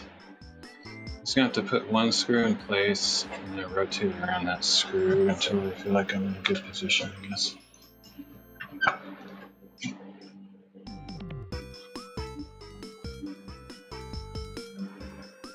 About right there, I guess. If I get it too high though, I won't be able to close it because it'll hit the side of that thing. I'm just gonna, this is a guess here. Okay, let's see, gravity.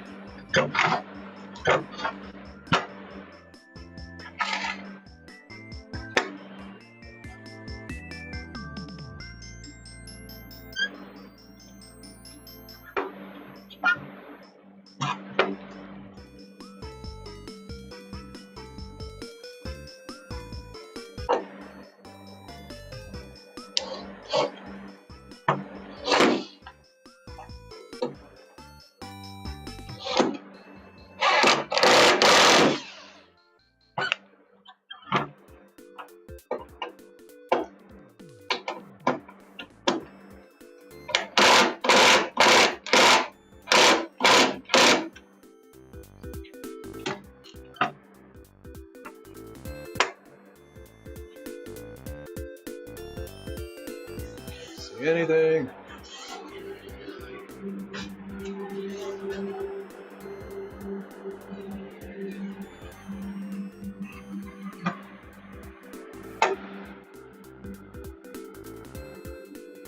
It's a little wild guess. I'll get straight in. That's okay.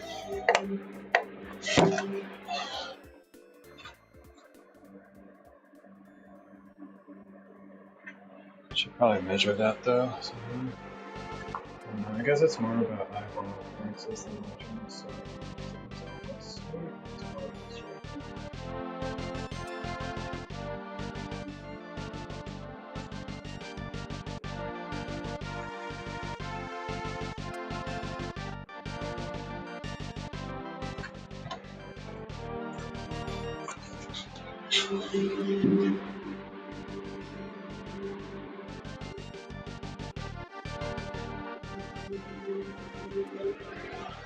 Right about there, I think. Actually, I'll just align this just up visually for now.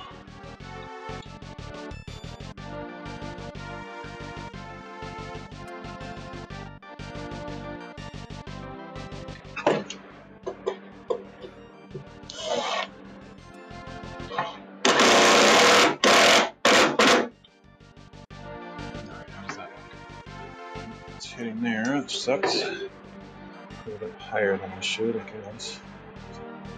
Quite a bit higher, wow, that's terrible. Worst. I'm kind of stuck with that decision, I think. I could move down. No, it needs to move down. Okay, let me think about it. Yes, it does need to move down, but that's going to hit the top of that, and the bottom of that thing. So I'm going to move the hinges all the way down so that they're flush with the bottom of this board. That looks good. I can tell if this looks straight across.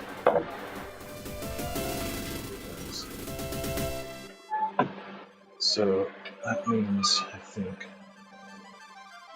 the other thing is it can't go up any higher than this, which is fine. At one point I was thinking, I started expecting it to be able to go up higher.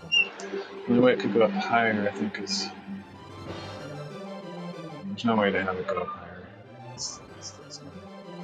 Which is fine. I can get in here, which is all that matters. Get stuff out of here, and it really all I care about is being parallel with the floor. Because I'm going to make a little pole that comes down here and keeps it up like a table kind of. Okay, so I'm gonna just do another visual comparison here. It's also possible that the bottom of this door is not necessarily level. That's what I'm visually comparing it to.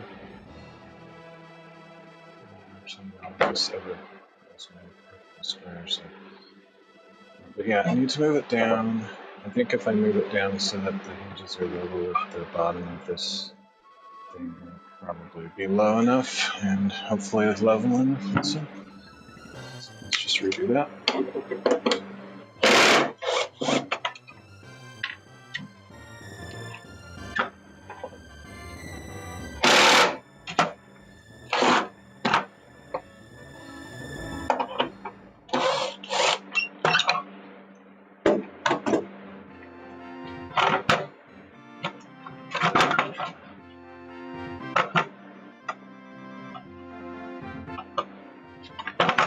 Almost nothing more annoying to me than when my bandana gets pulled off by some force. I hate it, so I'm trying to avoid that at all costs. It sounds really silly. Okay. Oops, I dropped the freaking screw.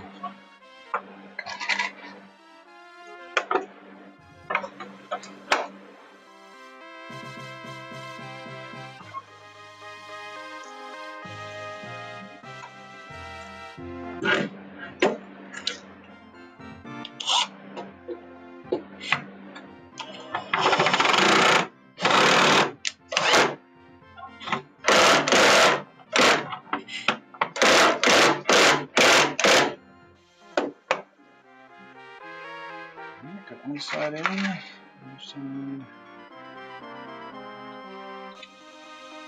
I don't care if this is straight at this point. I think I have it where I want it, so if it's a little bit crooked looking, I'm just going to deal with it.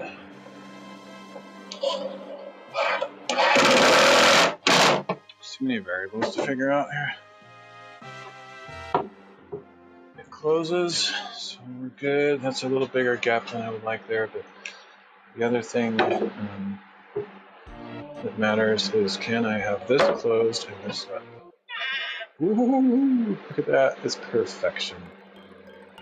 It literally seals that gap just right, and it can go up a little bit past 90, so we're good. So I can have this up and still be able to open this, and this can be flat, used as a table. So we're exactly where I want it to be.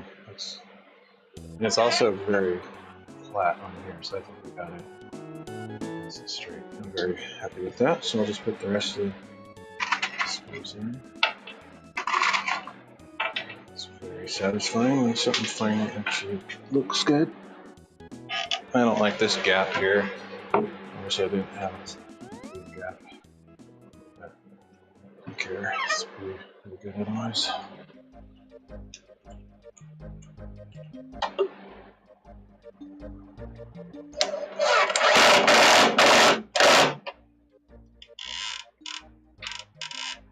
And I think using these strong hinges is not regrettable, because I can use this as a table now once I get a support underneath it. It'll be very strong.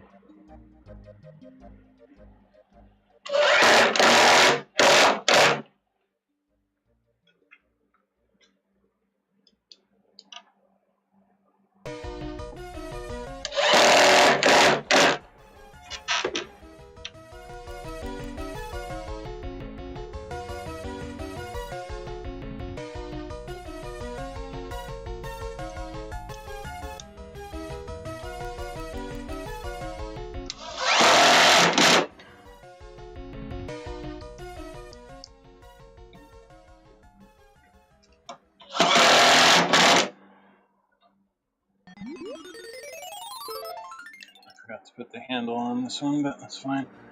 The handle will sort of interrupt the table aspect of this thing, but that's okay. That's cool. I like that. And this one I don't know why, but I don't need to put a shim on there. It sticks out the same amount at the bottom as it does at the top, so I don't need to put anything down here. I don't even think it needs one of those magnetic closure things because it's just gravity's going to pull it down. A little bit of friction. And that friction only means that the two hinges are perfectly aligned. Well, I probably glide a little bit more smoothly. So, it might be off a little bit or something, but not enough to affect the function. A little bit of a squeak to it. I like that though. I'm pretty happy with how it turned out. So I have to mimic this measurement on the other side so that I make sure that this can open all the way and this can still open. That's pretty awesome. Might mean I don't really have enough room to do that opening up on this bottom thing because this is a 2x6, so I had a lot more space to work with here. This one down here is just a 2x4, so it might actually influence my decision. I might make these opening up double doors sideways on the bottom shelf because of that issue. In fact, I probably will. So yeah, plus also if I'm trying to get down under something low, it would be super annoying to have a top flap that's like hitting in the face as I'm trying to get down there. I wouldn't be able to see, so yeah, having the bottom ones open this way makes logical sense in my car also. Sweet, this is really coming together. And I think for simplicity, I'm either gonna do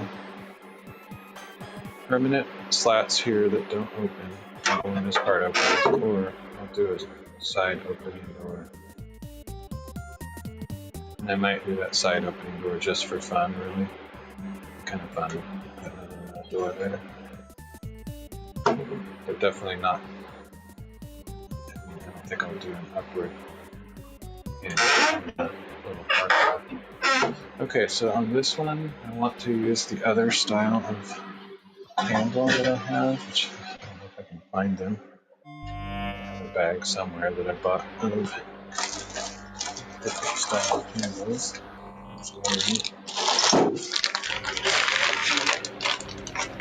There we go.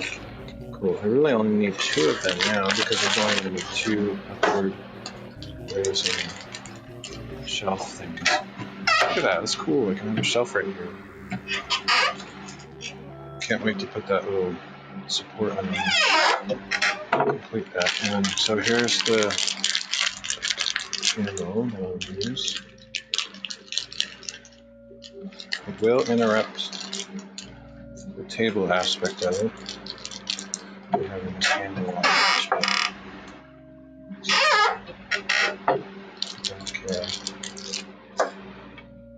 I might have to trim these screws like I did the other one.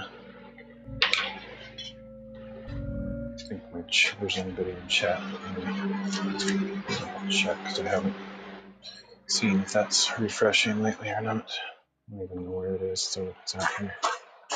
I don't think so, unless it's doing the not refreshing thing again. Whatever. Okay, so I'm not being rude as far as I know. Okay. Oh, here's one of those things that's not connected. These, you can buy these in bulk, like 10 or 20 of them for very cheap on eBay. I don't remember what they're called. You just look for tripod joining screws or something. I'll bring it up. This side has a 3/8 inch, this side has a 1/4 inch 20. You can get them with both 1/4 inch 20s, which is more likely what you need, but very handy for various live streaming things. Okay, so this came with some screws. Let's see if they're the right height.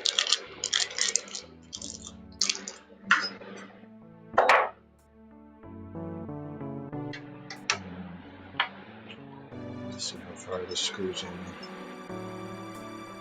Guess I need to trim it.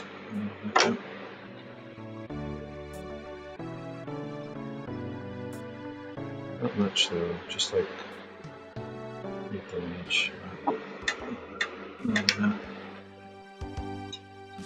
Okay, Let's do that real quick.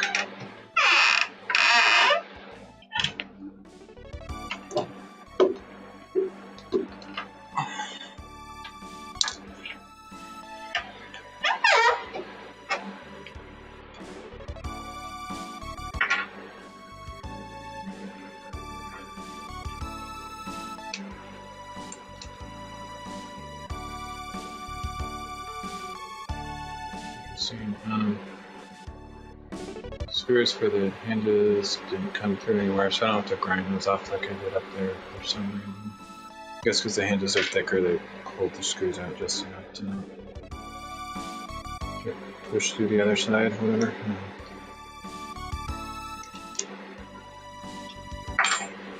Okay. Shop some screws.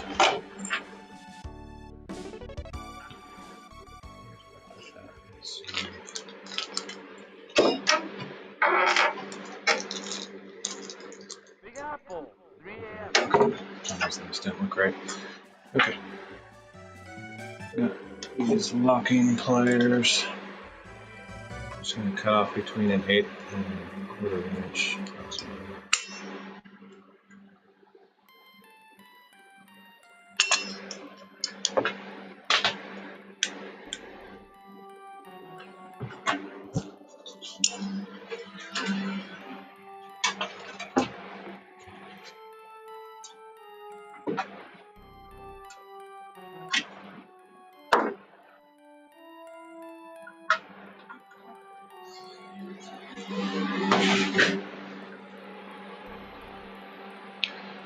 Eye protection for this. On the outside.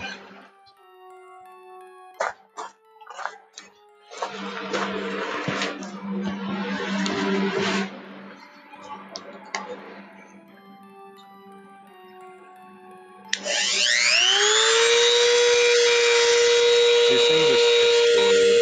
You ever watch Sonic? Probably couldn't hear me because of the noise cancellation warbling. These things can literally just explode and pieces fly in your face and all over the place. So not just my eyes, but it could actually hit my face and give me a cut or something. It's just the way they work. If you ever watch slow-mo guys, they like spun records and compact discs so fast that they just spontaneously exploded. That's kind of what happens with these.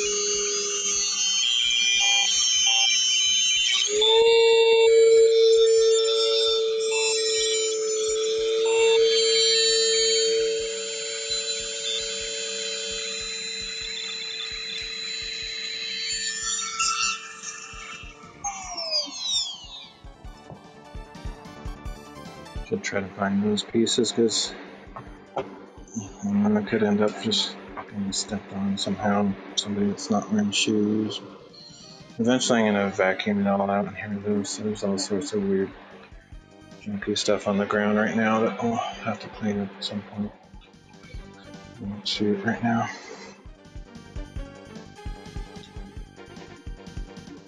It's weird because it seems like it would fall straight down, but I never do. There was rolling some crazy 1,000-mile away. I'll be able to find it in Mongolia.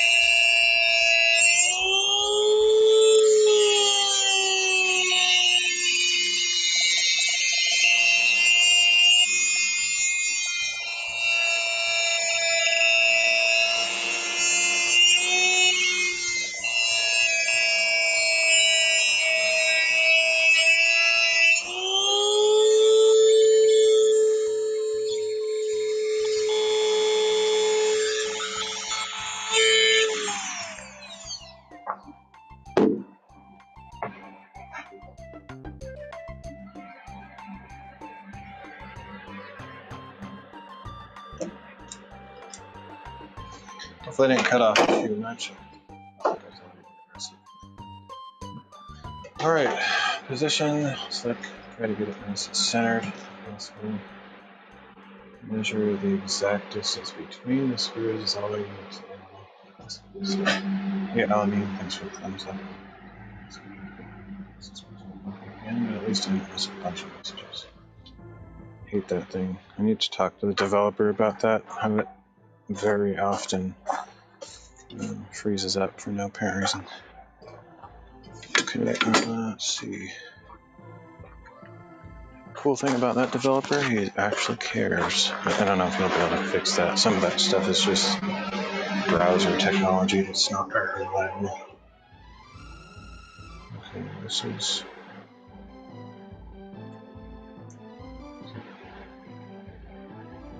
a random measurement, 3.75 inches between, I guess. Okay. Center.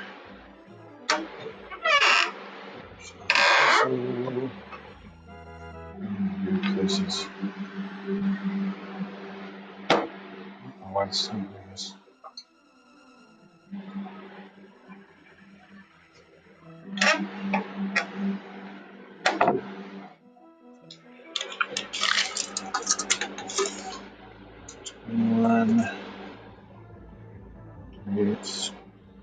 So that's 10.5 and 16.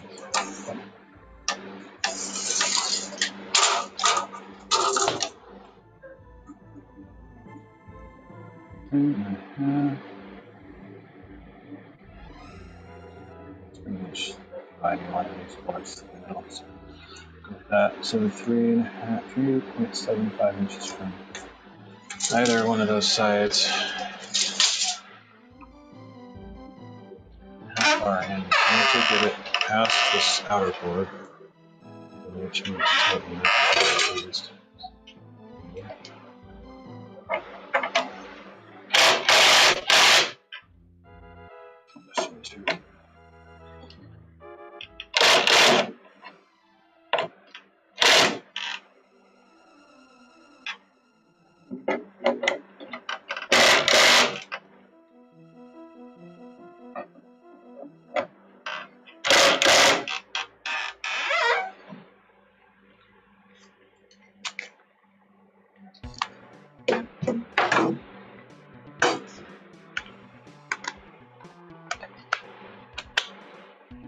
Okay, 3.75 on the center. So far enough up this way that I don't into this close.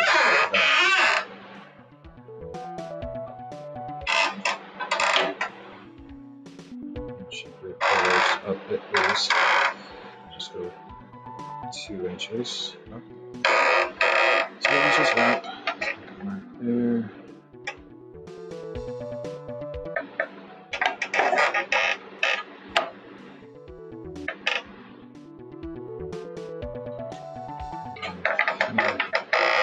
And 3/4. What's half of 3/4? I have no idea. It's just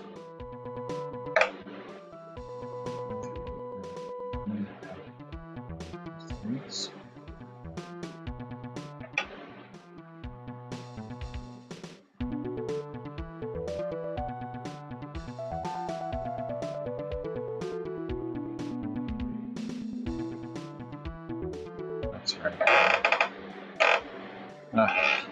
When it's graduated this much, I can't even visualize what that is.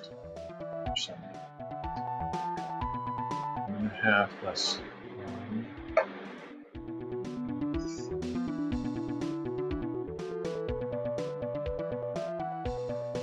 7/8. It's 1 7/8 times 2 3/4. I have no idea. No idea. Nobody knows that information. Literally nobody. Maybe a master carpenter knows that? I doubt it. I doubt it. Okay, what's 1 7/8 times 2?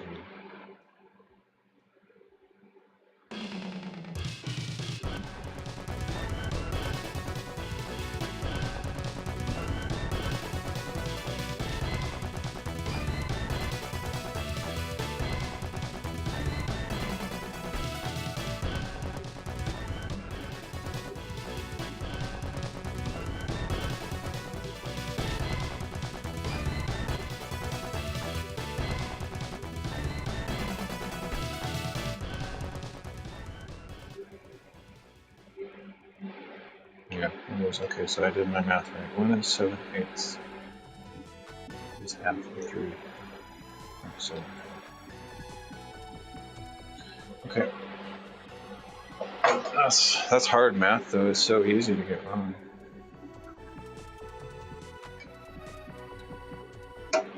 1 7/8 on either side of this line, and spiral always.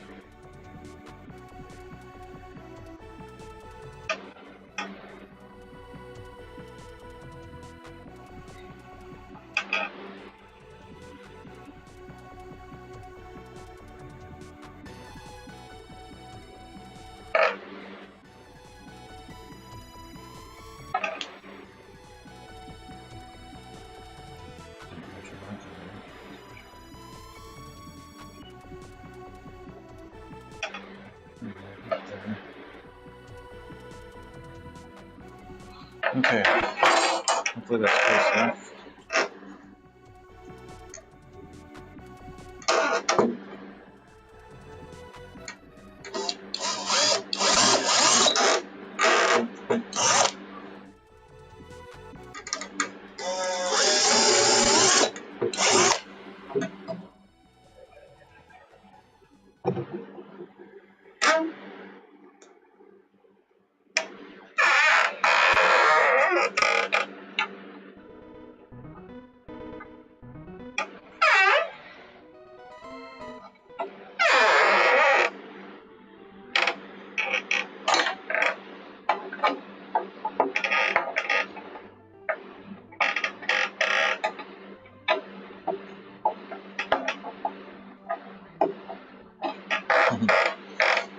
That one didn't work. Just thought maybe I could get lucky.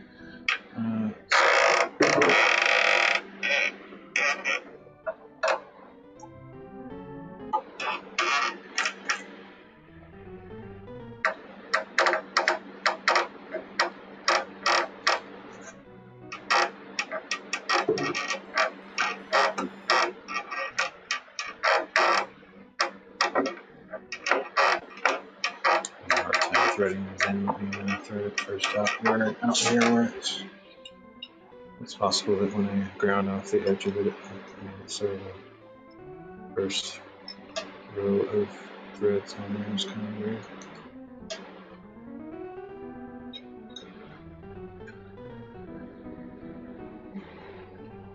Also possible this isn't the right screw, because this is a used thing, so they could have mismatched it. Just needed to rethread that first rotation.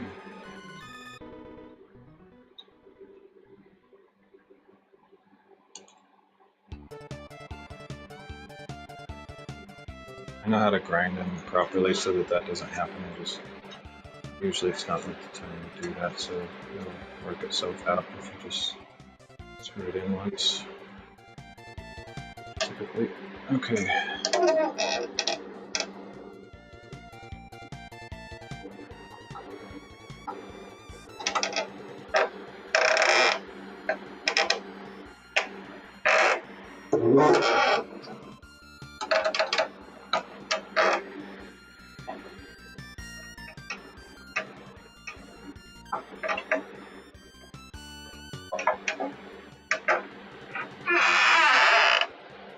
Just hoping I got my head so that the screw goes in the right place.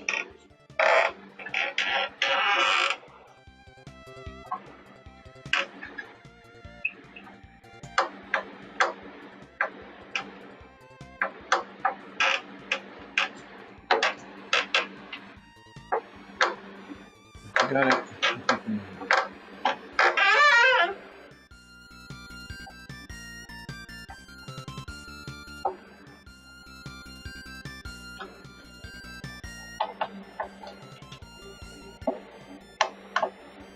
It'd be better if the washer right there, but it'll work. Now all I have to do is make a little stick of some kind, either like one of these pieces that we have. Let's check. I'm curious if What's the length of this? So it needs to be longer than this, and that's longer than that. So I can't have it like fold out like that, because then it would be sticking out further than the end of that, and it needs to stick out even further than this board does. However, if I put the folding thing a little bit further in, actually if I put it out here but then fold it in diagonally, it might fit. But I think it's just going to have to be a stick that possibly, probably like a piece of metal that I buy would be better. It has a little place in the bottom and a place up here. Just holds it. So what I could do actually probably is put a thing that's hinged down here like this that comes up like that somehow. That would probably support it sufficiently. But I'd kind of like to have a support on both sides so that the weight over here is not going to warp the thing. So I'll probably make 2 sticks equal length for each side of this thing. And they probably won't fold up, they'll probably just be something put in place when you want to use it as a table, which is probably kind of rare. It's not something I'm doing all the time. So yeah, cool. Okay. So I need to make a door. So this is annoying now, like this is definitely not straight. I'm sure I can just visually see that it's not straight, which irritates me, but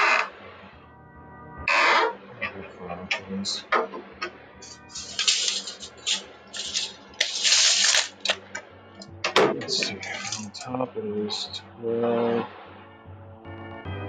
3/8, bottom it's like 12, 3/16, so it's like 3/16 off the top and the bottom. What I could actually do, if I really wanted to, is I could sand down or cut at the table saw this graduating up to here so that I make this door kind of straight ever so big, which I might end up doing.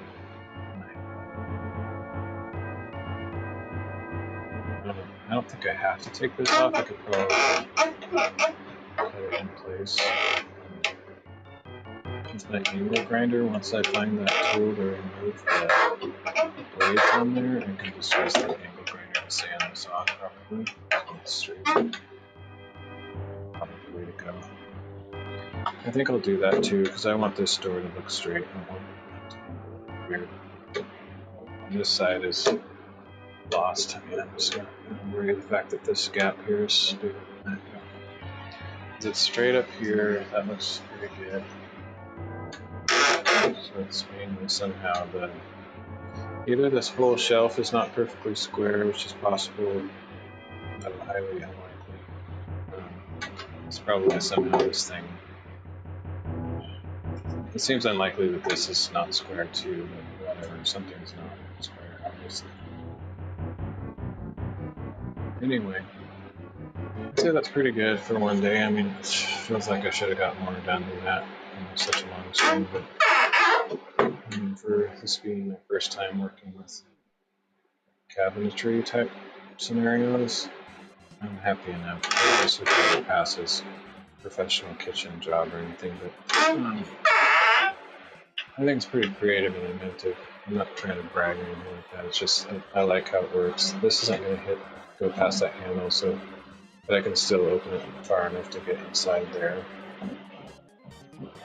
So that's not a big deal. And if I really want all the way, it's not like that. All the way. So pretty cool. I like it. I'm happy with it. So when I do the other side again, I'll have to remember to leave a big enough gap to get this cut. Otherwise, I'm going to cut everything to the same dimensions and just try to place it in the same place as I did on this side, so it works out the same. I might put this door up a little bit higher on the other side so there's less stress about this section up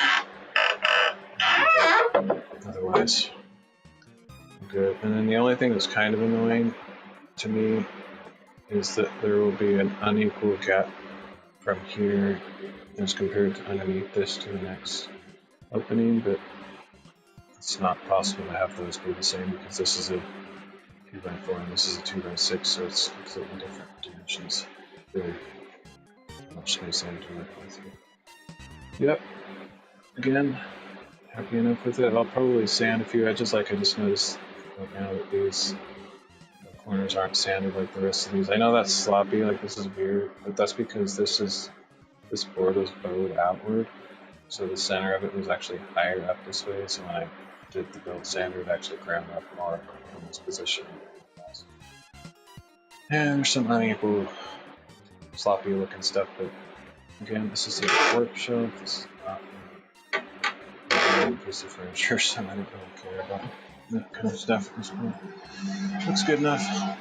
Thanks for the seriously, the text-to-speech died again in between every single message. It's ridiculous. I hate it. So, I can't really.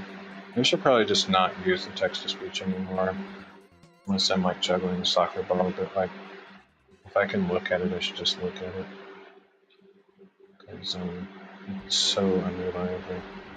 Thank goodness that nobody else was chatting, but I ignored.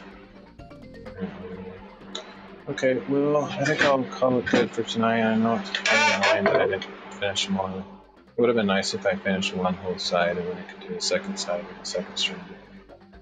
I'm pretty happy with it. I'm actually very confused.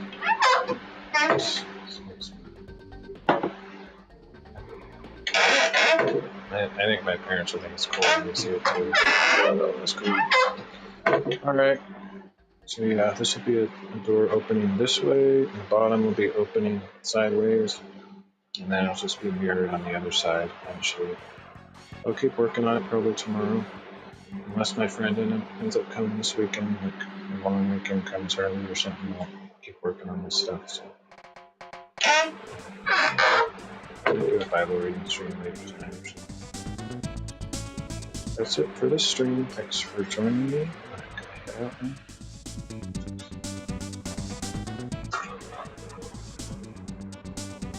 Another view of this.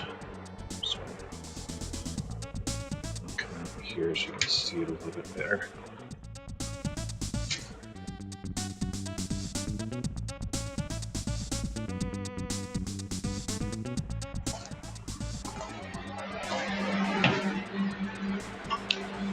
That is. Have this closed and this still goes up. There, it's actually still open. Pretty fluid. Alright, so I will see you all later.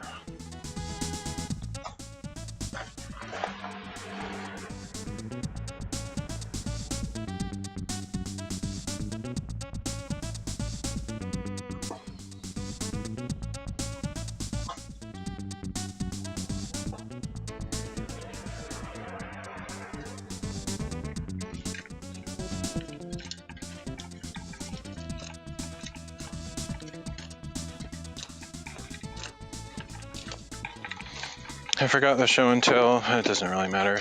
Maybe next IRL stream, maybe I'll show it because I got some little wind muffs, or what's another word for them? Windscreen, dead cat things for my lapel mic, so it might help me a little bit. Although I've kind of gotten most of that figured out. Anyway, see you all later.